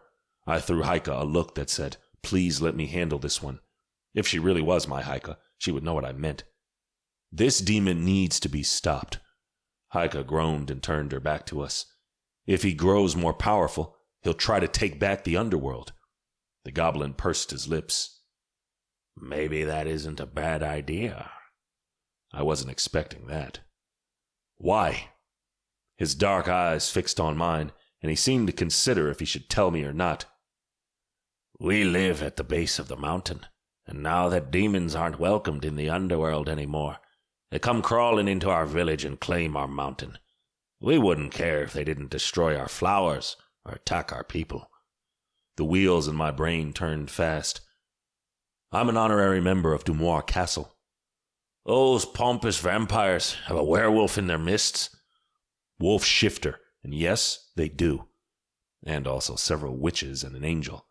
Soon it would be the whole zoo in there. I can talk to Lord Drake. He's dedicated to keeping the peace and helping supernaturals. If I ask, I'm sure he'll send a team of vampires and they will deal with the demons for you. The goblin narrowed his eyes. A vampire would never care for goblins. Lord Drake is different. I assure you, he'll listen to me and he'll help. All of a sudden, the prison door opened and the goblin with the gold hoop rushed in. What is it, Etix? Sloz, I know you didn't want to be disturbed, but it's Doc. Without sparing another look at us, Sloz ran out of the prison. Etix went after him. I watched as the door closed, and Heike and I were left alone in the prison as if we hadn't been negotiating a way out of here. I turned to talk to Heike about it and found her fuming at me. What the hell was that? What? An evil higher demon? Are you kidding me? I didn't know what to say to her. I crossed her arms. Then tell me your version of the story. Or the version that she had been told because it wasn't her story. She had been lied to and she couldn't see it. Damn, how I wish Lavinia was here right now. Even if she couldn't break the spell, she could at least confirm my story. She bristled. Why would I? You're my enemy, and... I leaned into the wooden beams separating our cells and stared right into her eyes. I'm not your enemy, Heike. I'm your fucking mate. The door opened again, and Etix walked back in. Don't stop because of me. I'm just here to keep an eye on you. I didn't want to talk about that anymore, because if I did, I would break something. Instead, I wanted to know something else. What was that all about? Etix clasped his hands behind his back. I'm not supposed to talk about it. Come on, how bad can it be? We're stuck in here and have nowhere to go. Let them believe they could keep me locked in this shitty cell. Tell us something juicy. Etix glanced at the closed prison door, then sighed. It's Doc, Slaz's son. He lowered his voice and said, He's half human, half goblin, and since being abandoned by his mother and having to come live with us about 2 years ago, he's been suffering from severe panic attacks. I froze. Panic attacks. I knew what to do, but I wasn't good at it. But there was someone else who was. I looked at Heike. She can help. Her eyes bugged. What?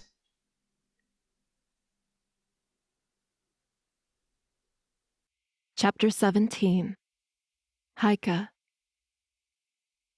Shane was drunk or joking.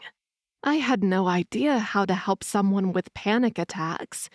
Are you crazy? I whispered. My sister Minzy suffers from panic attacks all the time, and Heike is the only one who can calm her down, Shane told Etix. The goblin turned his gaze to me. Is that true? I stared at Shane.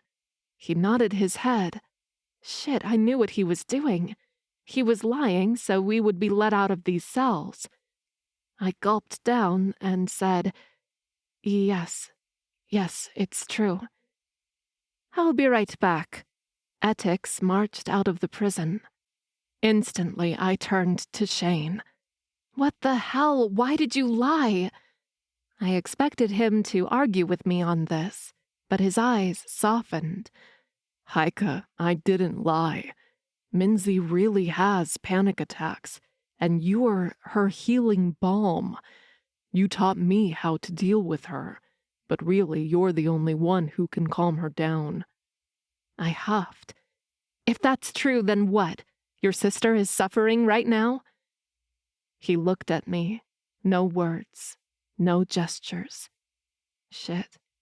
He meant Minzy was really suffering right now? I averted my gaze, my mind reeling, my feelings raw and twisted in knots. When I looked at the pictures in Shane's phone, The tug in my chest had intensified tenfold. It was like I could feel it, all of it, behind a thin but unbreakable wall. It was right there, and I couldn't reach it.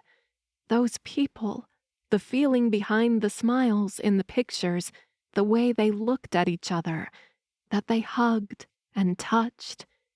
And that little girl, Minzy, it was like I knew her, but I didn't. I couldn't remember. The agony had grown so deep, I shoved his phone back to him and ran as if I could get away from it all. I didn't understand what was going on. I couldn't make sense of any of this. Shane said that if he wanted me dead as the others told me, then he would have killed me already, and I believed him. I mean, look at his size. He was a lot stronger than me.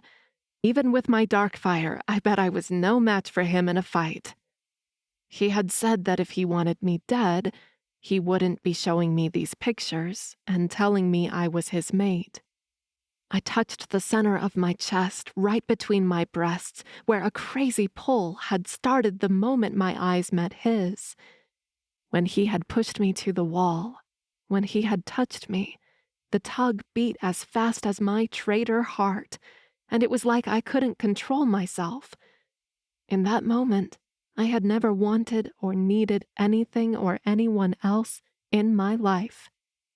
Despite not remembering 99% of my life, I knew that, just as I knew I needed air to live. Haika, he whispered. My breath caught, and I closed my eyes. My name on his lips, the rough edge to his voice, the almost possessive tone, it sent a shiver up my spine. Holy shit, what was happening? The sound of the prison door saved me. Etix rushed in, followed by the two other goblins who had first talked to us. The tallest one fumbled with keys and reached for my cell. Sloss agreed to let you talk to Dalk. Shane grabbed two of the wooden beams in his cell. You're taking her? Yes, Etix said. Shane's grip tightened, and the wood cracked under his hands. You take me with you, or you bring this kid here. Either way, you can't take her from my sight. You're the one in the cell, mate, the one with the scar and the wide eye said. Shane's eyes turned brighter, and his arms shifted into furry claws. He growled and swiped at the wooden beams before him, severing them in half. The goblins jumped back several feet, and even I plastered myself to the farthest side of my cell. I've been quietly standing here, being courteous and patient, he said through his fangs, his voice deep, almost unnatural. But if you try taking her away from me, I'll wreak havoc on your entire village. I blinked. I wanted to yell at him for being sexist and possessive, especially of a person who was not his, but that wasn't my body's response. Instead, my core warmed up, and something like desire whipped through me hard and fast. For a delirious second, I wished he had broken down the beams that separated our cells so I could kiss him. I shook my head. What? The goblins exchanged nervous looks. Etix ran out of the prison again, while the other two reached for the weapons at their waists and pointed them at Shane. "Stay where you are," the tallest one said. Shane's eyes, teeth, and arms went back to normal. "I don't want any trouble." A moment later, Etix came back. Sloss was right behind him, and so were two more people. A small and old female pushed a crude wheelchair where a screaming kid sat. My heart tugged at the sight. Sloss halted right in front of my cell. "Etix told me you can help, my son." I stared at him. Desperation was etched in each of his features.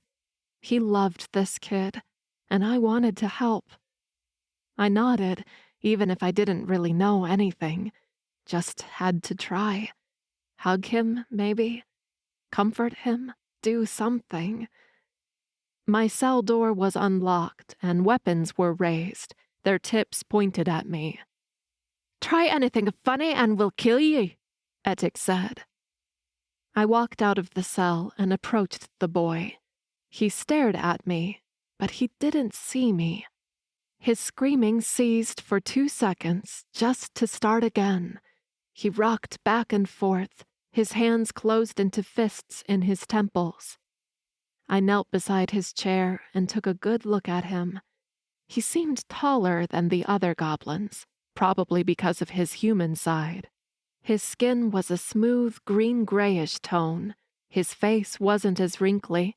His ears weren't as long, but they were just as pointy.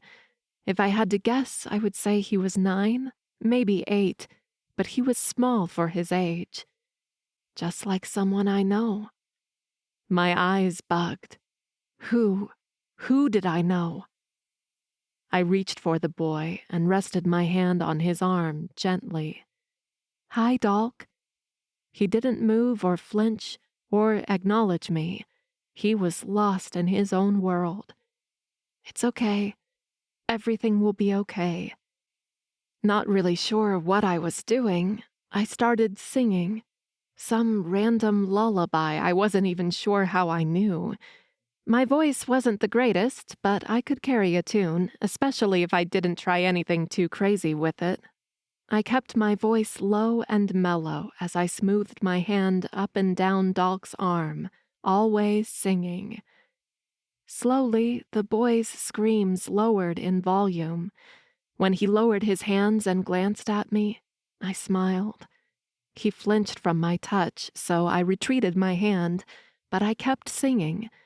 I stayed there, smiling at him, looking at him, not touching, not pushing, but a support, a pillar if he needed one. The screams stopped, but his body still shook. I didn't say anything, but took a deep breath, held for 2 seconds, then let it slowly out. I did again, and again. On the 5th time, Dolk joined me, with shallow breaths first, but then he was copying me beat by beat, and even his trembling stopped. His eyes were locked on mine now. "Can we play a game?" I asked. Dolk nodded once. "Can you name 5 things you can see?" Dolk hesitated.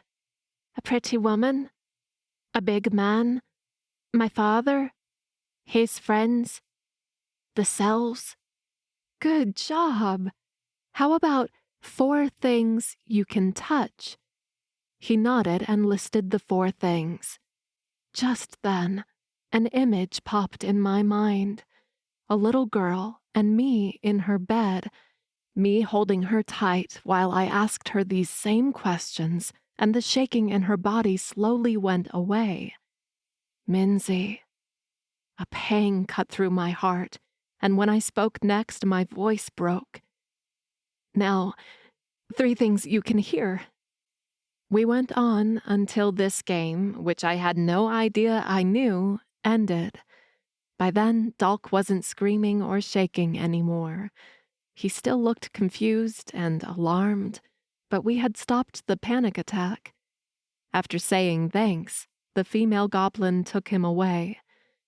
I watched until he disappeared past the door, a smile on my lips. I turned to my cell, but first found Shane with a lopsided grin, his eyes on me.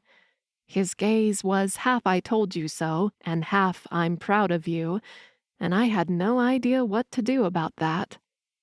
I reached for my cell, but the door was closed.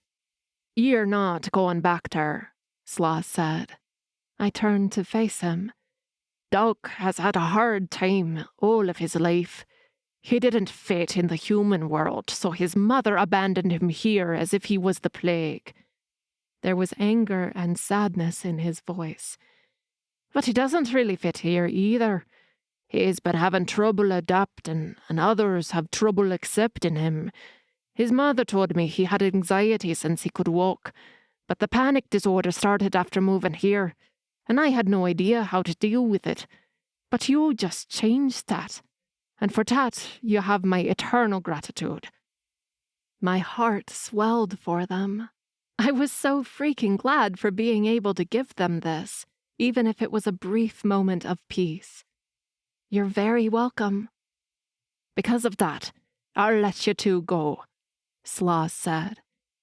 Etix unlocked Shane's broken door, as if he needed that to get out of it now. I offered to send my vampire friends to help you with the demons if you let us go, Shane started. I know that is not why you're releasing us, but if that's okay with you, I'll send them anyway. I wouldn't be opposed to that, Sloss said, though I won't be holding my breath. Shane nodded. Etix handed us our bags and gestured for the doors. I'll escort you out of the village. We walked out of the prison building, and I squinted under the rising sun. Though there had been light inside the prison, it had been faint compared to natural light. The clouds from yesterday were long gone. I stared at the small village in front of us, several wooden houses with roofs made of hay along the side of the mountain, and many curious goblins peeking from their half-open doors at the two strangers. Etix didn't pay them any attention while we walked through the narrow path between the houses, closer and closer to the mountain. When we walked past the last house, a wall of thick wood with sharpened tips came into view. He halted right at the small gate and pointed up to the mountain. We found you through a tunnel up there. Just keep going and you'll see it. Shane frowned. While we've been here, have you heard or seen the dragon? Etix nodded.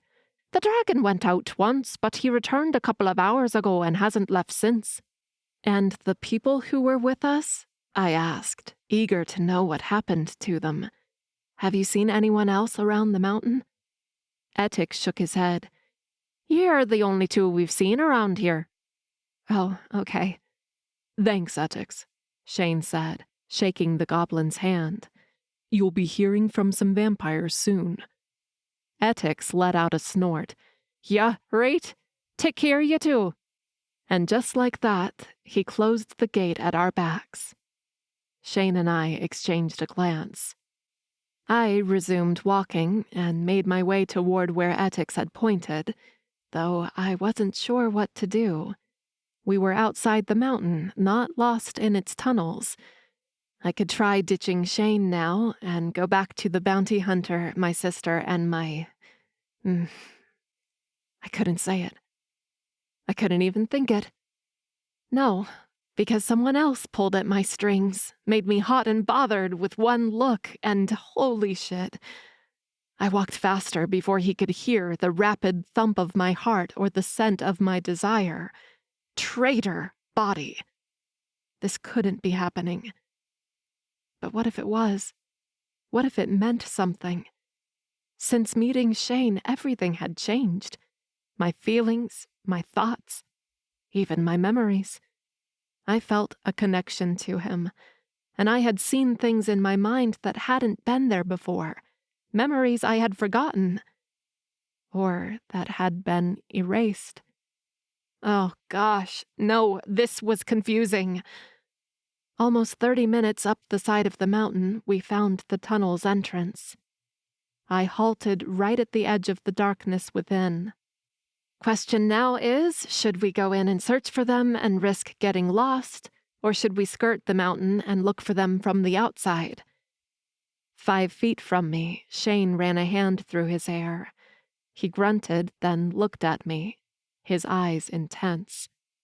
Not long ago, I promised you I would never lie to you again, so here it is. I don't want to go back and find the others. By the moon, I don't even want the dragon anymore. I was hunting the dragon so Payman couldn't use him for himself. But then... He stalked forward until he was a foot from me. I inhaled sharply, my body locked, my mind torn between backing away or leaning into him. Then I found you again, alive and well, and my instinct now is screaming at me to take you out of here while I can. This time I took a step back. Shane, A shadow moved inside the tunnel, and I stilled. Shane noticed it too, and turned to the tunnel's mouth. There's something in there, he whispered. I could feel it too. Suddenly, shadows spilled out of the tunnel and surrounded us. The shadows shaped into tall and lean humanoids with pitch-black skin, skeletal faces, and horns on their bald heads. Their eye sockets were hollow, and their mouths were a long slit from side to side, filled with sharp fangs. The blood drained from my face. Shane grabbed my arm and pulled me close to him. I'm Prince Payman's daughter, I practically shouted. Don't attack! We're on the same side. The demons struck. I raised a wall of dark fire in front of us, but more demons were behind us. One snatched for me, but I ducked under his lengthy arm. I threw a bolt of dark fire at the side of his head. He dissipated into shadows again and disappeared. Something told me he wasn't really gone. As I dodged the attacks and threw my own, I counted the demons. 10 against the 2 of us. Once more, I told them who I was, but they either didn't listen to me or they didn't care. One came for my throat, but I moved out of the way and sent darts of dark fire to him. Meanwhile, Shane had turned into his wolf and ripped through the demons as if they were made of paper. A demon feigned an attack, and I fell for it. Then 2 more appeared behind me and grabbed my arms. I screamed and jerked against their hold. Shane turned to look at me, and that cost him. The demon he had been fighting struck him hard on the side, making Shane stumble to the side and fall to his knees. My heart squeezed. Get up. The demons holding me dragged me inside the tunnel. I screamed again and conjured my dark fire. I cast 2 big-ass bolts over my hands, and the demon snuffed it out as if it was nothing. A third demon, his body mostly shadows now, passed right through me. I felt like swimming in syrup.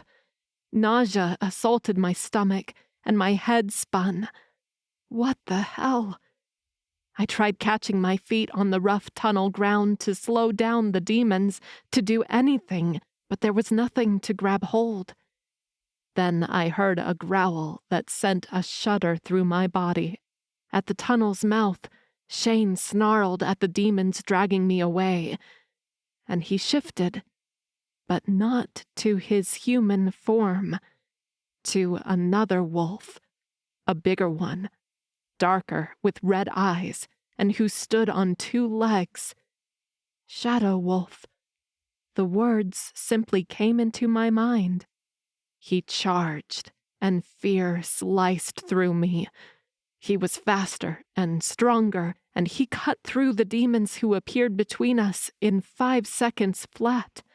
He lunged and closed his mouth around the throat of one of the demons holding me, his sharp teeth coming inches from my throat. I yelped and yanked back. The other demon held me tighter, but I used my free hand to throw dark fire at him. It exploded against his chest, pushing him back a foot or so and making him release me. I called my magic, but before I could kill the bastard, Shane jumped at him. In 2 seconds, the demon was gone. Then Shane turned to me. His mouth peeled back, his teeth bared, his red eyes shining, and his body poised for another attack. I lifted my hands. Shane! A memory came to me fast and unbidden. Shane, just like this, with blood dripping from his mouth and me in the same position with my hands up like this and telling him, "It's okay. We won. You're okay now. I'm okay now." He snarled and charged at me. I thought it would be my end, but instead he had stopped in front of me, leaned into me, and changed into his human form while both of us folded to the ground. It had worked before, so it had to work again. I took a step closer to him and said, "It's me. You know me, right? It's fine now. We're fine. You can come back." Shane howled. His powerful body shivered, and then he shifted, back to his human and very naked form. Heat spread over my cheeks, and I turned my back to him. "You could..."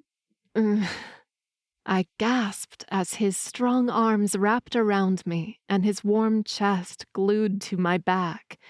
His head lolled forward to my shoulder. "When they dragged you away, I lost it." He turned his face to my neck and placed a soft peck on my skin.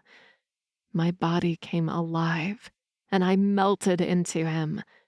I shouldn't. I couldn't. Why? I didn't remember. All I wanted was this man who set my blood on fire. He grazed his lips up my neck and whispered in my ear, "I can't lose you again, Heike. I can't survive that." I didn't know what to say.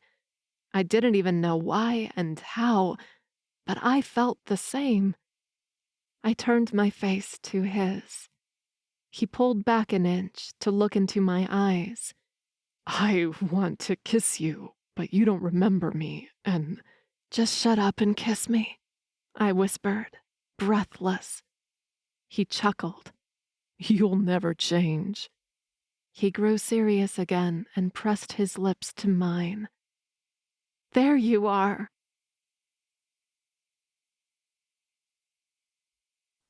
Chapter 18. Shane. Oh, Ariella put a hand over her eyes, turning around. "Bad timing for that, don't you think?" With a groan, I let go of Heike. I found my bag, put on some pants, and said, "You can turn back now." Ariella spun on her heel, her silver blue eyes amused. "So, Heike, I would say nice to meet you, but first I would like to know what you were doing with the bad guys." Heike looked at Ariella but didn't say anything. Instead, she picked up her bag and slung it over her shoulder. She walked past us toward the tunnel's mouth. I sighed and shoved a t-shirt on, socks in my shoes. She doesn't remember anything. "What do you mean?" I told her that Heike only remembered things from 2 weeks ago, after Payman had killed her right in front of my eyes, and that all she knew had been twisted and she was living a lie. "I think it's a spell," I said. Ariella nodded. "It sounds like it. I'm sure Thea, Alme, or Lavinia can undo it." I nodded, hoping that was true. "Am I the first one you encountered?" "Yeah." I rehashed our time in the caves, except for the parts where I had almost kissed Heike. Ariella stared from Heike to me, her eyes wide. "What the hell? It took me hours to finally make it through the tunnels and out of the mountain, but I didn't see any other living soul or demon. And you guys found 2 different kinds?" I glanced at Heike, still standing at the tunnel's mouth. She hadn't glanced in my direction since Ariella found us. "We should go," I said, still unsure if I should stay and help Evelyn and Ash, or if I should take Heike and bolt before the others found us. We took 2 steps toward the exit. Roman and Ivy appeared beside Heike. The 3 of them faced us. My muscles locked up and I let out a snarl. "Thank you for rescuing my mate," Roman said with a grin. He placed an arm over Heike's shoulder, and she flinched. "You're a traitor," I said through gritted teeth. I could feel the shadow wolf asking for release again. He had killed demons, but he still wanted more violence, and I was so inclined to let him have it. "When I get my hands on you, I'll rip you apart limb by limb." Roman's grin faltered. "It's a good thing you won't, then." Ivy lifted her hands and shot darkfire bolts at the tunnel's mouth. "No!" Haika yelled. The tunnel shook and rocks slid down and blocked the exit. My shadow wolf surged forward. I started shifting, consumed by rage. "Shane, no!" Ariella created a bubble of light around me. I closed my eyes against the brightness. "Listen to me. You have to calm down. Don't lose yourself to the darkness. We'll fix this mess, I promise."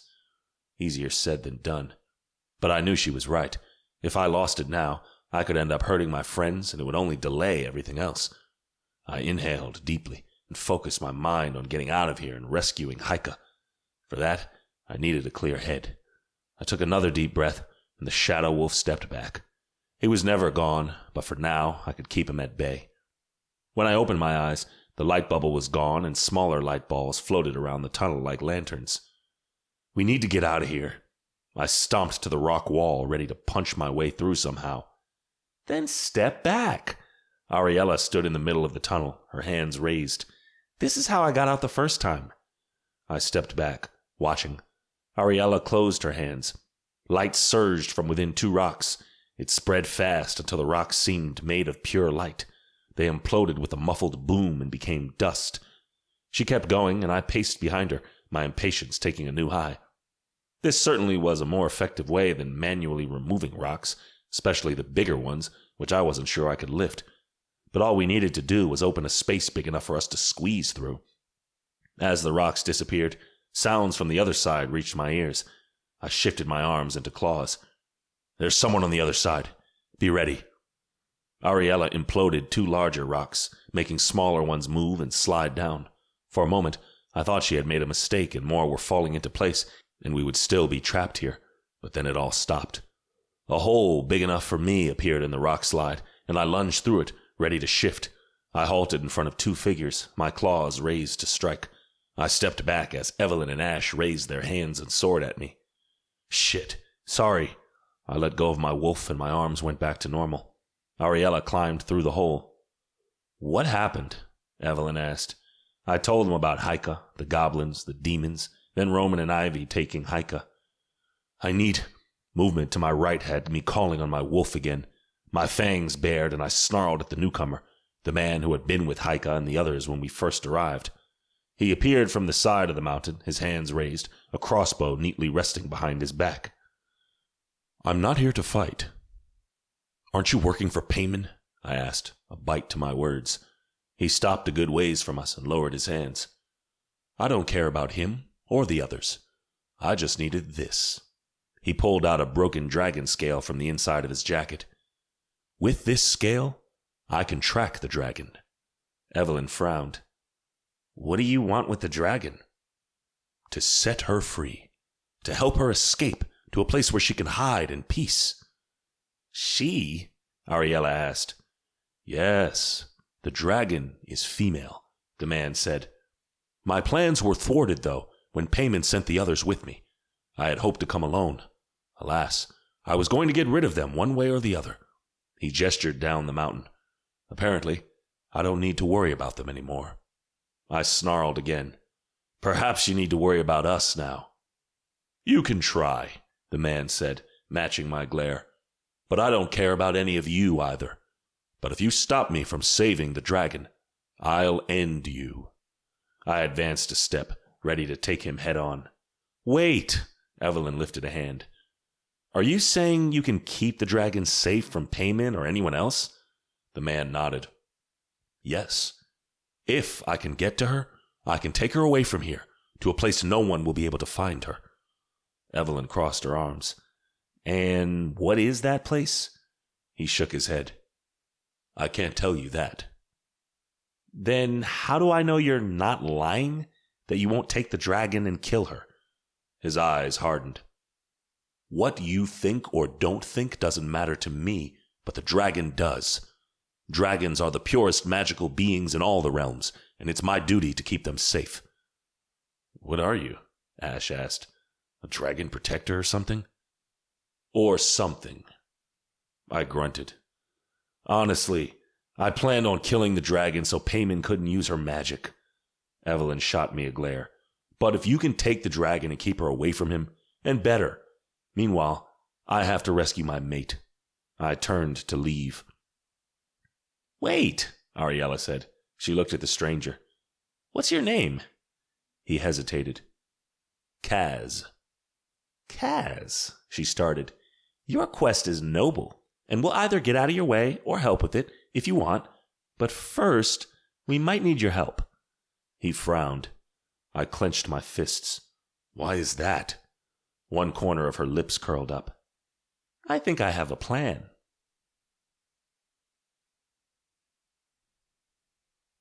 Chapter 19. Heike. The moment Ivy caused another cave-in, trapping Shane and that other woman inside the tunnel, my heart wrenched, and the pain almost brought me to my knees. For a good 2 minutes, I stared at the rocks as they created a new wall, my mind blank, but my feelings on steroids. My chest hurt, and I could barely breathe. Shane. Come on! Ivy hooked her arm with mine and pulled me back. Wait, I finally said, my voice frail.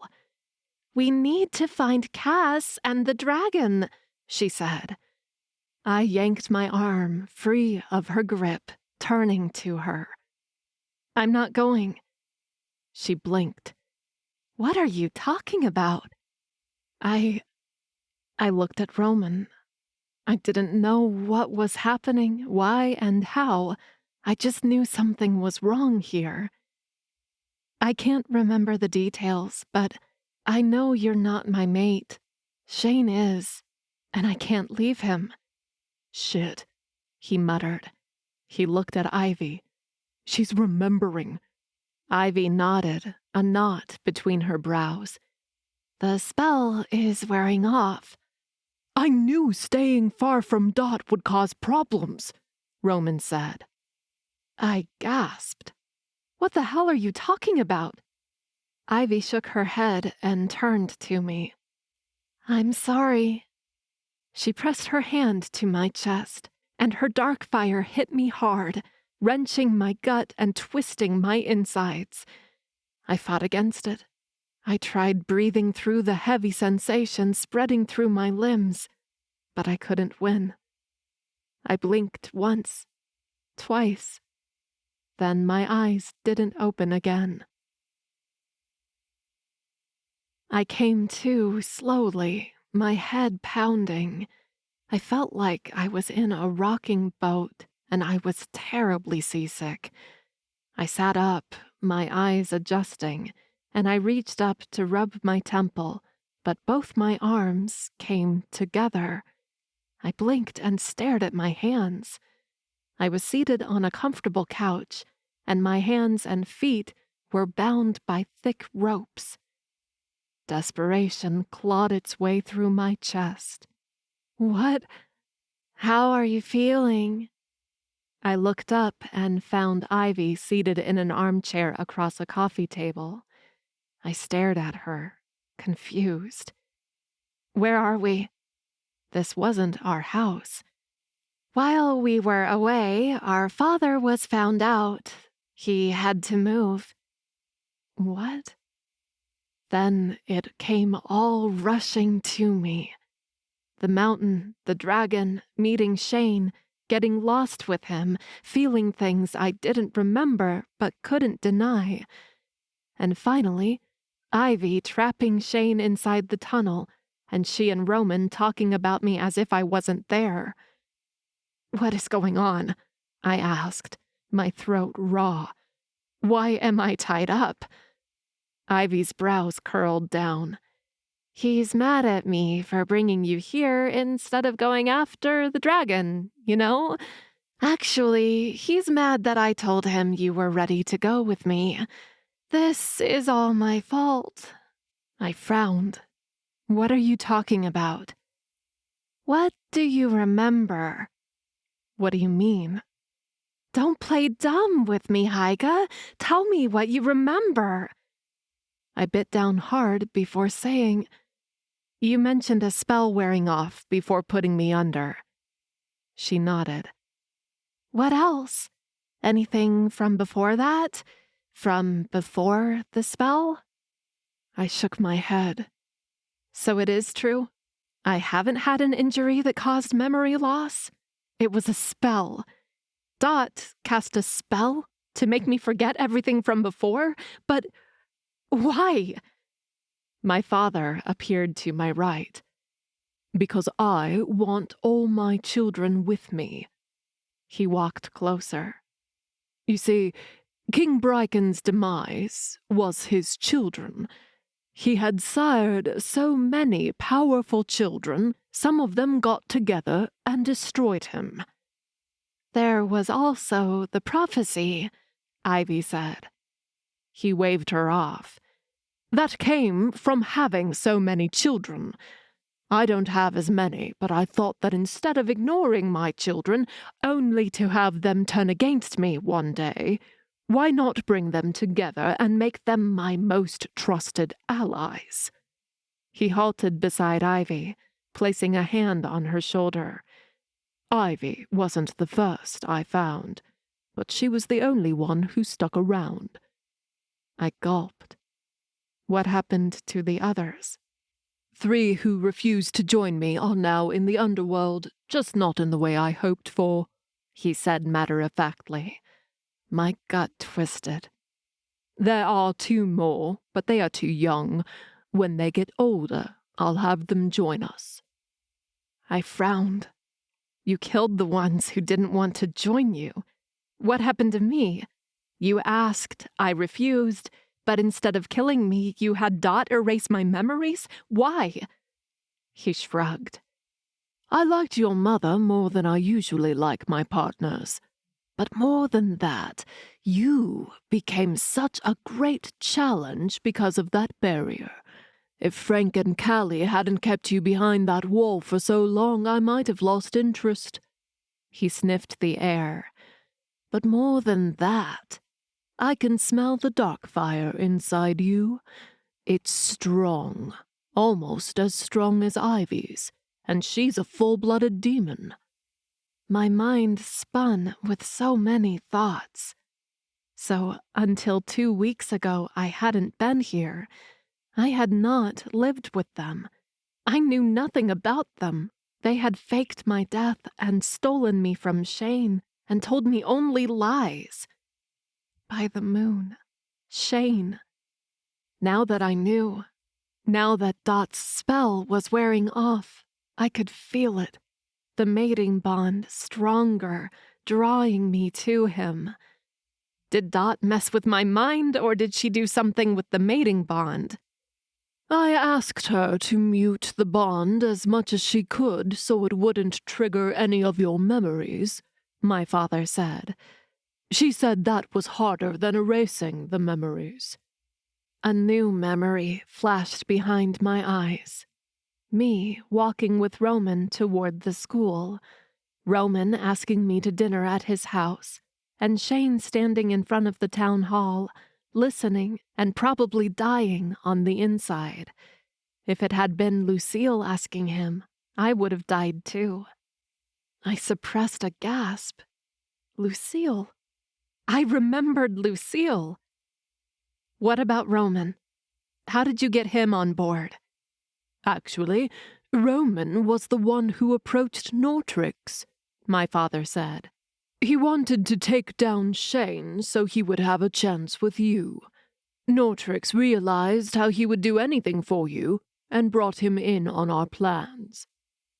Our plans. That sparked another memory. Nortrix standing in the main square, placing the crystals in the ground and opening a portal for Payman. And then, Payman revealed he was my father. Moreover, I remembered how horrified I had been. Payman wasn't trying to help the other demons. No, he was trying to gain power and become the next king of the underworld because he was selfish, arrogant, and power-hungry. He didn't care about me or anyone else. We were only pawns on his game board, and he would dispose of us the moment we didn't serve our purpose anymore. What will you do with Roman? I was pissed at him, but that didn't mean I wanted him dead. He scoffed. The boy is too eager, and a wolf shifter. But as long as he does what I tell him, he's all right. How did you fake my death? I asked. Shane had told me he had held my body and cremated me. That was Dot again, Payman said. She cast a spell over the body of a fallen white-crest female wolf to make it look like yours. My stomach tightened. Poor Shane. He had held and cried for a stranger. I was sickened for this wolf's family. If they didn't find her body, they would never have closure. I jerked my arms. So what's your plan now? Now that Dot's spell is wearing off, are you going to kill me? Why would I kill my favorite daughter? Beside him, Ivy winced. All this time she had been quiet and avoided looking at me. No, we'll replicate the spell. Dot is out now, but she'll be back in a couple of hours. Couple of hours. Speaking of which, how long had it been since we had left the mountain? I looked out the window, but from here, I couldn't see much besides the brightness of the sunlight, which meant it was probably later in the day. So I'm supposed to just wait? I tried, but couldn't erase the bark in my words. Payman sighed. I know you're mad at me right now, but don't worry. Dot will work her magic and you won't remember a thing. We'll be a happy family again. He glanced at his phone. I have a meeting I need to attend, but Roman should be back soon with your lunch. He smiled at me. I'll see you later. He squeezed Ivy's shoulders and walked out of the sitting room. I stared at Ivy, not sure how to feel, but not being able to stop the anger and outrage brewing inside me. So telling me I was your best friend was a big fat lie. She finally lifted her blue eyes to meet mine. I'm sorry, she whispered. I'm so sorry. About everything. She stood. Sometimes I wished he had erased my mind, too. It would have been much easier. I gaped at her as she walked away. What the hell did she mean? Alone in that sitting room, I forced the panic rising inside of me to surface. I couldn't break down now. I had to do something. If I stayed here, Dot would erase my mind. Again. I looked around, trying to recognize the place. But Ivy had said we weren't at the mansion, and I hadn't been here before, unless they had erased that from my mind, too. The sitting room was dark and gloomy, with old velvet couches, rugs, and dark wood-paneled walls. A door was nested in the wall near the back, probably from where Payman had come through when I was talking to Ivy. The 3 long windows in the room only showed the green of some trees, and nothing more. But there had to be a way out of here. I looked down at my hands and forced my wrists apart. The rope bit down on my skin, but didn't budge. I tried again, this time calling my Darkfire to aid me, but only a flicker answered. Were these ropes magic repellent? That was the only explanation I saw. Still, I tried again, and nothing. I could hop to the window and see what was out there. I would probably fall on my face and worm my way there, but it was better than waiting for my doom. I stood and promptly sat down as the door across the room opened, and Roman walked in, a silver tray in his hands. He closed the door with his foot and walked toward me, a small smile on his lips. Anger seethed in me. This man had helped Nortrix and Payman. He had sent Shane to his death and brought me here to play lab rat to Dot and her spells. He sat beside me, and I scooted to the other corner of the couch, glaring at him. He sighed and put the tray on the table in front of us. Heike, I know you're mad at me right now, but you won't be. Dot will spell your mind again. He reached for me. We'll go back to being a couple. We're nothing. I slapped his hand away. Don't touch me. Another memory came back to me. Roman in my house when the demons attacked. He tried getting my mother and me out and ended up being thrown across the room. I thought he had died and I had felt sad. I thought you were my friend, I whispered. The gleam in his eyes changed, hardened. I don't want to be your friend. I've been waiting for you to see me for at least 5 years, but you haven't. I was always a friend to you, and I was fucking tired of it. If you really cared about me, you would have let me go. I thought I could. I swear I did. Until I saw you and Shane exchanging glances. The more I paid attention, the stupider I felt for not seeing it before. All the stolen glances, the almost touches, the way he spoke to you, the way he included you in everything. Now I know why he wanted to promote your rank in the pack. He shook his head. The guy who had always been such a jerk to you was your fucking mate? I couldn't stand it. So now you're the jerk? You're the one playing with me? Don't you see how wrong this is? He clenched his teeth and reached for the tray. It won't be. Soon, Dot will fix this. I stared at him, my face slack. Bits and pieces of images rushed in my mind now, of Roman being by my side since forever.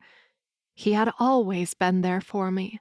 He had tried making my life less miserable. And now he was ruining everything. Roman grabbed the tray and placed it on his lap. You should eat something. He grabbed the utensils and cut the chicken pot pie. How could he sit here and pretend everything was fine? I lunged at him, grabbed the knife from the tray before flipping it on top of him. I reached down and half-cut, half-tugged the ropes free from my ankles. I smiled when they snapped and I could move my feet.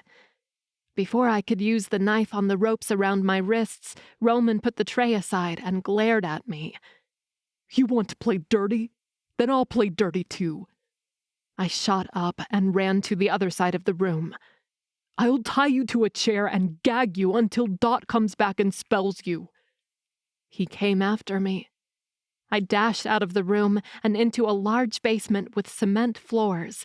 A long foldable table and several chairs stood to the left, a rickety desk with 2 monitors and electronics to the right, and several hanging naked lights. What was this place? I didn't care as long as I got out of here. A set of stairs leading up were along the farthest wall. I ran to it. A door to the side opened, and Ivy and Roger stepped out. Heike, wait! Ivy yelled. I didn't stop. A second later, I ran into a dark firewall and fell back, hitting my hips and shoulder hard on the rough floor. I groaned, pushing to my knees. Roman, Ivy, and Roger stood in front of me, Roman with his hand turned into claws, and Ivy with dark fire in her open palms, and Roger with an amused expression on his face, as if he was enjoying this. Don't make me use this, she said. I almost laughed at that. Why? Don't demons relish hurting others? Her eyes softened. No, we don't. I faltered, but only for a second. I shot to my feet and ran, only to stop once more, frozen in place. What? I could barely move my lips. Laughter filled the room as Dot made her way down the stairs. I heard you've been a naughty girl, but I didn't think you were this naughty. She walked up to me and winked. I like it. When can you do the spell? Payman asked from somewhere behind me. She looked at him. Give me about an hour to get everything ready. You should put her inside a witch's circle before she causes more trouble, Roger said. Dot wiggled her fingers. I floated in the air until I was right in the center of the room.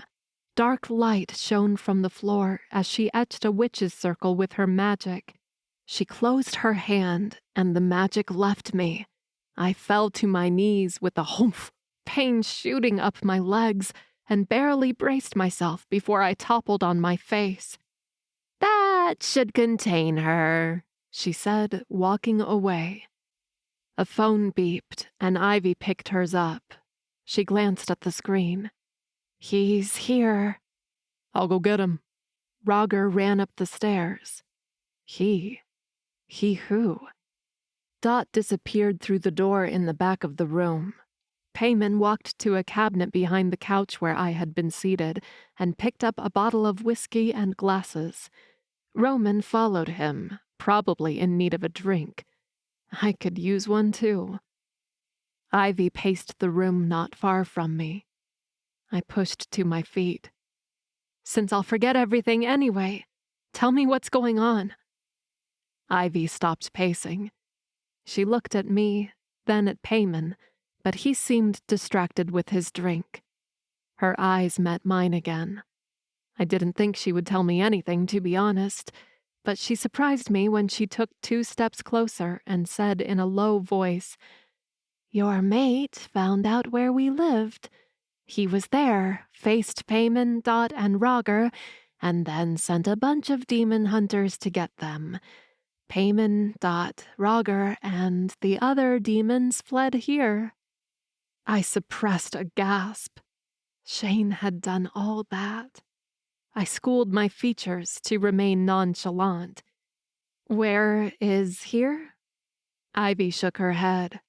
I'm already telling you too much, but I will forget everything. Exactly. So why bother? Her voice was soft and sad. I didn't have an answer for that. Footsteps echoed from the stairs.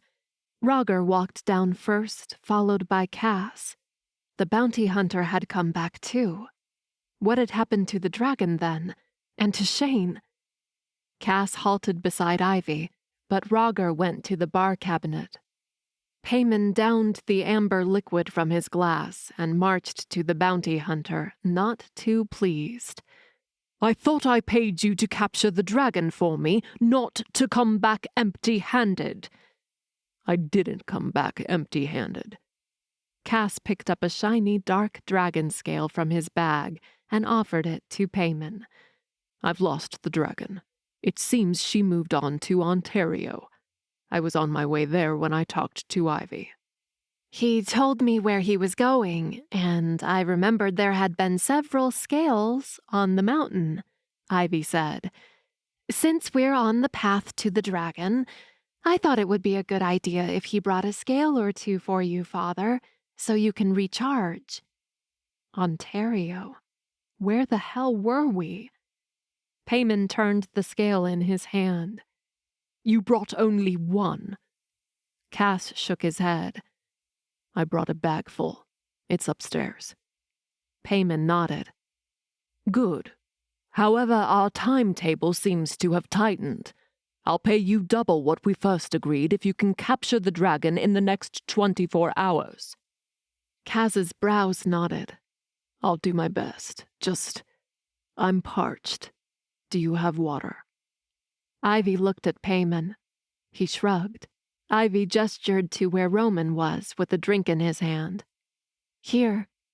She walked past me with Cass, toward Roger and Roman. As he crossed the witch's circle, Cass looked at me for a brief moment, his expression hard. Ivy grabbed a bottle of water from the cabinet and handed it to Cass. Thanks. My eyes shifted to Payman, who still stood where the others had been, holding the dragon scale in his hands. He smiled, closed his eyes, and inhaled deeply.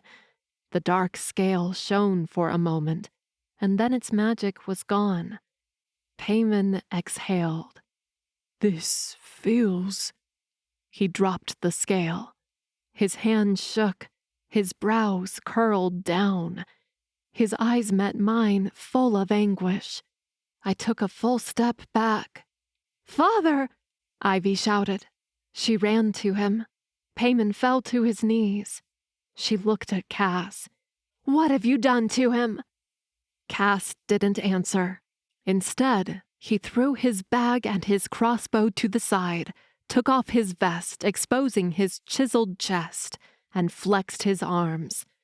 And then he shifted. He gained at least another foot, and his shoulders widened. Tiny, dark scales covered his torso and arms, and large, dark-webbed wings sprouted from his back. My mouth fell open. Cass was a dragon shifter. He pushed from the floor, his wings taking him up. He turned his head up, opened his mouth, and a thin jet of fire raced to the ceiling. It exploded with a boom, the wood and concrete pieces falling to the floor. Then 4 people jumped in.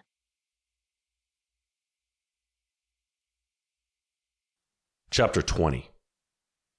Shane.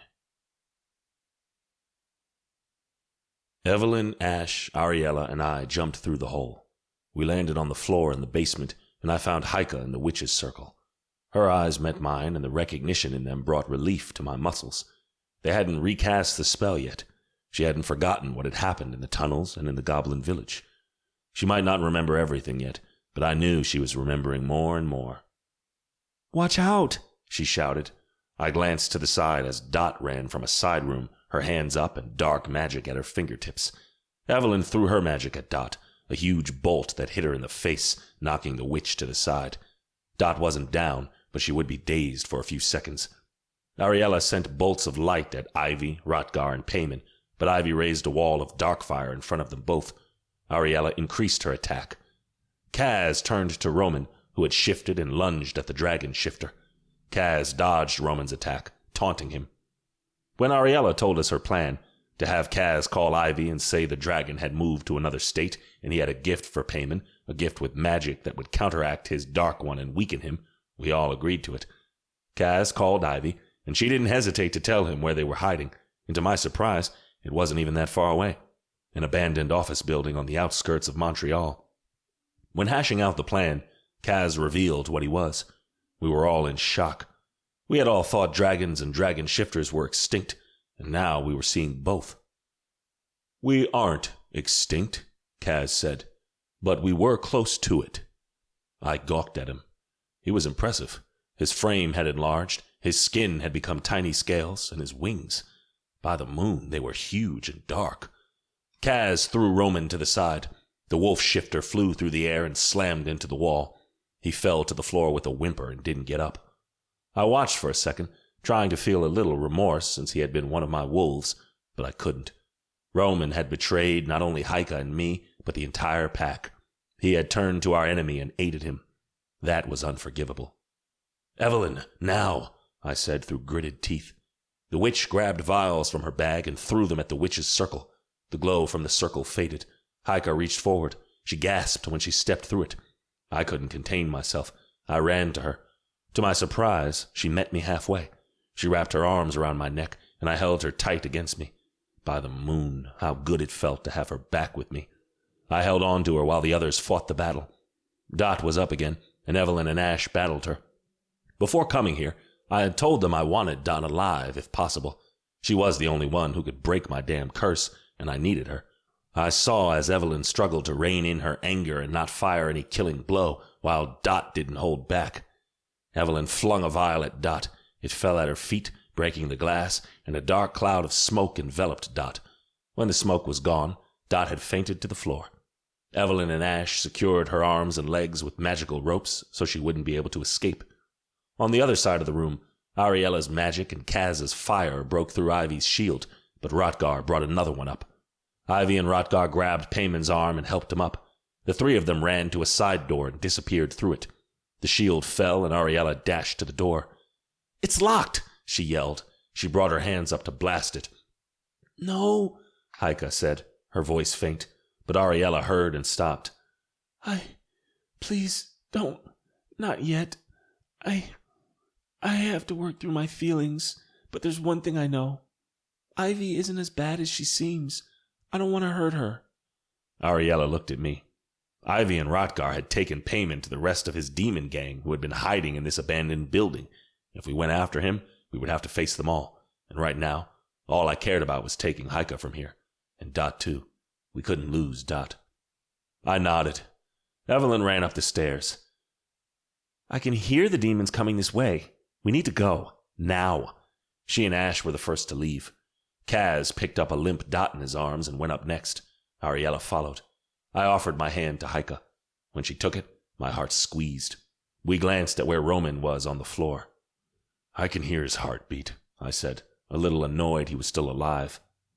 "Leave him," she said. "He lost his bargaining chip with Payman, and now he's packless. Being a lone wolf will be punishment enough." She was right, of course. Holding hands, we left this damn place. Ash sped away from the building and drove at top speed for at least 2 hours. As soon as we left, I called Doreen and let her know where we had seen Payman and that he was weak, thanks to Evelyn's weakening spell. Though it wouldn't last long. When the sun was setting, he stopped the car a spot away from their car in the parking lot of a busy mall in North Vermont. We all stood between both cars. I extended my hand to Kaz. "Thank you for helping us." Kaz shook my hand with a firm grip. "My pleasure." "Good luck with the dragon," Ariella said. We also hugged and thanked Evelyn and Ash, who wanted to help Kaz with the dragon. The three of them hopped into the other car and drove away. I knew this wouldn't be the last time we saw them. It never was. The supernatural world had a way of pushing everyone together at one point or another. "Ready to go home?" I asked Haika. "Ready to recover all my memories," she said, her tone a little quiet. We returned to the car, me behind the wheel, Haika in the passenger seat, Ariella in the back seat, and Dot in the trunk. As I peeled away from the parking lot, Dot stirred and screamed through the gag over her mouth. "On it!" Ariella twisted in her seat and let a few drops of the potion Evelyn had given us fall over the dark witch. Instantly, Dot fainted and quieted down. "So much better." I drove the rest of the way, mostly in silence, though I kept stealing glances at Haika. I still couldn't believe she was right here with me, in the flesh. I felt as if I would blink or stare for too long at the road, and then she would disappear. Poof. Gone, like a dream. At some point, Ariella closed her eyes, and I knew she wasn't really sleeping, but I took that as the opening I was waiting for. I glanced at Haika and asked, "What have you remembered so far?"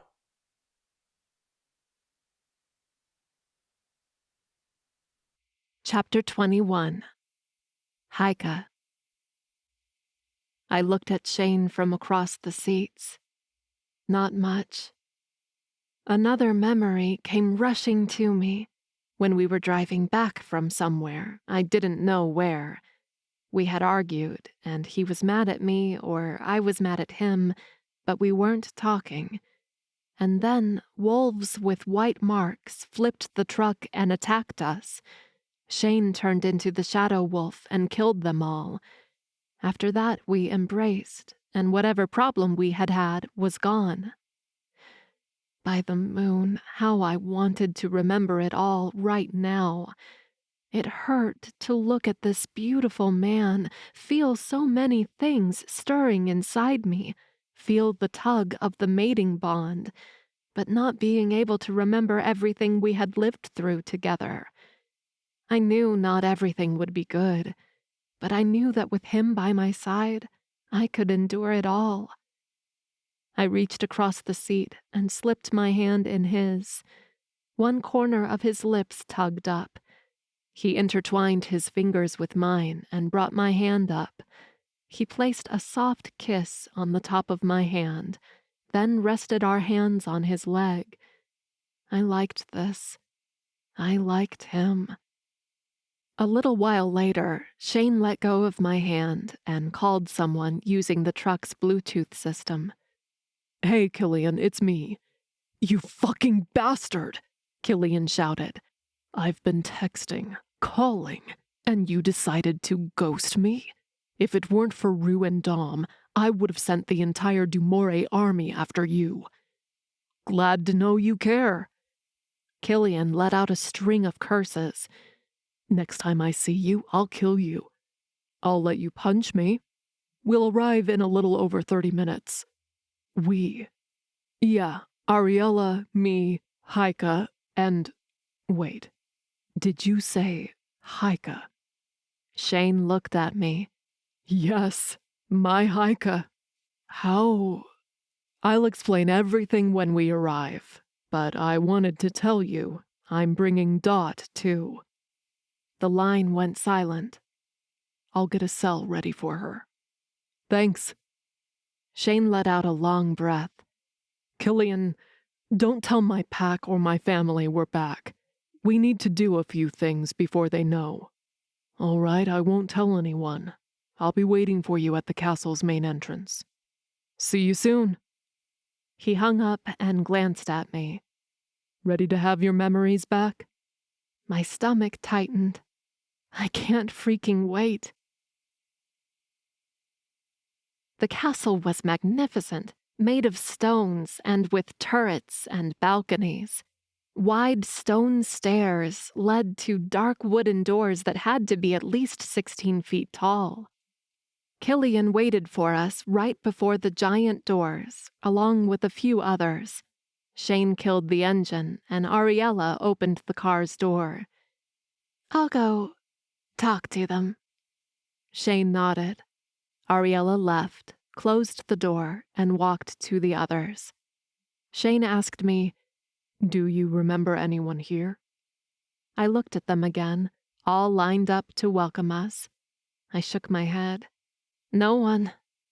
"You'll remember everyone, but still." He pointed to the line of people standing outside, their eyes all on me, even though they attentively listened to Ariella, the shock apparent in their faces. "In the center are Killian and Lavinia, our good friends. Then there's Thea and Drake to their right, and Alme to their left." A new memory popped in my head, of me naked after fighting a demon and the 3 witches, Lavinia, Thea, and Alme approaching me. Alme put a jacket on my shoulders, then left with Thea to free the pack, while Lavinia and I went back to Shane. "I saw the witches in a memory," I told him. He smiled at me. "You're remembering more and more, but we'll fast-track that." The car shook, and a muffled scream came from the back. Dot had woken up. Ariella opened the trunk and pulled her out. Drake snapped his fingers, and a group of vampires surged from the corners of the building. Holy moon, they had been there the entire time, grabbed the witch by the arms, and carried her inside the castle. "Ready?" Shane asked. I wasn't, but that was beside the point. I nodded. Together we exited the car, and I felt like I had stepped onto a stage to sing and had lost my voice. Everyone was looking at me, especially Lavinia, Killian, and Alme, as if they were seeing a ghost. Thea came forward. "Welcome to Dumore Castle, Heike. Ariella told us you don't remember much. That must be confusing and a little terrifying, but don't worry. We'll fix it right away." She gestured to the large double doors of the castle. "Come with me." Wishing I could shrink into myself, I followed her through the immense castle's foyer and large hallways until we arrived at what looked like a sunroom. "This is where Thea and the others make their potions," Shane said from behind me. I was glad he hadn't left me alone. Right now, he was the one I knew the most. Thea pulled out a stool from under one of the long tables and patted the top. "Sit here, please." I hesitated, but sat down. Alme and Lavinia grabbed chalk from the table and started drawing a circle around me. I tensed. For a quick second, I panicked. What if this was the spell? What if these supernaturals had messed with my memory and made me believe things that weren't true? Who should I trust? Who was telling me the truth? I looked at Shane. He held my stare, his chocolate eyes so sure and proud. The feeling in my chest tugged hard. Him. I could trust him. Now and forever, he would never lie to me. Not on purpose. I knew that, surely as I knew I could read and write, even though I didn't remember being taught how. I relaxed a tiny bit. Don't worry, Alme said. We're here to help you. With the circle closed, the witches stepped outside the white line and joined hands. Ready? Thea asked. Not trusting myself to speak, I nodded. Then I lifted a hand. There's one more thing. Payman told me Dot numbed the bond's magic, too. I looked at Shane, and he was fuming. They thought I would break free if I could feel the bond. We'll break that one, too, Alme said. The witches chanted something I couldn't understand, their voices low but strong. Magic sparked from the white line and rose into the air like small white fireflies. The hair on my arms rose, and the magic enveloped me. I gasped as it reached inside me. It started as an odd sensation, but as it reached my head, it expanded, and it hurt. I closed my eyes and groaned. "What's going on?" I heard Shane asking. "Stay back," Killian warned him. "Trust them." The magic rummaged through my mind like a bird flying through a thick forest, fast and sharp and true. It poked and prodded, making me dizzy. A sudden pang cut through my skull. They found it. The spell. Broken and faint, but still there. Both magics warred for space, for control, for my sanity. I fell to my knees and gasped for air as the pain increased. "Haygert, it's almost done," someone said, their voice strained. Another thread of magic wrapped around my heart and prodded at the strings that pulled me to Shane. They swirled around them, cleaning them up. A second later, the spell exploded, sending pain irradiating everywhere. I think I blacked out for a moment, because when I blinked, I was on the floor, and everyone was over me. Shane put his arms under my back and helped me sit up. "Are you okay?" I closed my eyes and let it all quiet down for a moment. There was no pain. There were no magical wars in my mind. I gasped as the memories flooded my mind, and I suddenly remembered everything. "What is it?" Shane asked, his voice pained. I stared at him, tears in my eyes. "I remember." He let out a long sigh of relief. Thea smiled at me. "I'm glad it worked."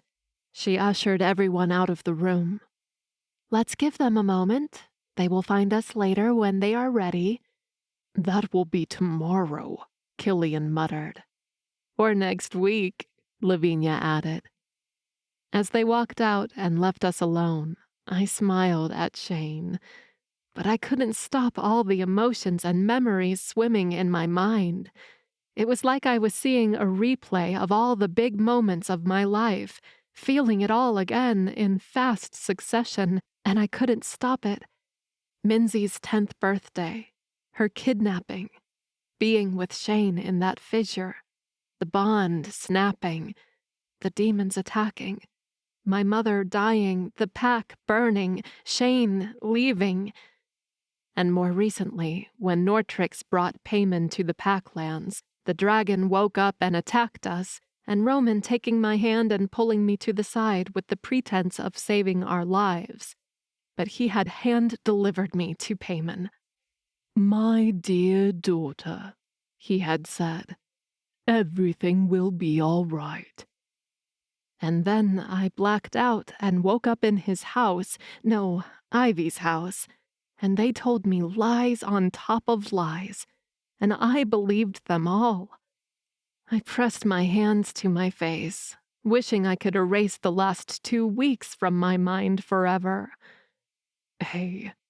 Shane wrapped his hands around my wrists and pulled my arms down.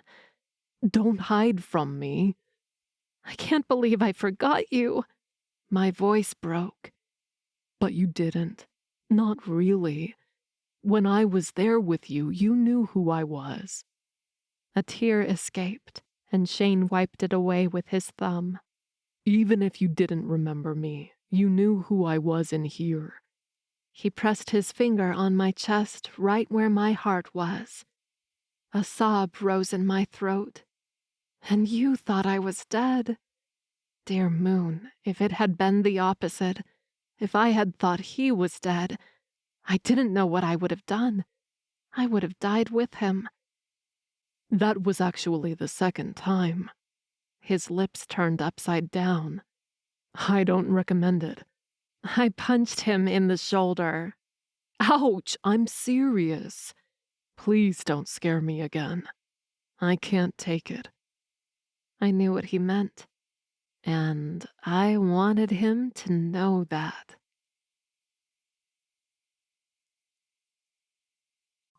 Chapter 22.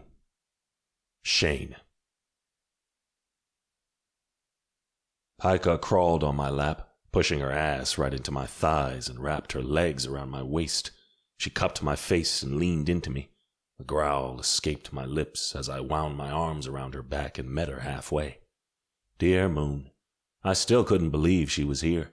She was alive and with me, with her memories back and her love for me too. Holding on to her, I moved and took her down. She lay on the hard floor, and for a moment I looked at her. Her long, wavy black hair formed a halo around her, and her bright blue eyes shone like the stars. She bit down on her lower lip, reaching for me. Damn, she was gorgeous. I pressed my body to hers. I didn't even care where we were, who might see us. I just needed her, and I needed her now. I kissed her again and moved my hips. Haika gasped. She wound her legs around my waist, tugging her feet on my ass. I smiled against her lips, glad to see she wanted this as much as I did. I broke the kiss and reached for my chest. These clothes needed to come off right now. The castle shook and Haika stiffened. "What was that?" I pushed up on my arms and looked down at her. "It's probably Aurora." "Who?" "Drake and Thea's 7-year-old daughter. She's a half-vampire, half-witch, and powerful. She has been having night terrors, and each time she does, she sends ripples of magic through the castle." She frowned. "Poor thing." "Yeah, but—" I snapped my head to the side. Rapid footsteps crossed a nearby hallway. "Something is wrong." I shot up, took Haika's hand in mine, and helped her up. She landed in my arms. I leaned into her and brushed my lips on her. "We'll continue this later." Pink spread over her cheeks. "I'm counting on that." I growled and kissed her one more time. Dear Moon, I loved when she said that. Still holding her hand, I guided us through the castle's hallways. Haika looked around as much as she could, taking the splendor of the place in. We arrived at a side corridor where a handful of vampires gathered around. Prince Cain and Lyra saw us coming and turned to us. "Shane," Cain said. "What is going on?"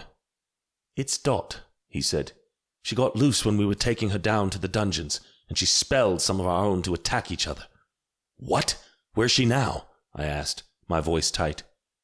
"Queen Thea and Alme sedated her," Lyra said.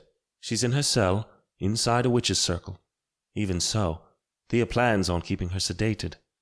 I frowned. "But if she's sedated, she can't break my curse." "It won't be much." Thea walked out of a door to our left. "It's enough so she can't use her magic against us."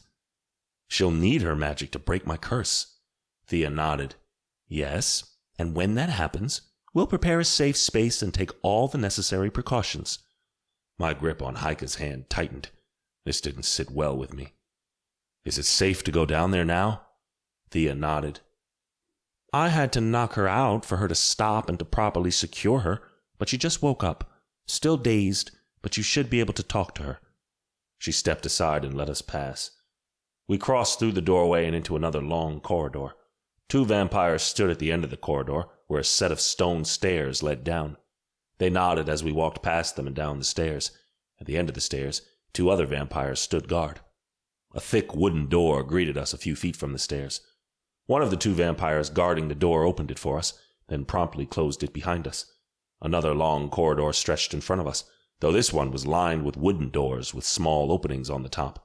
Toward the back, the doors changed into ones made of bars, and Dot was in one of them.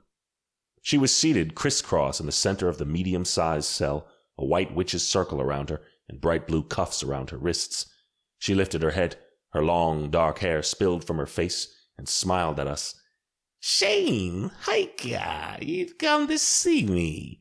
Her words were slurred, and her head and shoulders swayed to the side. "To what do I owe this pleasure?" "Cut the crap, Dot," I barked. "You'll undo my curse." "Oh, the curse," she nodded. "Right. But that's such a fun curse. I haven't seen it in action in months. Tell me, how many people have you killed in your shadow wolf form?" I clenched my hands into fists. "You," Heike placed a hand on my chest. "Just do what he says, Dot." Dot turned her heinous grin to Heike. "Little wolf, Rage surged in me. "Do not talk to her." Dot's eyes shone with amusement. "Is that anger I hear in your voice? I can actually see it. That's fabulous. I would love to see the shadow wolf right now." I took a deep breath, trying to calm down. I wouldn't give her the satisfaction of seeing me losing my shit. "Here's the deal. You will break my curse one way or another. Option 1, you can break my curse nicely. Or option 2, I'll torture you like you tortured me until you agree. I'll make you wish you had agreed sooner." She stared at me blankly. "You don't scare me." A growl rose from my throat. I leaned against the bars and barked. "You should be scared." Her smile widened and I suppressed a shudder. She was insane, like all the other night mist witches I had met. Without any more to say to her, I held Heike's hand and marched out of the prison. Once we were outside the castle, Heike tugged at my arm. "Are you okay?" "I'm great," I said, my voice high. I let out a long sigh. "I really am great, though. You're here with me, unharmed and whole, and we have Dot. Soon, she'll break my curse, and everything will be fine." Or almost everything. There was still payment for us to deal with. I frowned. "How about you? Are you okay after confronting her?" Heike's shoulders drooped. I don't know. While I was with them, Dot was like a cool, crazy aunt. If only I had known she was spelling my mind so I couldn't remember anything and muting the bond." Heike shook her head. "I was so naive." "Hey," I cupped her face. "You're not naive. You didn't know anything and you did the best you could." She rested her head on my hand. "I'm just glad I'm back beside you." "I second that." I leaned into her, pressing a soft kiss on her forehead. "Now let's get you home."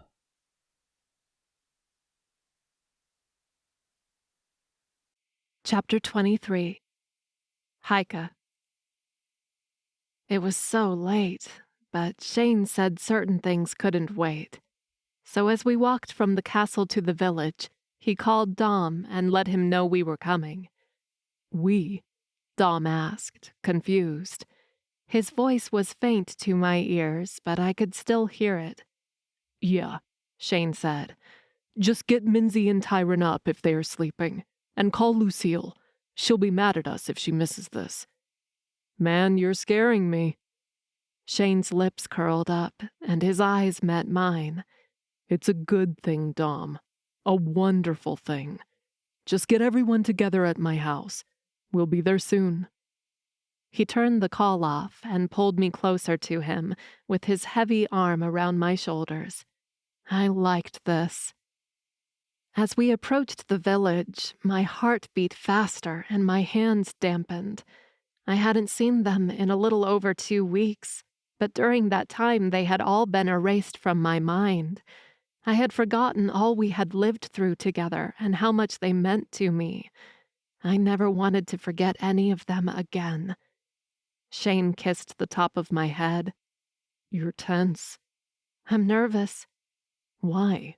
You're going to see your family. They love you." "Not because of that, but—" I let out a long sigh. Shane halted, making me stop with him, and faced me, his hands on my shoulders. "Heike, what is it?" I looked at his beautiful face, at the sharp angles of his chin and jaw, his deep chocolate eyes looking at me with so much worry. If I could etch them into my mind forever, and nothing, no one could ever erase them. I was so afraid of losing him in any way, but it was a special kind of horror to be alive and not remember him at all. "I don't want to forget anything again," I said in a whisper. My throat closed. "I don't want to forget you." Shane wrapped his arm around my waist and pulled me flush to him. He buried his head in my hair and held me tight as I let one stubborn tear escape my eyes. I splayed my hands on his shoulder blades as if I could keep him like that forever. "I'm so sorry you had to go through this, my love," he whispered, his lips brushing my neck, sending a shiver down my back. "As your mate, it's my responsibility to protect you, to not let anything happen to you, and I failed. That knowledge kills me." I pulled back and stared into his eyes. "Shane, it wasn't your fault. We had too many enemies, too many things going against us. It was impossible to fight it all." He nodded. "That might be true, but I still failed." He cupped my face. "It killed me. To lose you again. I only hung on because of my siblings, because of the pack." I clutched his shoulders. "I'm glad you didn't do anything stupid, or you wouldn't have found me."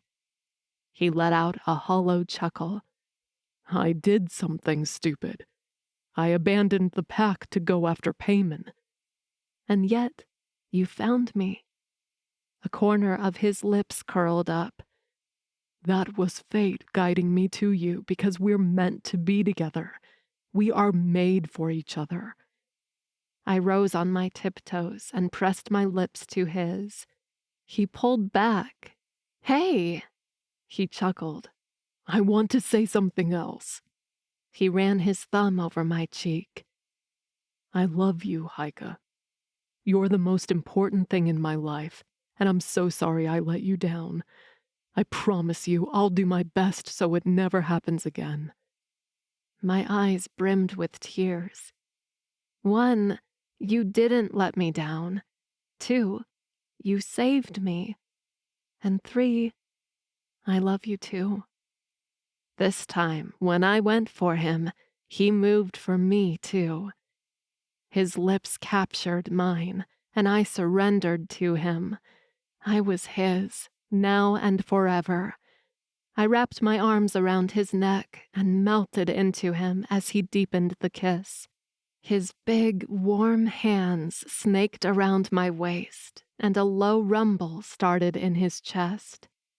Something vibrated between us.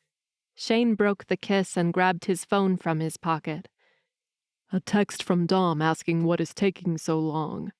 He lifted an eyebrow. I smiled. "You shouldn't have told them to get together now.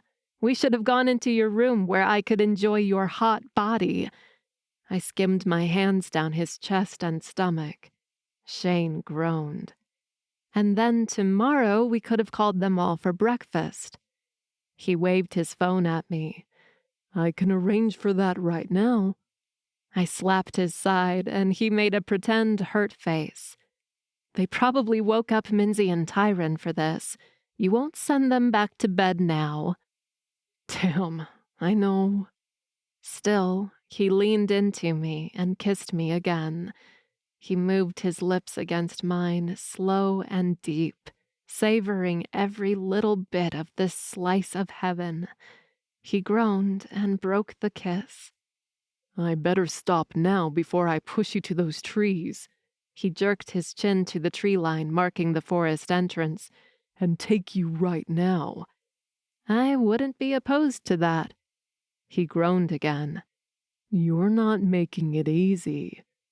What can I do? I like seeing how much you want me.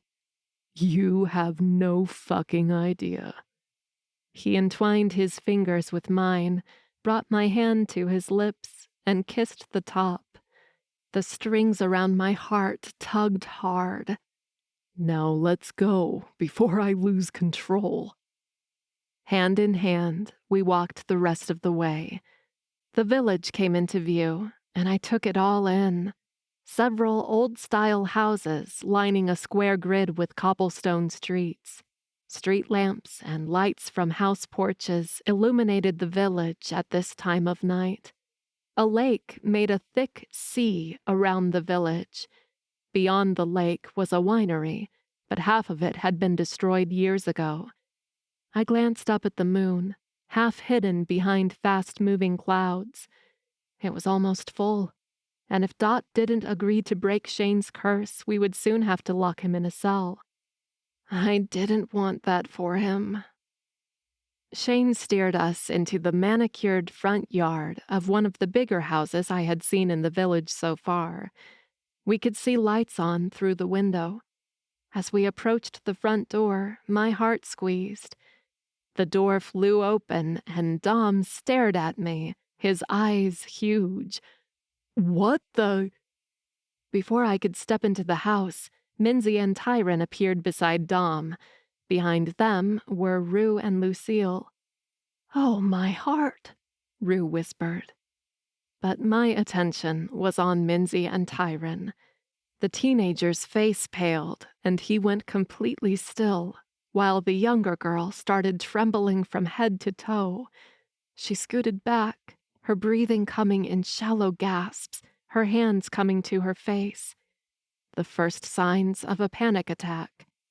I let go of Shane's hand and rushed inside the house. "It's okay, pretty girl."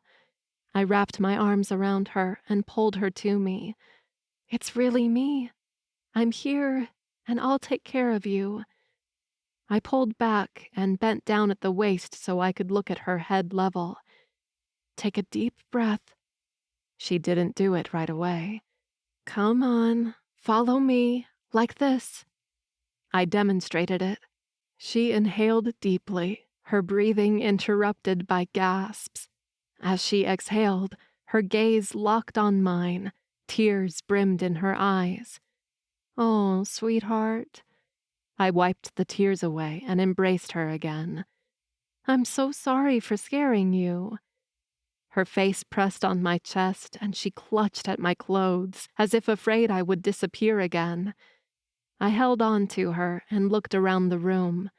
Rue, Lucille, and Dom looked at me as if I were a ghost, but wonder filled their eyes. "Hi," I mouthed. Tyron, though, stared at me as if I was a nightmare. "How is this possible?"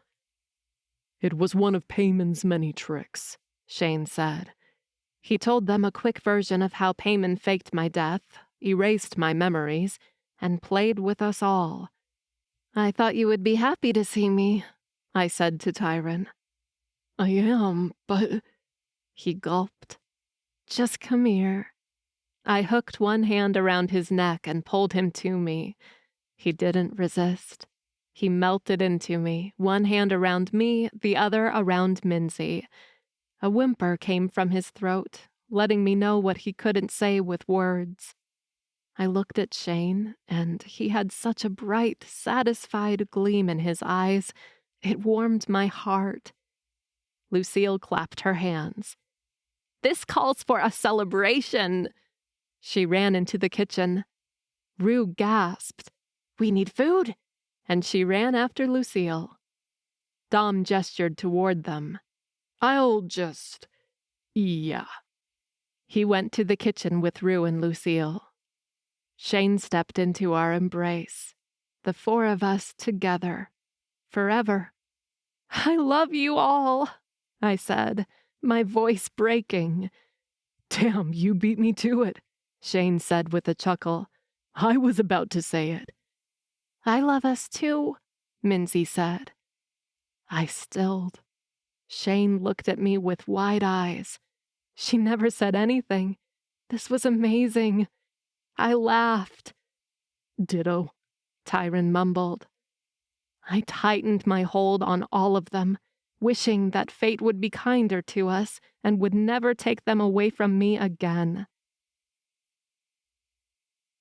When we realized the get-together was quickly turning into a party, Shane texted Killian, who showed up with Lavinia. Now that I remembered them, we hugged, and Lavinia told me with tears in her eyes that she was glad I was back. "Oh, I have something for you," Shane said. He grabbed one of the pretty flowers from the mountain and handed it to Lavinia. "I had almost forgotten it, but thought you might like to do some experiments with it, see if you can use it in a potion."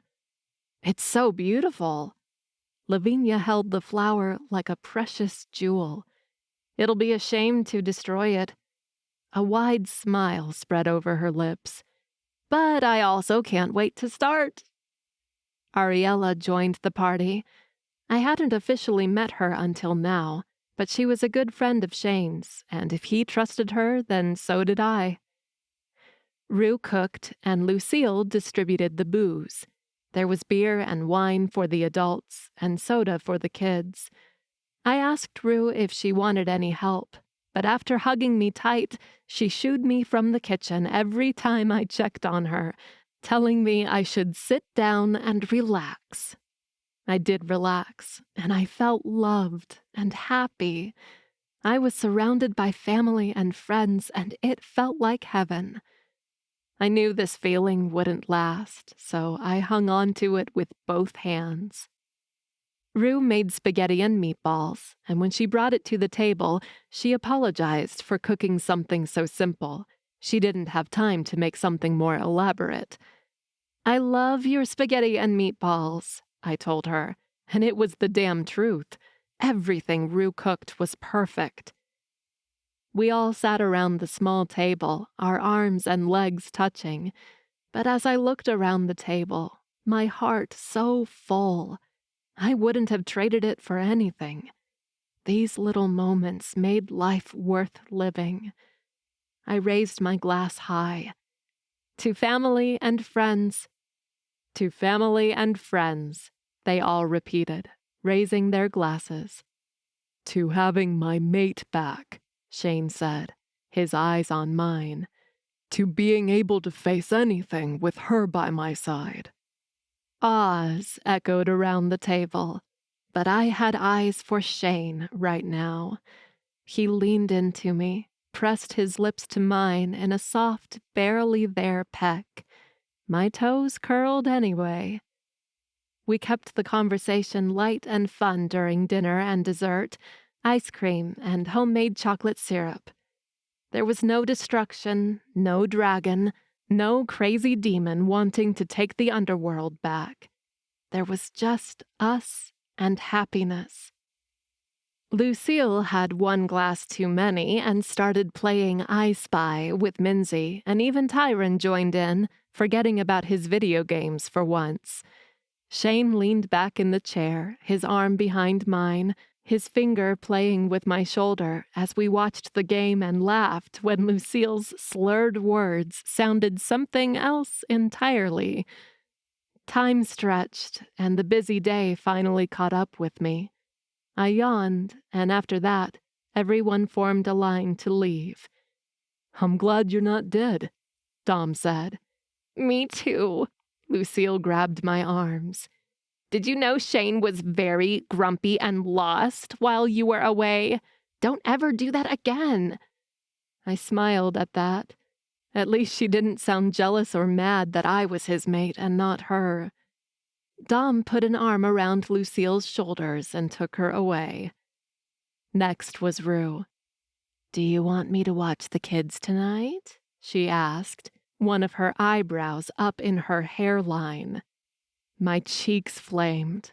"I don't think that will be necessary." "If you say so." She hugged me again. "Get used to this. I'll embrace you many, many times." "I'm not complaining." She kissed my cheek, then left. Ariella halted in front of me. "It was nice meeting you, Heike." "You too," I said. "And thank you for helping Shane." She shrugged. "Anytime." Next were Killian and Lavinia. "Rest up," Killian said. "Or not." Lavinia elbowed him in the ribs. Then she flashed a wide smile at us. "I have a gift for you." She picked up a small flask from her purse and offered it to us. I grabbed the vial. "What is this?" "Spill some of it behind your door on the floor," she said, her voice low. "It'll make your bedroom soundproof." She winked and waved at us. "Bye." She and Killian zoomed out of the house with their super speed. They didn't even stay long enough to see the blood pinked up my cheeks. Holding the vial, I turned to Shane. "What's with everyone?" A lopsided grin adorned his lips. "They know we have been apart, and we missed each other." My blush grew redder, I was sure. We closed the door and went to the couch where Tyron was seated, his eyes glued to his phone as if he wasn't really seeing anything anymore, and Minzy was lying down, her head on Tyron's shoulder. Shane scooped Minzy up, and I helped Tyron up. At Tyron's bedroom door, I kissed the top of his head. "Good night." "Night," he mumbled with a yawn. He closed the door, and I heard the bed creak as he fell over it. I turned and stopped at Minzy's door while Shane deposited her in bed. He tucked her in, kissed her forehead, and silently backed away from the room. He pulled the door until only a small crack was open. Then he turned to me. His gaze darkened, and a thrill coursed through me. Our eyes locked. He stalked to me, one step at a time, and I backed away, matching his slow, sensual rhythm. I entered a room, his, and didn't even bother turning on the lights. Shane came in after me and closed the door. I scooted back until I was beside the window. I drew the curtains so a little of the moonlight spilled in through the blinds and I could look at him, at the perfection that was this man. My mate. He marched to me, but before he could touch me, I brought my hand up, the vial resting in my upturned palm. He got the vial from me, uncorked it, and spilled some of the liquid behind the closed door. A faint humming echoed through the room as a blue light traveled from the door to the walls and then disappeared. "Now you can scream for me," he said, his voice rough. "Dear moon." He rushed to me, but stopped short. He kept one foot between us while he stared at me with hooded eyes. A need hit me. A need to touch him, to kiss and be kissed, to be taken this badly, but it consumed me in the moment. "Kiss me," I whispered, my head in a daze. Shane didn't waste a second. He stepped into me and pressing me against the wall with his palms flat on either side of my head, caging me in, he kissed me. His lips were warm and soft and made of pure honey. I melted into his kiss, parting my lips for him. His tongue sneaked in, teasing mine and ripping a moan from my throat. he groaned, taking my lower lip between his teeth. Delicious, he whispered, before taking my mouth again. His hands slid down my waist, down to my thighs, leaving a trail of fire across my body, and all I could do was moan in his mouth. "I've missed you," I whispered against his lips. "Dear Moon," he groaned, "I've missed you more." Shane devoured me, soul and body, just the way I wanted, just the way I needed.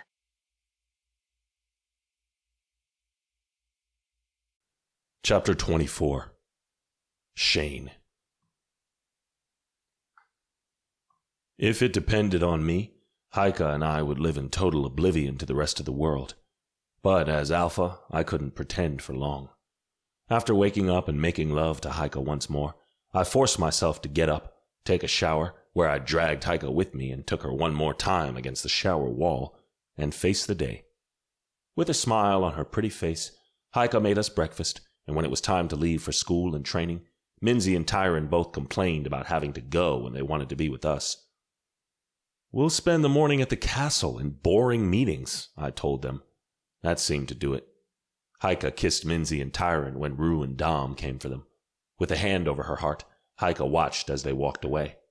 And I watched her, totally taken aback by her kind heart, and her love for my siblings. And for me. I was totally, irrevocably in love with her. After organizing the kitchen, I remembered Haika's cell phone. I had kept it, though turned off, so I handed it to her. She chucked the one other she had been given in the trash. Then Haika and I made our way to the castle. I glanced at her, so proud and happy she was by my side. But there were pressing matters we couldn't forget.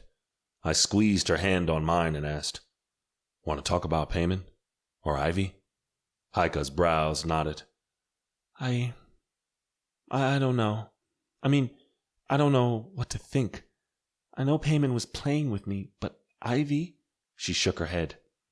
"She was different. I felt she was really my friend, my sister, while I was there." I could only imagine. Haika had been an only child, practically isolated from the rest of the pack while growing up because she was the Omega and no one wanted her near them. But suddenly, she woke up in a world where she had never been alone, where she had a sister and a best friend, and that had been a lie. "I'm sorry." "Me too." "The demon hunters are preparing for a war against Payman. At some point, we'll have to decide whether we want to help them or if we want to ignore what is going on. I still wanted to be the one to kill Payman, but if Haika chose to stay out of it all, I wouldn't force it on her. I would stay by her side no matter what." "I know," she sighed. "Right now, thinking about confronting him and Ivy makes me anxious, and I honestly don't know how I'll react. But I want to believe that if I prepare myself, I'll be able to act and do the right thing." "So you want to join the fight?" She nodded. "I think we should consider it. They'll need all the help they can get, and if they lose, it'll affect all of us." I tugged her to me and pressed a soft kiss on her head. "My mate is wise." She elbowed me on my side, but not hard. I still groaned as if she had broken a rib. She laughed, and that sound was music to my ears. Unfortunately, we couldn't live in our own bubble. At the castle, Haika and I went directly to Dot's cell in the dungeon. The guards opened the doors for us without any questions. The witch was in the same position as last evening, a tray of untouched food by her side. "Have you changed your mind?" I asked, knowing this wouldn't go well. She didn't say anything, but I could hear her heartbeat and her breathing, slow and steady. She could be sleeping, but I knew she wasn't. "I'll give you one more day to do this the easy way," I told her. Her chest moved, and at first I thought she was having a seizure, but then a raspy sound came from her throat, and as it grew louder, I realized it was laughter. Dot threw her head back and cackled. She stopped and stared at me, a sick grin on her dark lips. I held her gaze, unflinching. I didn't mind forcing her to help me, but the only way for that was torture, and I wasn't looking forward to that. I was sure as I tortured her, I would relive my past trauma. It wouldn't be pretty. Just thinking about it brought a wave of rage forth, and my shadow wolf stirred. I inhaled deeply, trying to remain in control. After a long while, Dot lowered her head and returned to her previous pose, like a motionless, creepy doll. Holding Heike's hand, I took us out of the dungeon. Once out in the castle's hallway, Heike asked, "Are you okay?" "Of course," I scoffed. "Dot is nothing. One way or another, she'll break my curse." "But the full moon is almost here." "I know." I could feel it, actually, the pull getting stronger and stronger. From now until the full moon, or until Dot did the spell, the Shadow Wolf would make himself known each time I got mad or frustrated, which was almost every day. I guided Heike through the castle's hallway, telling her about some of the rooms we walked past and what was beyond this corridor and that, until we entered a meeting room across Drake's office. Killian, Lavinia, and Ariella were already here, along with Dom and most of the Dumois princes. I introduced Heike to them, Prince Kane, Prince Aston, and Prince Dorian. I told her Prince Grey had left to help the demon hunters in their war against Payman. A couple of minutes later, Alme arrived with Eliza and Zadkiel. Eliza was Thea's right hand, and Zad was an angel and Eliza's mate. I introduced them both to Heike. "How are you feeling, dear?" Alme asked Heike. "Like myself again," Heike answered with a smile. Another minute passed before Lord Drake and Queen Thea arrived. "Please, sit," Drake commanded. Vampires didn't have the same power as wolf shifters when it came to that, but Drake's tone didn't leave any room for arguments. We all sat down around the long, dark table. "Before I forget," I started, "Lord Drake, I promised something to the goblins we met at the mountain." I explained the promise to send vampires to check out the demon activity in the mountain and why. Drake nodded. "You did the right thing." He looked at Aston. "After this meeting, send Lyra with the team to check it out." "Another test for Lyra?" Killian asked. Once he had told me that to become a prince or princess, a vampire had to pass many tests. "Something like that," Drake said. "Now, who can tell me about the demon hunters and Payman?" "I've talked to demon hunter Nora this morning," Prince Kane started his report. "After Shane encountered Payman at his house in Vancouver, and later at the building in Montreal, they sent teams to find him, but Payman and his demons were long gone. However, Doreen and Thierry filled them in about the dragon and why Payman is after her. They sent a team to either capture or kill the dragon." "Evelyn and Asher are on it," I spoke up. "They're being helped by a dragon shifter, Kaz. He said there's a place where he can take the dragon, where she'll be safe and Payman won't find her." "Where is this place?" Drake asked. I shook my head. "Kaz didn't tell us. He said he won't." "It's a sacred place," Ariella added. "Like a refuge for dragons and dragon shifters. I think Kaz might not be able to tell us, like an oath or something." Drake nodded. "Prince Kane, contact the demon hunters and tell them what we know about the dragon. Please, let them know not to harm her." "Yes, my lord," Kane said. "When we fought Payman yesterday, I tricked him with my light magic," Ariella said. "It weakened him, but that won't last long. If we can find him today or tomorrow and fight him, we'll have a better chance of defeating him." "The best demon hunters are out there tracking him," Drake said. "Soon we'll hear news about his capture." I felt Heike stiffen in the chair beside me. I frowned. "Shouldn't we send another team to aid them?" Killian asked. Drake seemed to consider that. "Prince Grey is already on site with the demon hunters. He'll let us know if more help is needed. For now, everyone stay put and go on with your normal routine." With that, the meeting was over. Everyone got up. Some left the room right away, others mingled and talked. Killian, Lavinia, and Ariella joined Heike and me.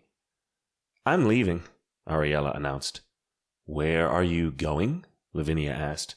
"To join the demon hunters and go after Payman," she shrugged. "It's not like I have anything else to do." A part of me wanted to join her. I still wanted to hurt Payman for what he did to Heike and me, but with the full moon approaching, it would be easy for me to lose control. Besides, I had to take care of my pack. Now that Heike was here and Payman would be dealt with soon, I had to think of what was next for my pack. "Good luck," I told her. We accompanied her to the underground garage, where she borrowed a car, and we said goodbye to her. "Sometimes I pity her," Lavinia said. We stood at the garage's entrance, watching as Ariella's car turned into a small dot on the long road. "Why?" Heike asked. "What happened to her?" From what I heard, she came from heaven on a mission with a small group of angels. They were ambushed by demons, most of the angels were killed, and Ariella lost her wings. She became a fallen angel, and she can't go back to heaven until she recovers them." "Can she recover them?" Heike asked. "I think so, if they weren't destroyed," Lavinia said. "She has been after the demons who attacked her for years now, but they are either good at hiding or they are all dead. Either way, it seems it'll be impossible for her to get her wings back." "What happens then?" "She remains on Earth as a fallen angel without her wings." "Which is why she helps everyone who needs a hand," Killian said, "so she has something to do." "Lord Drake offered me a place here," I said. "Maybe he can offer her one too. At least it's something for her to do, to occupy her time and mind so she's not obsessing about her wings." "I heard he already offered," Killian told us. "She's good friends with Farah and Wyatt, and they offered her titles and positions within the Fae Court and more, but she has refused it all." "It seems like she likes being a free spirit," Heike said. "Owner of her own destiny." Lavinia nodded. "It sounds rather mysterious and powerful, doesn't it?" The car disappeared beyond the bend in the road. "We should go back." I squeezed Heike's hand. "Will you come back later?" I asked Killian. "I want the council to meet. We should discuss the pack's current situation and what to do next." Killian frowned. "You're not thinking of leaving, are you? You know that village has been deserted for years. It's all yours if you want to stay." "I know, and I'll bring it up again. I might be the alpha, but my pack's opinion matters to me. I wouldn't repeat my father's mistakes." "Are you becoming old and wise all of a sudden?" Lavinia teased. Heike laughed, and I glared at both of them. We agreed to meet and have dinner together later. On the way back to the village, I texted Dom and told him about the meeting in an hour. Rue asked Lucille to help Viana with the kids in her place, and Hamel had been notified and ready. We still had time, so Heike and I stopped at our house. Our house. I liked the sound of that. "Are you hungry?" Heike asked me once we entered the house. She let go of my hand and walked to the kitchen in the back. "I am, but it's not for food." She halted and turned to me, her blue eyes shining with mischief. "What do you mean?" I advanced toward her, then froze. "Heike!" Someone jumped behind her and wrapped a hand around her throat. Roman. Rage surged from within my veins, and the shadow wolf screamed at me. "Stay back!" he yelled. His hand shifted into a claw, his nails pressed along Heike's throat. He wrapped his other arm around her waist and pulled her flush against him. My vision became a sea of red. "Let her go," I snarled. "Never," he shouted. "She goes with me, or she dies right here." "Roman, stop this," Heike said, her voice strained. She stretched her neck, trying to avoid his grip in vain. She jerked against him, but he only tightened his hold. A drop of blood slid down her throat. "I'm going to kill you." The shadow wolf was at my fingertips, and I was having trouble finding a reason not to let it out. His other arm shifted, and his claws pressed against Heike's midriff. "Advance one step, and I'll rip her to pieces before you can shift." "This is insane," Heike muttered. "Roman, you don't want to do this." "No, I don't. But what other choice do I have?" He took a step back into the kitchen, putting more distance between us. My body thrummed with the need to shift and pounce at him. "You're mated to him. I lost." "Just let me go, and we can talk," Heike rasped. "We can—" "Shut up," he yelled. I looked at Heike. My mate was in the arms of the wolf who betrayed his pack, who helped a higher demon take her away from us, who was aiding this demon in his ridiculous plans of taking back the underworld, all because he wanted to be with a woman who was mated to another. Fury became a white-hot sea, and I couldn't control it anymore. The shadow wolf surged forward.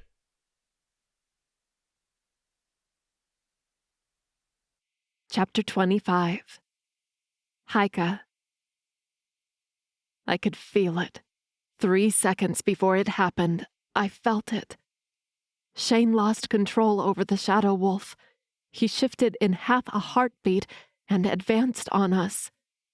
Roman took several steps back and bumped into the kitchen counter. I reached for the first thing I could grab, a frying pan from the cooktop, and swung it at Roman's head. He let go of me, and I dashed to the side as Shane pounced on him. Roman shifted, but it was too late. Shane closed his massive claws around Roman's neck and squeezed. The crunching of bones echoed through the kitchen, and my stomach turned. By the moon. He let go of a dead Roman and turned to me, his powerful body in a ready stance, his red eyes shining, his sharp teeth bared, and drool gathering at the corners of his huge mouth. "Shane," I whispered, my voice trembling as much as my hands were. I had seen him like this several times, and I had felt nervous only the first time because I didn't know what to expect. He had recognized me then and every time since. But this time, it was different. It felt different. We were 2 days away from the full moon, and the witches had warned him the shadow wolf would start taking over more often until he never came back from it. He snarled, "Shane, it's me!" With minimal movements, I retreated a step. "It's Heike, your mate." I lowered my arm and grabbed my phone from my pants back pocket. Knowing I wouldn't be able to text anyone or even talk on the phone, I simply pressed the call button and put it on speaker mode. Shane took a step closer and snarled again. "It's okay, Shane." I put the phone on the counter. "Hello, Heike?" Killian's voice came from the phone. Shane let out a growl and rushed toward me. "Help!" I screamed before running out of the kitchen. Shane skidded on the hard floors but didn't slow down. I raced through the short hallway to the living room, and Shane came after me, bumping into the walls, bending the doorways, and ripping the lights on his way. I ran to the door, then paused. No, I couldn't take him out of here. If I did, then I would put the entire pack in danger. I had to keep him occupied until the others arrived and we could subdue him. Shit. I dashed across the room and into the small dining table, putting that in between us. Not that I thought the table would save me from Shane. I clutched the back of a chair. "Shane, stop it! You know me. Please remember me."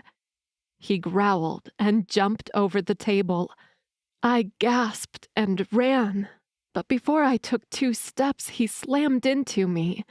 He pushed me against the wall, a big hand on my neck, and lowered his head to mine. He snarled, his hot breath washing over me. I whimpered, "Shane, please, it's me, Heike, your mate." He snapped his teeth an inch from my nose, and I swallowed a scream. "I'm so sorry for this." I pushed my hand into his chest and sent my dark fire into him. Just a small jolt, but enough to make him stagger back and let me go. He straightened and let out a hair-raising howl. Shit, I only made him madder. He rushed me again. I brought my hands up and threw 2 dark fire bolts at him, one right after the other. These were a little more powerful than the first one, and Shane skidded back, falling to his knees. But it didn't keep him down for long. He pushed to his feet again and let out another piercing growl. He charged. The door flew open, and a blue, magical shield appeared between us. Shane slammed into it, but that didn't faze him. He turned to the newcomers, Lavinia and Killian. Snarling, Shane ran at them. Lavinia lifted her hands, and a blue round wall rose from the floor, trapping Shane within. "Quick," she said, her voice strained. Enraged, Shane clawed at the shield. "I won't be able to hold it for long."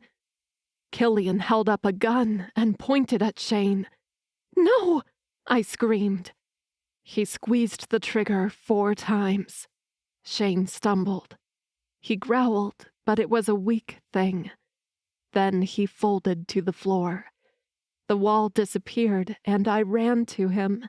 4 darts pierced his chest. "Sedative?" I asked. Killian nodded. "It was the only thing I could think of to stop him without hurting him." It was a good idea. I reached for him. The fur retreated, and he shifted back to his human form. Lavinia picked up a throw blanket from the couch and handed it to me.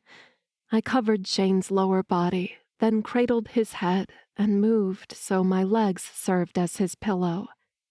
I ran my hand over his beautiful face. Lavinia crouched beside me. "It isn't the full moon yet. What triggered it?" Killian sniffed the air. "I smell blood." "In the kitchen," I told them. Killian and Lavinia went to the kitchen. I heard Killian's loud curse. They came back to the front of the house. "I'll clean this up." "Wait," Shane said, his voice faint. I gasped. "You're awake." He groaned, his eyes still closed. "Lock me up. I can't control it anymore." His head lolled back, and he fell into a deep sleep. Killian looked at me. My eyes filled with tears. "You heard him. Let's clean this mess up and lock him up." I sat on the floor in front of the bars, dividing the room in half. Shane slept in the bed on the other side, still out because of the sedative. Killian admitted giving him a strong dose because he didn't know how much the shadow wolf would require to go down. Now that Shane was back in human form, he would be out cold for hours. This was the room Killian and Lavinia had made for Shane when they first moved here. Shane had confided in them about his curse, and Killian had gotten Drake's permission to modify the room without explaining why. Drake trusted Killian, but everyone in the castle knew what went on during full moon. It was hard not to when he became a massive wolf who wanted to murder everyone on sight, including me. The bars were reinforced with magic, and the windows had the same bars and magic on them. The only door on this side of the room led to the bathroom, which had been stripped to the bare minimum in case he needed to be locked here while in his human form. Like now. After bringing Shane here, Killian and Lavinia went back to the village to clean up the house. We decided not to tell anyone about Roman. The wolves in our pack had already participated in a ceremony to honor his death. If they found out he had betrayed us all, kidnapped me, and then tried to kill Shane and me, he would be cursed for eternity. Better to let them believe he had died weeks ago. My heart hurt, though. Roman had been a good friend, and I was saddened about how things ended with him. I couldn't believe all of this was happening. Couldn't Shane and I be 2 wolf shifters in love and raise our family in peace? Why was there a damn curse, a demon who wanted to destroy the world or take over the underworld, and more terrible things? People came in and out of the room to check on Shane and me. Lavinia brought me food and sat down with me for a long time, but I didn't blame anyone for not sticking around. For them, it was boring to watch Shane sleep. For me, it was the only thing I had to cling to sanity. I called Rue several times, though, to check on Minzy and Tyron. I FaceTimed with Minzy twice, but she never spoke. She wanted to hear me talk. I made a mental note to have dinner with them, even if Shane was still sleeping. I couldn't abandon them. Finally, late in the afternoon, Shane woke up. I heard as his breathing and heartbeat changed, right before he turned to his side and opened his eyes. He sat up with a jerk and looked around, confused. I stood, and he looked at me. "What?" He inhaled sharply. "Roman had you. Then he pressed his mouth into a thin line. I killed him, didn't I? I nodded. For the first time, you didn't recognize me. His eyes bugged. I attacked you? I'm sorry I used dark fire on you. It was the only thing I could think of to stop you. He took slow steps closer to the bars. Did I hurt you? I shook my head. No, you didn't. I'm fine. He ran a hand through his hair. But I attacked you anyway. He clenched his hands. Shane, calm down. It's fine. I'm okay. Don't get angry. You'll lose it again. He seethed, his eyes turning red. I can't control it. He shifted into his shadow wolf and ran at the bars with all he had. I jerked back as he rammed into the bars, and the magic jolted him back. He growled, a sick noise that gave me goosebumps, and came at the bars again. Once more the magic sparked to life, shocking him back. I clamped my hands over my ears as my heart ached. Shane didn't stop. Like a mindless beast, he kept coming to the bars, getting shocked, and then trying again. Each time he seemed more hurt, more tired, but he didn't stop. Arms closed around my shoulders, and someone steered me from the room. Once in the hallway, the door was closed with a definite thud, and Shane's growls and howls became a faint echo. I'm sorry. Lavinia embraced me. I wish you didn't have to see him like this. A sob rose to my throat. He told me this would happen. The shadow wolf would take over. I pushed away from Lavinia. I won't let that happen. Wiping at my eyes, I spun on my heels and ran down the hallway. I only stopped running when I was inside the dungeons and in front of Dot's cell. All right, bitch, here's the deal, I said. You will break Shane's curse, right now, or you'll have to deal with me.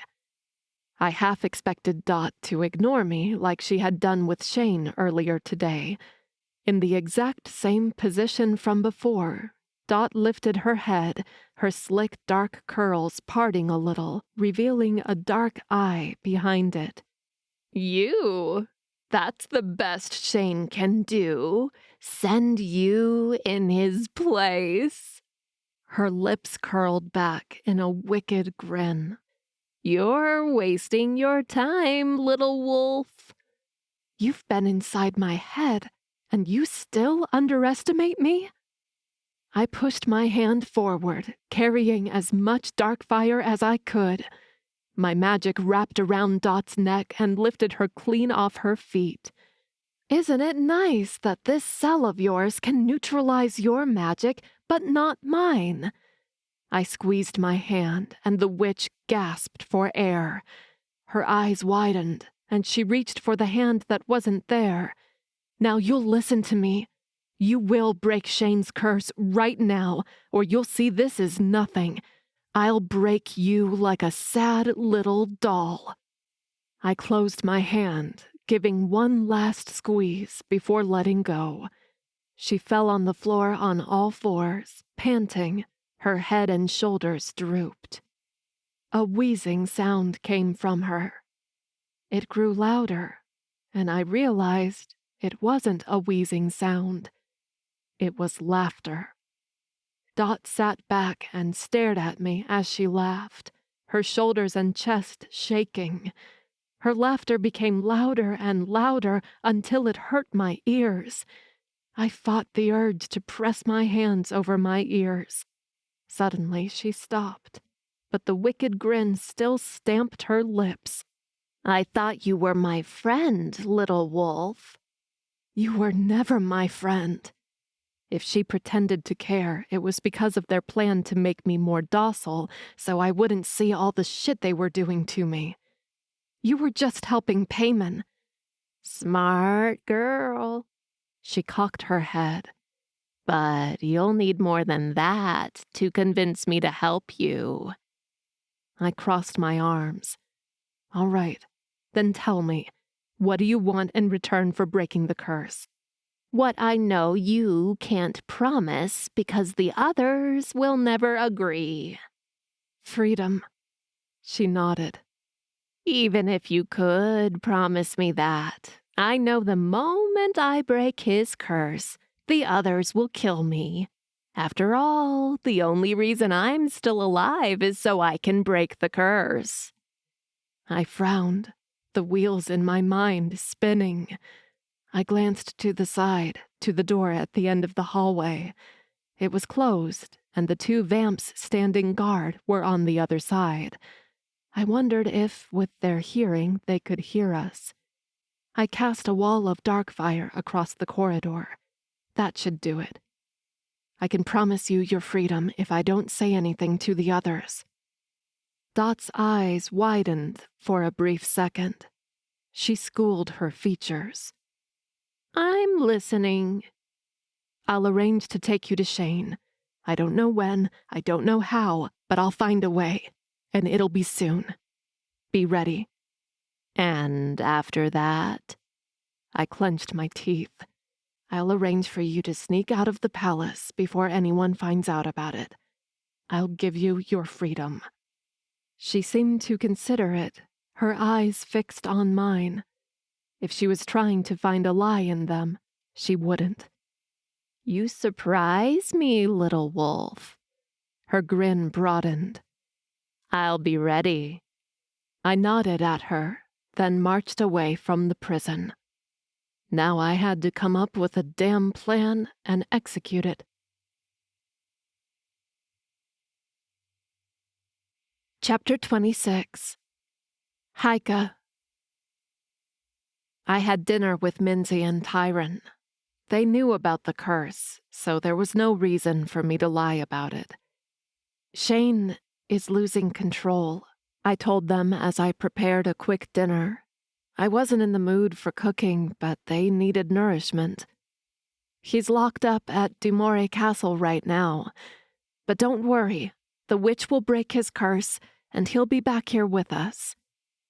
Minzy's anxiety spiked, but Tyron acted before I could. He grabbed a glass full of ice and handed 2 cubes to her so she could hold them in her hands. The difference in temperature helped shock the system and break the cycle.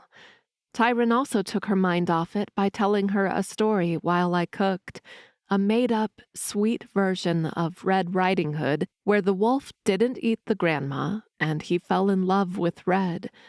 If only life were that simple. After dinner, they helped me clean the kitchen, and we watched an episode of a TV show the two of them were following, My Mind Elsewhere. When that was done, I put Minzy in bed. I thought Tyron would disappear into his bedroom, but he followed me back to Shane's bedroom. He halted at the doorway and crossed his arms. Now tell me what is going on. Tyron was a teenager, but he wasn't little anymore. In fact, in the past month he had grown another inch and bulked up. Soon he would be as tall and strong as his older brother. I sighed. I can't tell you. Why? Because I promised the witch I wouldn't tell anyone, and I'm a woman of my word. I walked to him, placing a hand on his arm. But trust me, you know I love your brother. He's my mate, and I'll never do anything that might hurt him, or you and Minzy for that matter. Just go to sleep. Rue will stay with you both while I'm gone. Hopefully Shane and I will be here for breakfast. He stared at me, a knot between his brows. I trust you. A soft smile spread over my lips. That meant a lot to me. Go to your bedroom. I'll be back soon. He looked at me for a moment more, then nodded and went to his bedroom. I changed into all black clothes and soft shoes, and then waited for Rue at the front porch. She didn't ask any questions or say any word. She took me in, nodded, and went in the house. I stared at the closed door for a second. When would the sneaking out, the planning, the attacking, the missions end? Would they ever? I seriously hoped it would. All I wanted was to settle with Shane, Minzy, Tyron, and the rest of the pack and live peacefully. That seemed like a faraway dream now. Not wasting any more time, I put my plan into action. Late at night, I walked to Demore Castle. Though this was a vampire castle, most supernaturals were sleeping now. Shane told me that once upon a time, the vampires slept through the day and were awake at night. But when Drake met Thea and they took over the vampires and witches, Drake changed the castle's schedule to accommodate the witches. He changed their way of life for love. Thea was one lucky woman. I was too. Shane loved me, and I loved him, and I didn't wish for anyone else. I didn't want anything else. Tonight, this damn curse would be gone, and despite still having plenty of problems to deal with, it would be one big weight off our shoulders. The vampire guards at the castle's doors let me pass without any problem, despite the hour. Inside, the castle was dim, with only a light on here and there. A few patrols roamed around the castle every few minutes, but I wasn't worried about them. I went directly to Thea's sunroom. I found a wall full of potions and elixirs. It wasn't hard to find the ones I was looking for. I grabbed a few vials, filled the pockets of my vest, and walked toward the prison. Again, the two guards at the entrance didn't even look at me, but they should have. I put on the enchanted mask over my mouth and nose, picked one of the vials, and threw it at their feet. The smoke rose fast, enveloping them. They fainted and slid to the floor. I hooked my arms around theirs and dragged them inside the corridor so no one could see a pair of vampire guards knocked out. I descended the stairs and did the same with the next set of guards. These ones, though, I didn't bother carrying anywhere. In here, no one would see them. I walked past them, leaving the door wide open behind me, and halted in front of Dot's cell. Ready to get out of here? Seated in the same position as before, Dot lifted her head and brought her palms up, the blue shackles still around her wrists. How? I showed her the vial in my hand. I uncorked it and let a few drops fall on the cell's lock. It melted with a sizzling sound. I pushed the bars open and stepped into the cell. I grabbed another vial. Though Dot had the magical shackles cast by Thea, I knew she was a lot stronger than me, and without the circle or other wards around her, who knew what she could do? So I brought some insurance. I showed her the vial with red liquid. See this? If you break out of the cuffs or try anything funny, I'll throw this at you, and this will melt you, similar to how the other elixir melted the lock. You won't be able to reverse that. Understood? She nodded. Another flask, another potion. I let it drip over the circle's line. A 1-inch section disappeared, breaking the circle. With a long sigh, Dot rose to her feet and stretched as best as she could with her hands bound. But I wasn't done. I stepped into the circle and pressed my hand to her chest, sending a wave of dark fire into her. She wobbled to the side, dazed. You didn't think I would take you out of here at your full strength, right? I hadn't done this before, but when I came up with this plan earlier this evening, I asked Thea, Alme, and Lavinia random questions about magic, as if I wished to understand my dark fire better. I knew their magic was different, but some principles were the same, weren't they? I hoped they were. Otherwise, my plan wouldn't work at all. One of the questions was about how to make someone dizzy enough for a few minutes, and how to break it right after. I grabbed Dot's arm, bathed us in an elixir to mask our scent and sounds, and guided her out of the prison. She stumbled, too dizzy to do anything else. I timed it right and avoided all patrols while we crossed the castle. 2 guards stood at Shane's door in case Shane broke out of his magical prison. Once more, I threw an elixir at the guards' feet before they saw us, and they fainted. I pushed Dot into the bedroom, let go of her, and dragged the guards inside. I tied them up against each other with my dark fire in case they woke up before we were done. The room was dark enough that I had to wait a few seconds for my eyes to adjust to the moonlight coming from the curtainless windows. Shane stirred in bed and sat up. "Sorry we woke you up," I said, walking to the nearest lamp on a side table. I clicked it on. Yellowish light illuminated a portion of the room. Shane's eyes widened as he took in the scene in front of him. "What's going on?" He jumped from the bed and approached the bars. "Haika, what did you do?" "What I had to." I turned to Dot, who swayed, grabbed her shoulders, steadied her, and recalled the magic I had placed inside her to make her dizzy. She inhaled and blinked as if waking up from a dream. She recoiled from my grip. "Aren't you full of tricks, little wolf?" I shrugged. "I must be learning after watching you witches for so long." I showed her the vial in my hand and backed off a few steps. "Remember our deal." Apprehension hit me hard for a brief second, but I pushed it aside. I released the dark fire from around her wrists.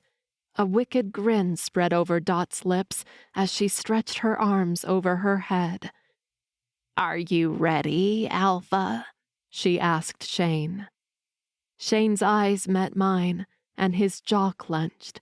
He didn't seem happy with this, but I knew he wouldn't oppose it either. He looked at Dot and nodded. I couldn't say I was surprised when Dot raised her hands and released a wave of dark magic at me. I threw up a shield of dark fire in front of me.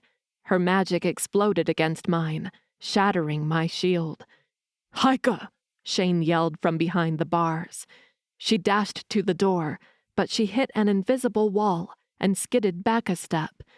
"What the—" She turned to me and sent a bolt of her magic at me. It sizzled out against the invisible wall. I grinned. "Did you think it would be that easy?" She shouted and punched the wall. "What is this?" I tisked. "I thought you would at least pretend to try." "What?" she asked, confused. The 2 sets of doors on this side of the bedroom opened, and supernaturals spilled inside. The wall I had created faded away as Killian, Lavinia, Almay, Drake, Thea, Kane, Eliza, and Zed surrounded the witch. Thea waved her hand, and the glamored circle she had prepared earlier disappeared. Now the circle shone a bright blue. Dot's eyes widened. "Fucking little wolf! You have no honor! You said you wouldn't tell anyone!" "I told you I wouldn't say anything to anyone." I gestured to Lavinia. She held a piece of paper in her hand. But I didn't say anything about not writing it down. I kept my word. Behind the bars, Shane chuckled. I glanced at him, proud of myself. I had expected Dot to try to run, but I had hoped she wouldn't.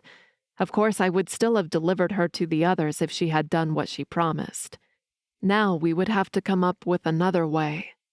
"You little bitch wolf," Dot said through gritted teeth. "Give up, Dot," I said. "There's nowhere for you to go. Just get this over with and undo Shane's curse." "Never!" she screamed. The windows rattled, and I clamped my ears. "We can torture you all day long," Drake threatened. She turned mad eyes at him. "I'm not afraid of torture," You can play with me for a year, a decade. I'm not helping you or anyone. Shane will become the Shadow Wolf, and there's nothing you can do." She faced me again, her lips peeling in her signature crazed grin. "Your mate will be lost forever." Behind the bars, Shane let out a growl. Without control, every little bit of anger was enough to bring the Shadow Wolf to life. He shifted in 2 seconds and rammed the bars, his sharp teeth snapping as if he could bite Dot's head off. I winced, my heart breaking a little at the sight. Lavinia waved her hand and brought a hazy wall over the circle so we couldn't see or hear Dot inside, and she couldn't hear us. "I think she's telling the truth," Lavinia said. "We can torture her however we want. She won't undo the curse." "I'm afraid to say I agree," Almay said. "Dot is determined to take this to the grave." My shoulders sagged. Then what am I supposed to do? I gestured toward Shane. He continued ramming against the bars, and I wondered if the magic in them would just fade at some point. I can't leave him like this. Killian snarled. "Let me take a good bite at her and see if she won't agree after that." Lavinia slapped his stomach. "We just established that—" "Wait!" An idea popped in my mind. The curse was done with blood magic. That's why it has to be a night mist witch who has to break the curse, right? Because it was a night mist witch who did it. "Right," Thea said. I looked at Lavinia. "Then, what if you bite Dot, take as much of her blood as you can, then perform the spell yourself?" Her eyes rounded. Lavinia was not only a vampire, but also a powerful witch. That could work, right? She glanced at Almay and Thea. "Technically, yes," Thea said. "I think so," Almay said. "But I don't know any curse-breaking spells," Lavinia said. Almay reached for her and touched her arm. "I know an easy one. I can help you with it." I looked at them expectantly. "So?" Lavinia shrugged. "We can try, but I think I won't take all of her blood in case it doesn't work. We might need her." Dot was one of the last night mist witches alive. Her coven had terrorized Minzy, made a deal with Conry, attacked my pack, brought the demons who killed my mother into the Packlands. They had also tortured Shane for 6 months and cursed him. I was past the point of caring. She made it clear she won't help either way. If you need to kill her, go ahead. "Ready?" Thea asked. We nodded. She lowered the wall, and Dot growled at us, looking more insane by the seconds. The witch was starting to lose it. "In 3, 2, 1.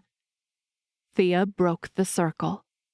With her vampire speed, Lavinia rushed to Dot. The witch didn't even see it happening. 1 second, Lavinia was beside Killian. The next, she was holding Dot against her, her mouth closed around Dot's neck.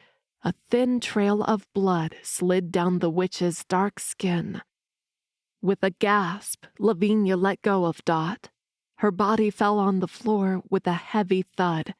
I could still hear her heart beating slowly, but still there. Lavinia closed her eyes and took a deep breath. I can feel it. Her magic. Almay stood by her side. "Call on that magic. Hold on to it. Now look at Shane." Lavinia followed the instructions. "Think about his curse, to turn into the Shadow Wolf at every full moon until it's all he knows and becomes it." Almay placed her hands over Lavinia's. "Now let me guide you." Almay closed her eyes, and together, the two of them stood still, their hands touching and out toward Shane. He seemed oblivious to all happening on this side of the bedroom as he continued running and racing toward the bars, trying to break them. I bit my pinky nail, waiting. A couple of minutes passed and nothing happened. I wanted to ask what was going on, but I was afraid of disrupting their spell. Finally, Shane stopped. "Keep going," Almay whispered. His red eyes faded, his fur started receding, and he let out a howl. Then he twisted into himself as if it was hurting. He knelt on the floor as the shadow wolf features disappeared. A sob rose to my throat. It was working. It was working. Shane's howl turned into a growl, then a gasp. Sweat beading his skin, he lifted his head and stared at us. "What's going on?" My heart hammering in my chest, I approached the bars.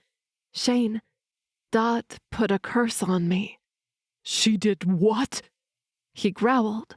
His chest moved fast. "But no shadow wolf," I whispered. Tears brimmed in my eyes. He realized what I did. His eyes rounded.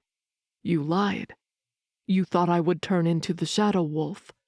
He looked down at his arms. "But I'm still me. I was fucking pissed a second ago, but I'm still me." A click sounded from the door in the center of the bars. The magic on it was gone, and I opened it. I knew everyone behind me was exiting the room, carrying Dot with them, but I barely paid them any attention. I stepped past the bars. Shane pushed to his feet and came to me. We collided. His naked body flushed against mine, his arms around my waist, and his head on my hair and neck. "It's gone," I whispered. "Yes, I can't feel it anymore," he whispered back. "Thank you." "You don't need to thank me." He pulled back and looked in my eyes. "I do, for everything. You're amazing and perfect, and I'm just so damn lucky to be your mate." My cheeks heated up, and I averted my eyes. I wasn't good at receiving compliments. Shane cupped my face and turned my head up. "Don't you hide from me. You're mine, forever, and I won't ever let go of you." I rose to tiptoes. "I'm counting on that." His mouth crashed against mine. Chapter 27. Shane. The moment my lips touched hers, I was lost.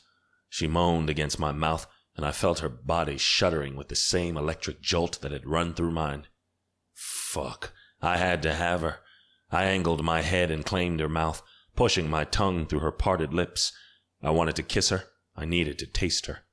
I wrapped my arm around her waist, and still kissing her, still tasting her, I pushed her back in the direction of the bed. We stopped kissing long enough to pull her shirt over her head and throw it to the side. Then, noticing the bed was right behind her, I pushed Taika until she fell on the mattress. I crawled over her. She clasped my shoulder and pulled my body to hers, so I was spread over her, pressing her down. She moaned, and I dove, taking her mouth with mine. Taking everything, all of her, forever. After, I wrapped my arms around her, enjoying how well we fit together. "I'm happy like this," she whispered. I held her ever tighter. "I know what you mean."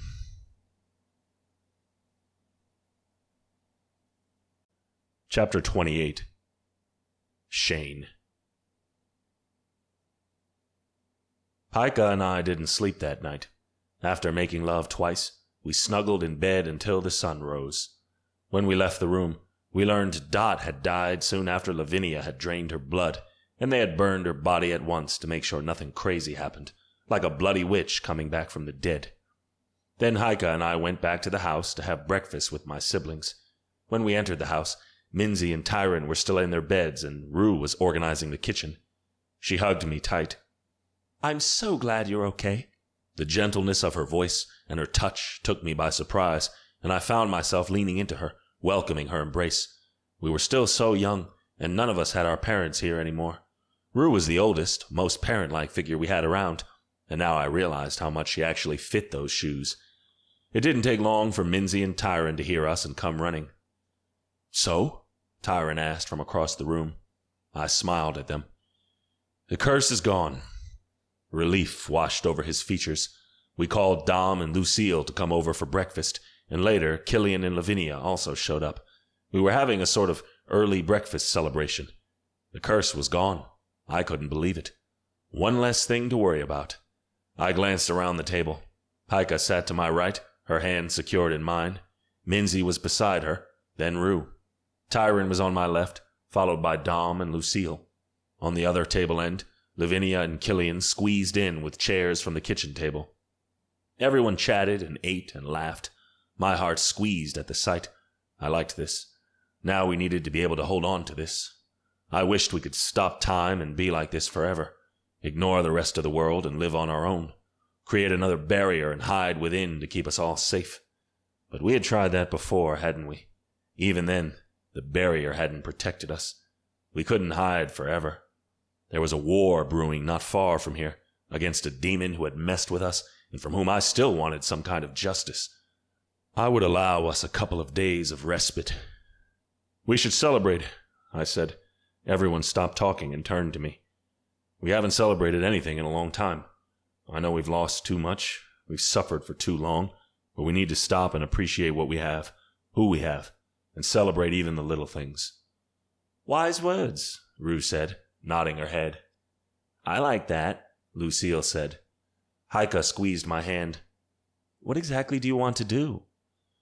"How about a bonfire and some hamburgers and s'mores at the village's center later this evening?" I asked. "Call everyone from the pack. I'll invite some of our friends from Dumoir Castle." I looked at Killian and Lavinia. "And we'll just have a good time among family and friends." "Sounds like a good plan," Lavinia said. We finished eating in good spirits. Rue helped us clean up, and then everyone left to organize tonight's party. We all would have a good time. The day flew by. While Haika and Lucille took care of most of the party details, I met with the council to see how things were going in town. We talked about our residences and Lord Drake's invitation to stay here permanently. Rue liked the idea, while Hamill didn't sound happy about it. The only other person on the council right now was Killian, and he wanted us to stay. I had to choose at least 2 more council members to balance things out a little more, but I hadn't even had the time to stop and think about it. Perhaps today would be a good day to observe the wolves in the pack and choose a handful of candidates.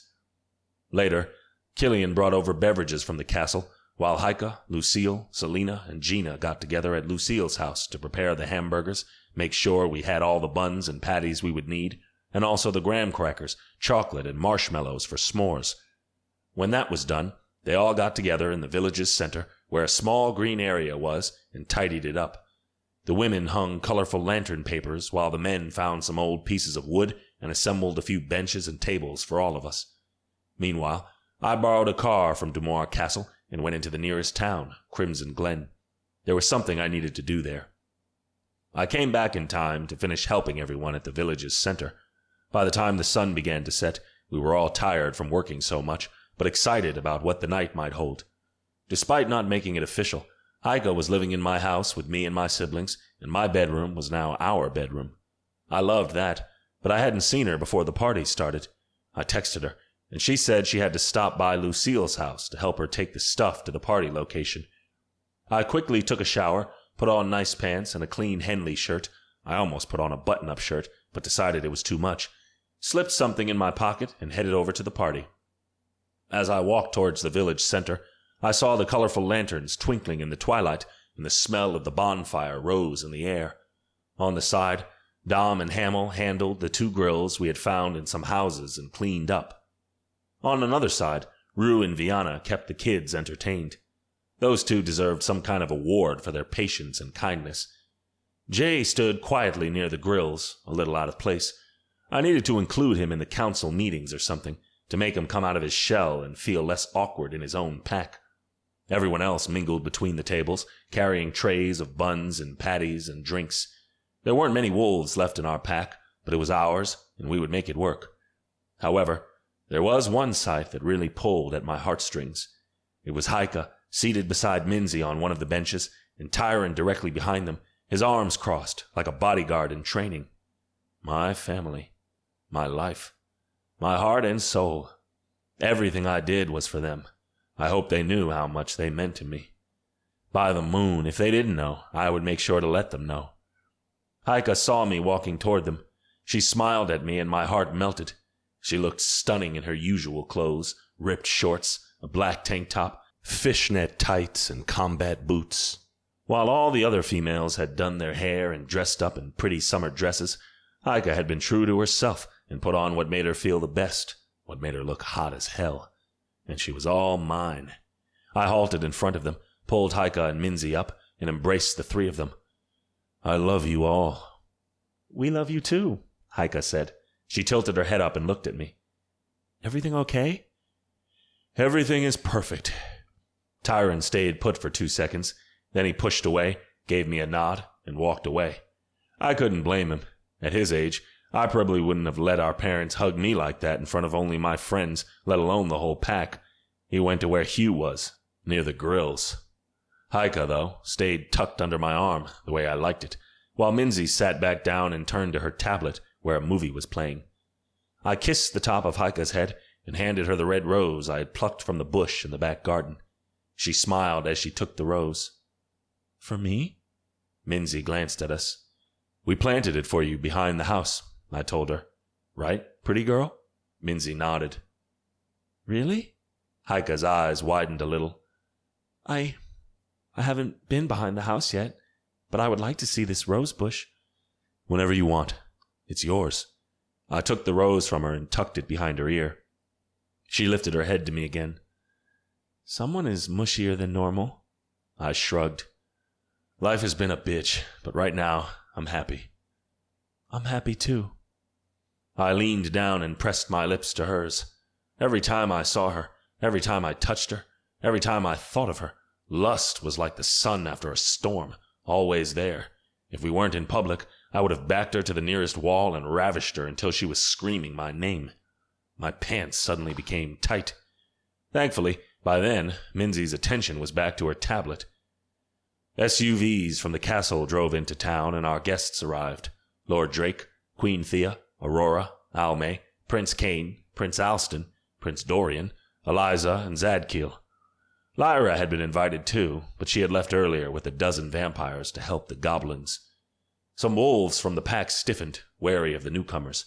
Though this was their land, Drake had asked everyone to stay out of the village to give us privacy, and to not spook anyone who might not like other supernaturals. But as the evening progressed, a duo of wolves played ballads on their guitar and a small set of drums, people danced and drank together, and everyone seemed comfortable. I sat on the bench close to the bonfire. Heike snuggled under my arm, and a stick with a s'more in one hand. Minzy sat on the ground, her back against Heike's leg, licking her melting s'more. Across the bonfire, Tyron laughed with Hugh, while stealing glances at a clueless Lucille. Around us, all of our friends and family had a great time. I looked up at the night sky and the full moon shining bright, and inhaled deeply. There wasn't 1 ounce of the shadow wolf left in me. I was fine. I tucked Heike closer. Right now, I was more than fine. Excuse us. I pushed Minzy away from Heike's legs and tugged Heike to stand with me. Holding her hand, I guided her a few feet to the side, then I turned her to me, put my hands on her back, and started swaying side to side. Her smile was wide and contagious, and it brightened her beautiful face. Dear moon, this gorgeous woman was perfect inside and out, and she was mine. I pulled her closer to me until her chest was glued to mine, and despite the urge to have her rub her body on mine, I had to keep things PG while out here. So I just settled for a peck on her lips. I love you. I love you too, she cocked her head. Are you sure you're okay? I chuckled. I'm okay. I'm great. I'm just Trying to appreciate the good things I have. I smoothed my hand up and down her back. I lost you twice before.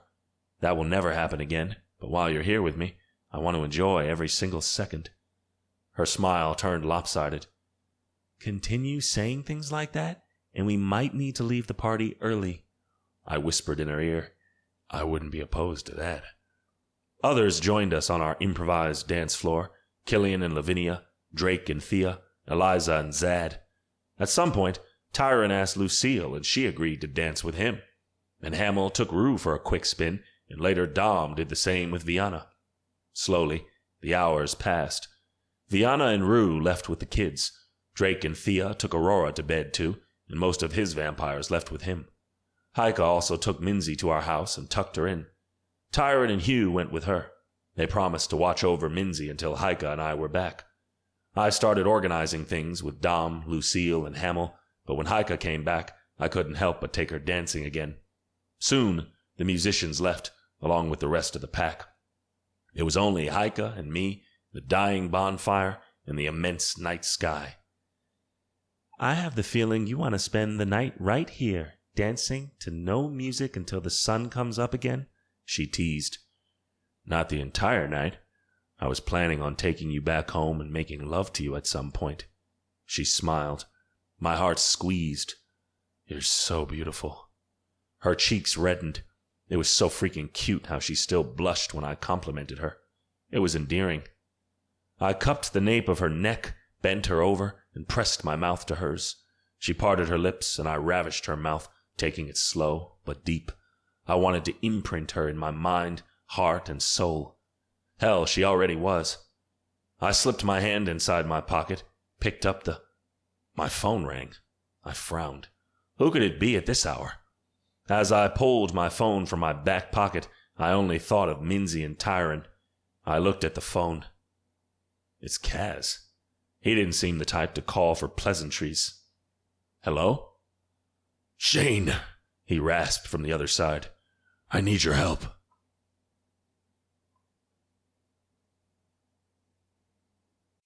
Chapter 29. Heike. Though Shane was on the phone with Cass, I could listen to their conversation thanks to my wolf hearing. What happened? Shane asked, his voice full of concern. It's the dragon, Cass replied. Payman found her. Oh no. Shane frowned. Where are you? Northern New York. Wait, I heard the demon hunters were following Payman into central Canada, that the dragon had been spotted there. That was a diversion. Somehow Payman fooled everyone, even Evelyn, Ash, and me. At least for a while.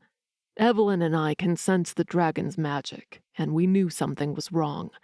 We told the demon hunters, but they said they couldn't send an entire team after a hunch. Only Doreen and Thierry joined us while we separated from the group and followed our senses. He paused, took a deep, croaky breath. But Payman did something. He made our connection to the dragon hazy, so we decided to separate again. I lost contact with the others over 10 hours ago. I was shocked. I hadn't spent much time with Cass, but this was the most he had ever spoken in one go, and he didn't sound all right. What happened? Shane asked. I found Payman an hour ago, Cass continued, right when he was closing in on the dragon. I pressed a hand over my mouth. Did he get the dragon? Not yet, Cass said. I tried stopping him, but I was 1 against 3 dozen demons and Payman. I was sorely outnumbered. He groaned, and I could only imagine he was hurt. I retreated to call for help. You need to get here before Payman can pin down the dragon and get her powers. Shane looked at me. I nodded at him. Give me your coordinates. We'll be there as soon as we can.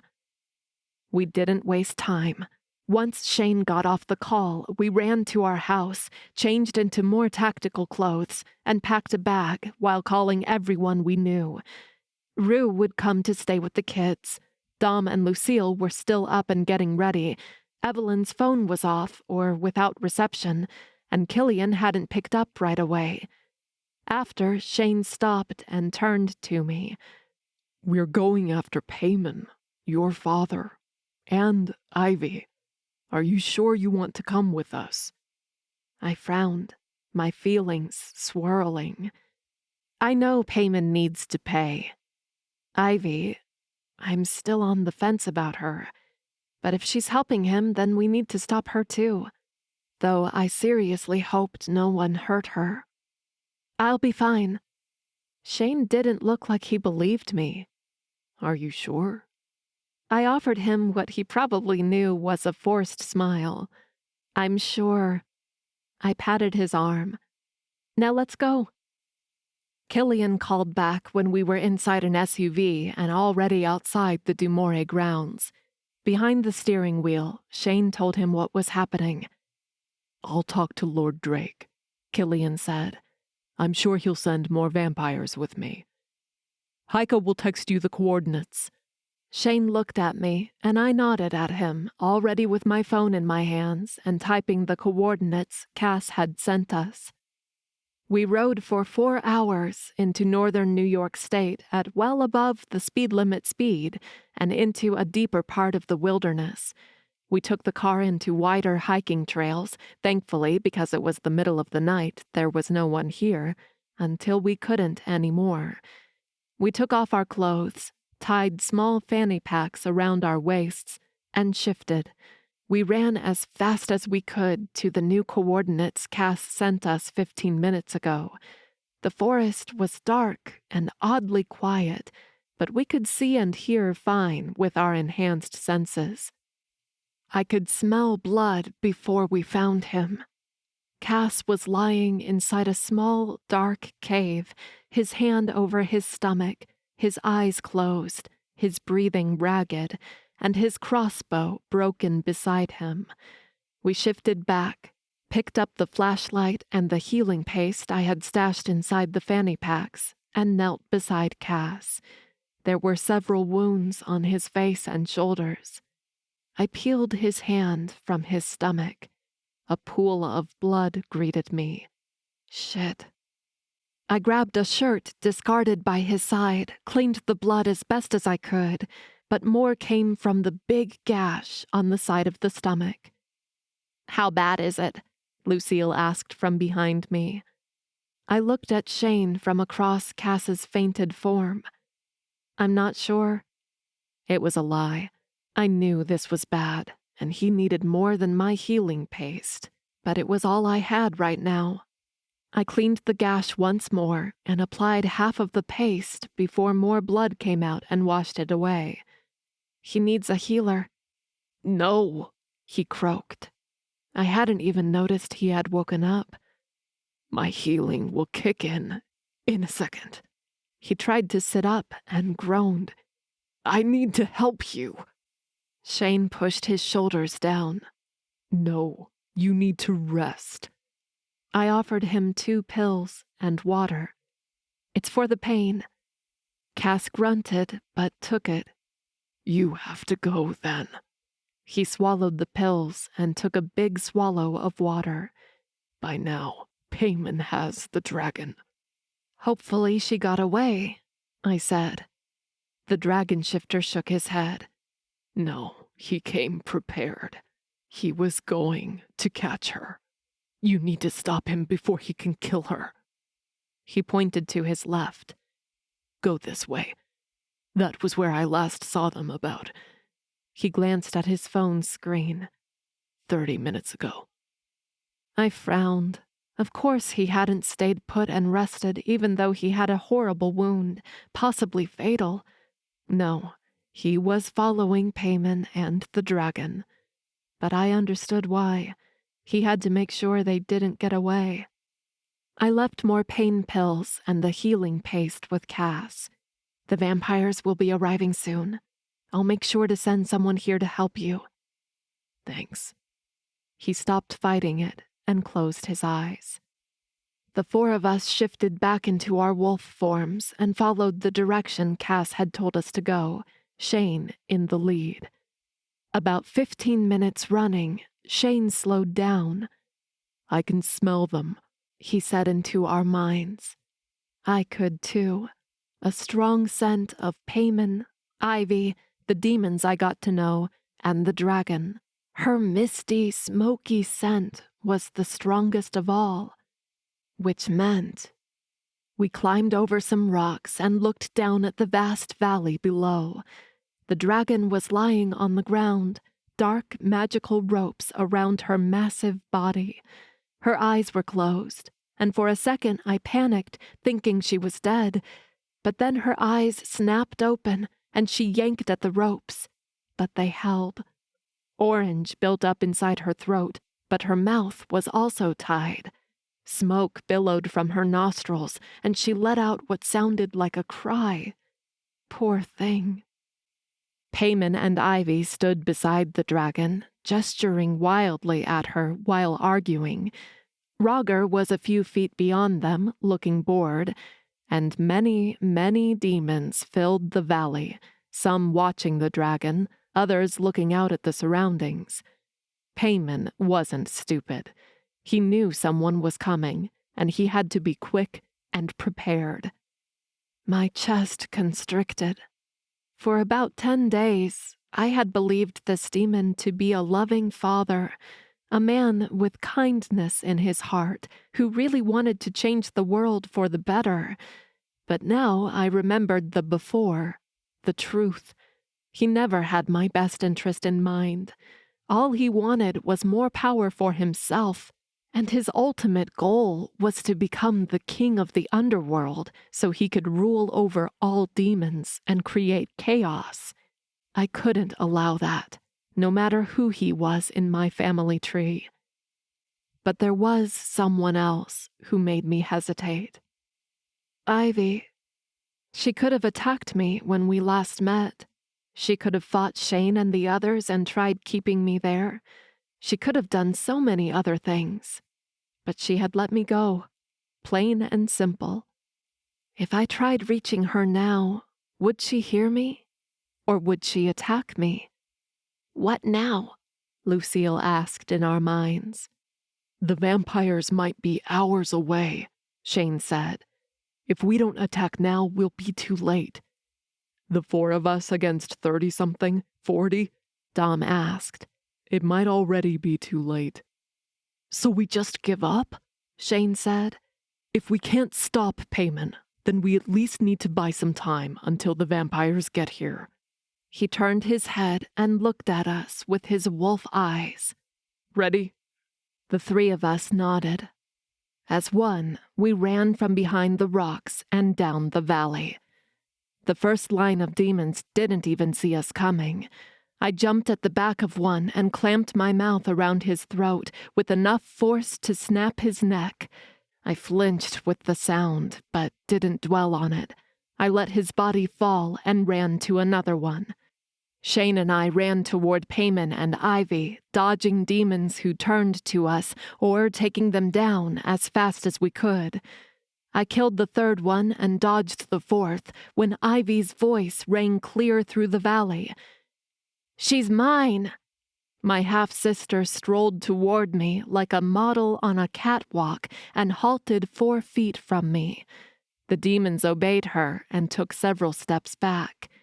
"You don't expect me to fight a wolf, do you?" I looked around. Shane had reached Payman, but the higher demon taunted him by shielding himself behind demons, sending them toward Shane and throwing his darkfire bolts here and there. On the other side, Dom and Lucille fought Roger and other demons as hard as they could, getting their number down, but not fast enough. I shifted back into my human form. "You want to fight with darkfire because you know you're better than me there." Ivy scoffed. "First, please get dressed." I rolled my eyes. "Really? That now?" "I didn't think you were a prude." "I'm not. But I don't need to see my sister naked, do I?" Other races weren't as used to nakedness like we were, so I grabbed the long t-shirt I had brought in my fanny pack and hastily put it on. Better? She wrinkled her nose. Not your best look. I seethed. Cut the crap, Ivy. If you insist. She lifted her hands and dark fire blasts flew at me. On instinct, I ducked and raised my arm to deflect her hits. That's all you can do? In turn, I sent her bolts of my own. For a couple of minutes, we threw dark fire and danced around each other, moving along the ring formed by the demons. In that time, something was clear. Ivy wasn't using most of her magic, and neither was I. We didn't hurt the other. I stopped, facing her as a dark fire bolt zipped toward me and hit me square in the chest. I grunted, my shoulders ricocheting back, but as I expected, it didn't hurt much. Ivy's eyes widened. What are you doing? I won't fight you. You must. I don't want to hurt you. I paused. And you don't want to hurt me either. She blinked, the frustration apparent in her blue eyes. I can't let you go. Then pretend I knocked you out and stay out of the way. That's all I ask. I didn't wait for a response. She could do the opposite, knock me out while she helped Payman. But for some reason, I trusted her. I knew she wouldn't hurt me. I turned and ran through the demons toward Shane. Even they didn't touch me. Like before, Payman hid behind a wall of demons while Shane made his way through them. But he killed one and another demon took its place. The barrier never eased up. Behind his demons, Payman faced the dragon, a dragon scale in his hands. He closed his eyes and the dragon scale shone bright. Father! I yelled. His eyes snapped open. A few feet to my side, Shane faltered when he saw me there, and a demon took a good hit at him. I winced, but focused on Payman. A wide grin spread over the higher demon's lips as he turned to me. He pushed his demons aside and took a couple of steps closer. Haika, my daughter, I've missed you. I rolled my eyes. That's such a lie. It's true. You and Ivy were always my favorites. I thought you two would be by my side when I finally conquer the underworld and make it ours. He extended one hand at me. I'll give you one more chance, child. Join me. Was he serious? I balked. Never. He clicked his tongue. Alas, I'll have to do what I've done with my other children who rejected me. I swallowed. So you'll kill me? I was hoping he would hesitate and I would rope him in, buying us more time for the vampires to get here. Just like that? Oh, no. He took another step closer. Shane let out a growl and advanced toward Payman, but 5 demons stepped in his way. I didn't just kill them. You think I would waste such potential? His grin turned outright menacing. First, I absorbed their powers. Then I killed them. I gasped. He was a freaking monster, and he had to go down. I packed as much of my power in a big dark fire bolt and threw it at him. Payman waved his hand, and the bolt broke into a cloud of smoke halfway to him.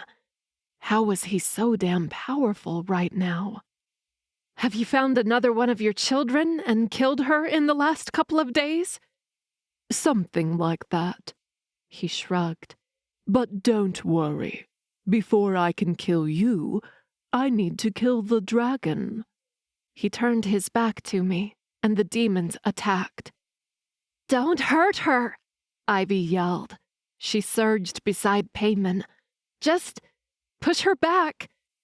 A throng of demons descended upon me, and Shane too, and kept us entertained. They literally grabbed me by the arms and pulled me back, as Ivy had asked. Meanwhile, Payman rested his hand on the dragon's side.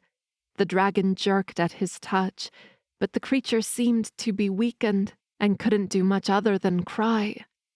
No, he was going to do it. Desperation clawed through my core, and I sent out a wave of dark fire. It washed over the demons around me and knocked a few out. Some others fell back, but for a few seconds I was free. "Stay back!" I shouted, hoping they would hear me. They hesitated, and that was all I needed. I crouched down and pressed my hand on the ground. Dark fire rose around me, taking the demons down. Not dead, but out of commission for a minute, maybe two. I wasn't sure. I shot up and gasped. Payman withdrew his hand from the dragon, and a giant bright white ball of magic floated out of the dragon's body. She let out a long sigh, and her body went still. "No!" I cried. Without thinking, I ran to Payman. I rammed into him, pushing him away from the white magic ball. He groaned, losing his grip on the magic. The ball split into two and floated forward, one into Payman, the other one into me. I gasped again as the dragon's magic exploded inside me, and searing hot pain coursed through my body. Everything went black, and I fell to the ground. "Haygert!" I blinked, and my sight came back, but my head felt fuzzy and slow. Through the blur, I saw Shane's face as he knelt beside me. Beside him, Roger and Ivy grabbed a dizzy Payman by the arm and dragged him back. The demons surged over us. Shane cupped my face. "Are you okay? Talk to me." I opened my mouth, but no words came out. What was happening? Shane raised his hand. "Here!" Grunts, shouts, and zaps sounded all around us. The blur cleared a little more, and I took a good look around. Payman and Ivy were nowhere in sight, but Killian, Lavinia, and the others had finally arrived and were dealing with the demons. Killian ran to us. "What happened?" Shane pointed to his back. "Payman went that way. He's probably dizzy. It shouldn't be hard to catch up to him." Killian nodded. He yelled for his vampires to follow him, and all of them zoomed past us after Payman. I wanted to tell them to not hurt Ivy. Again, she had hesitated. She hadn't hurt me. I didn't want her hurt. But no words came out. It was like my brain and my mouth weren't connected. Shane stared at me again, his eyes rounded with concern. "Haygert, talk to me. What happened? How are you feeling?" I moved my mouth. It was hard to speak. I tried lifting my hand to touch it, but it didn't move. "You can't speak? You can't move?" I took in a long breath, held it in for 3 seconds. When I released it, a little more of the blur was gone, and I felt less exhausted. "I can speak." My voice was frail, thin. I lifted my hand a few inches and wiggled my fingers, my movements awkward. "I can move." On his knees, Shane pulled me to him and embraced me tight. "By the moon, you scared me. I thought I had lost you again." He pulled slightly and looked at me. "What happened exactly?" "I don't know." I looked down at my hand. "I think half of the dragon's magic came into me." His brows curled down. Movement on my left drew my attention. Aided by Dom, Cass dragged his feet toward the dragon, one hand over his stomach, the other reaching out to touch the dragon. I'm sorry I failed you, he whispered. He placed both hands on the dragon's side and lowered his head. Help me up, I asked Shane. He held my hands and pulled me up. I wobbled on my feet. Shane tightened his grip on me and steadied me. I'm fine. I wasn't fine, but I knew I wasn't dying. I turned to the dragon. Is there a way to give it back? I asked Cass. He turned angry eyes at me. I almost flinched. I don't want her magic. I never asked for it. I want to give it back. You can try, but that won't do anything. He smoothed his hand over the dragon's scales. She's gone now. I'm so sorry, Cass, I whispered. A deafening silence fell in the valley. The demons were either dead or gone. Most vampires were out trying to catch paymen. An ancient dragon had been killed, and I had absorbed half of her magic. And our enemy had the other half.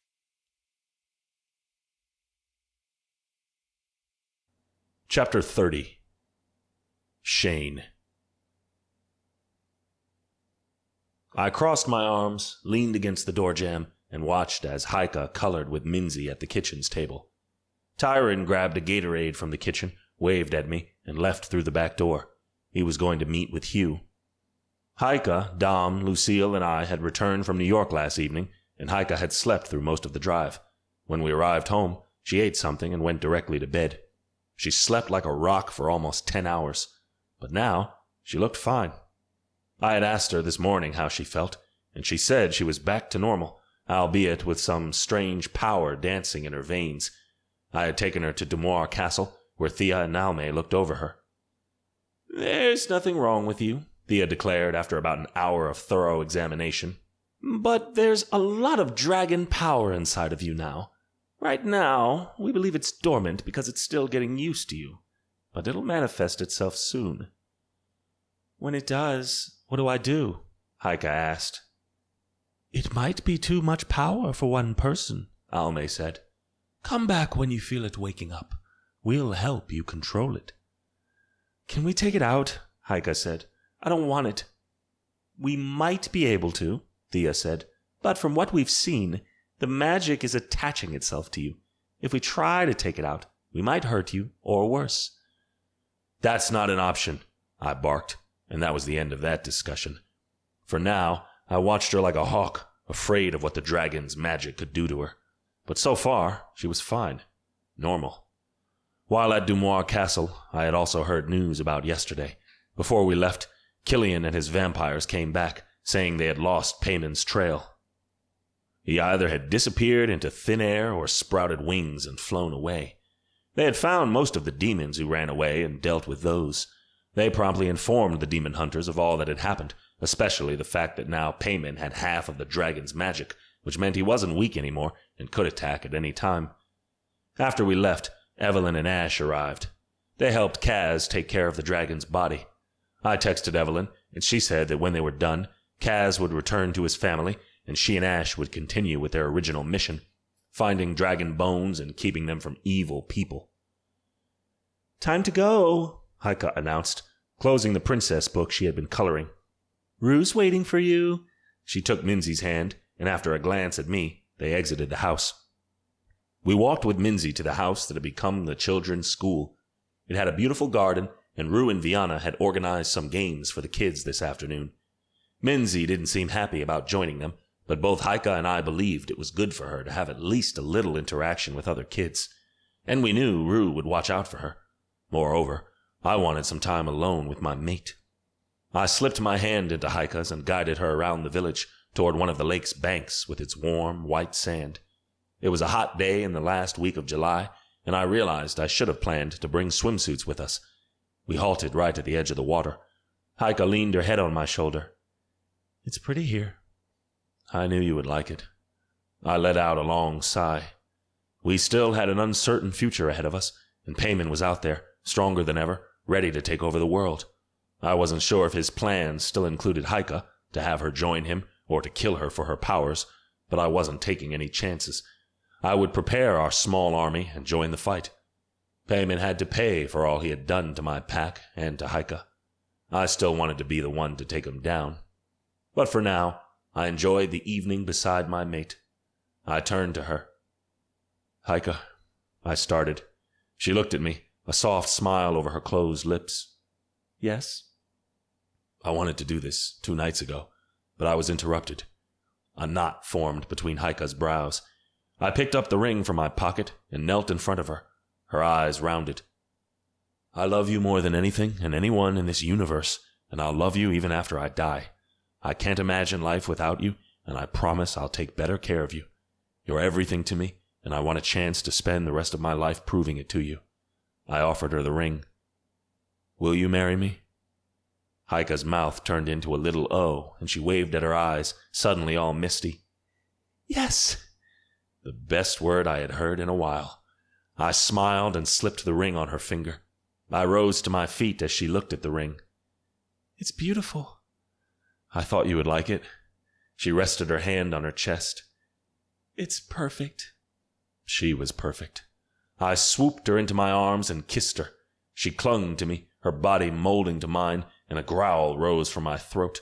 I wanted to take her back home so we could take this further, or maybe we could go deeper into the woods, and her body became hot against mine. At first I thought it was the kiss, the lust we always felt for each other, but then she turned too hot. I hissed and stepped back as she was almost at burning point. Heike? She stared at me, her eyes wide. Underneath her cropped top, her skin turned orange. I reached for her. What is this? I touched her, and instinct made me pull my hands back right away. You're burning. She glanced down at herself. What the? Fire surged from within her and enveloped her entire body. Heike burned alive.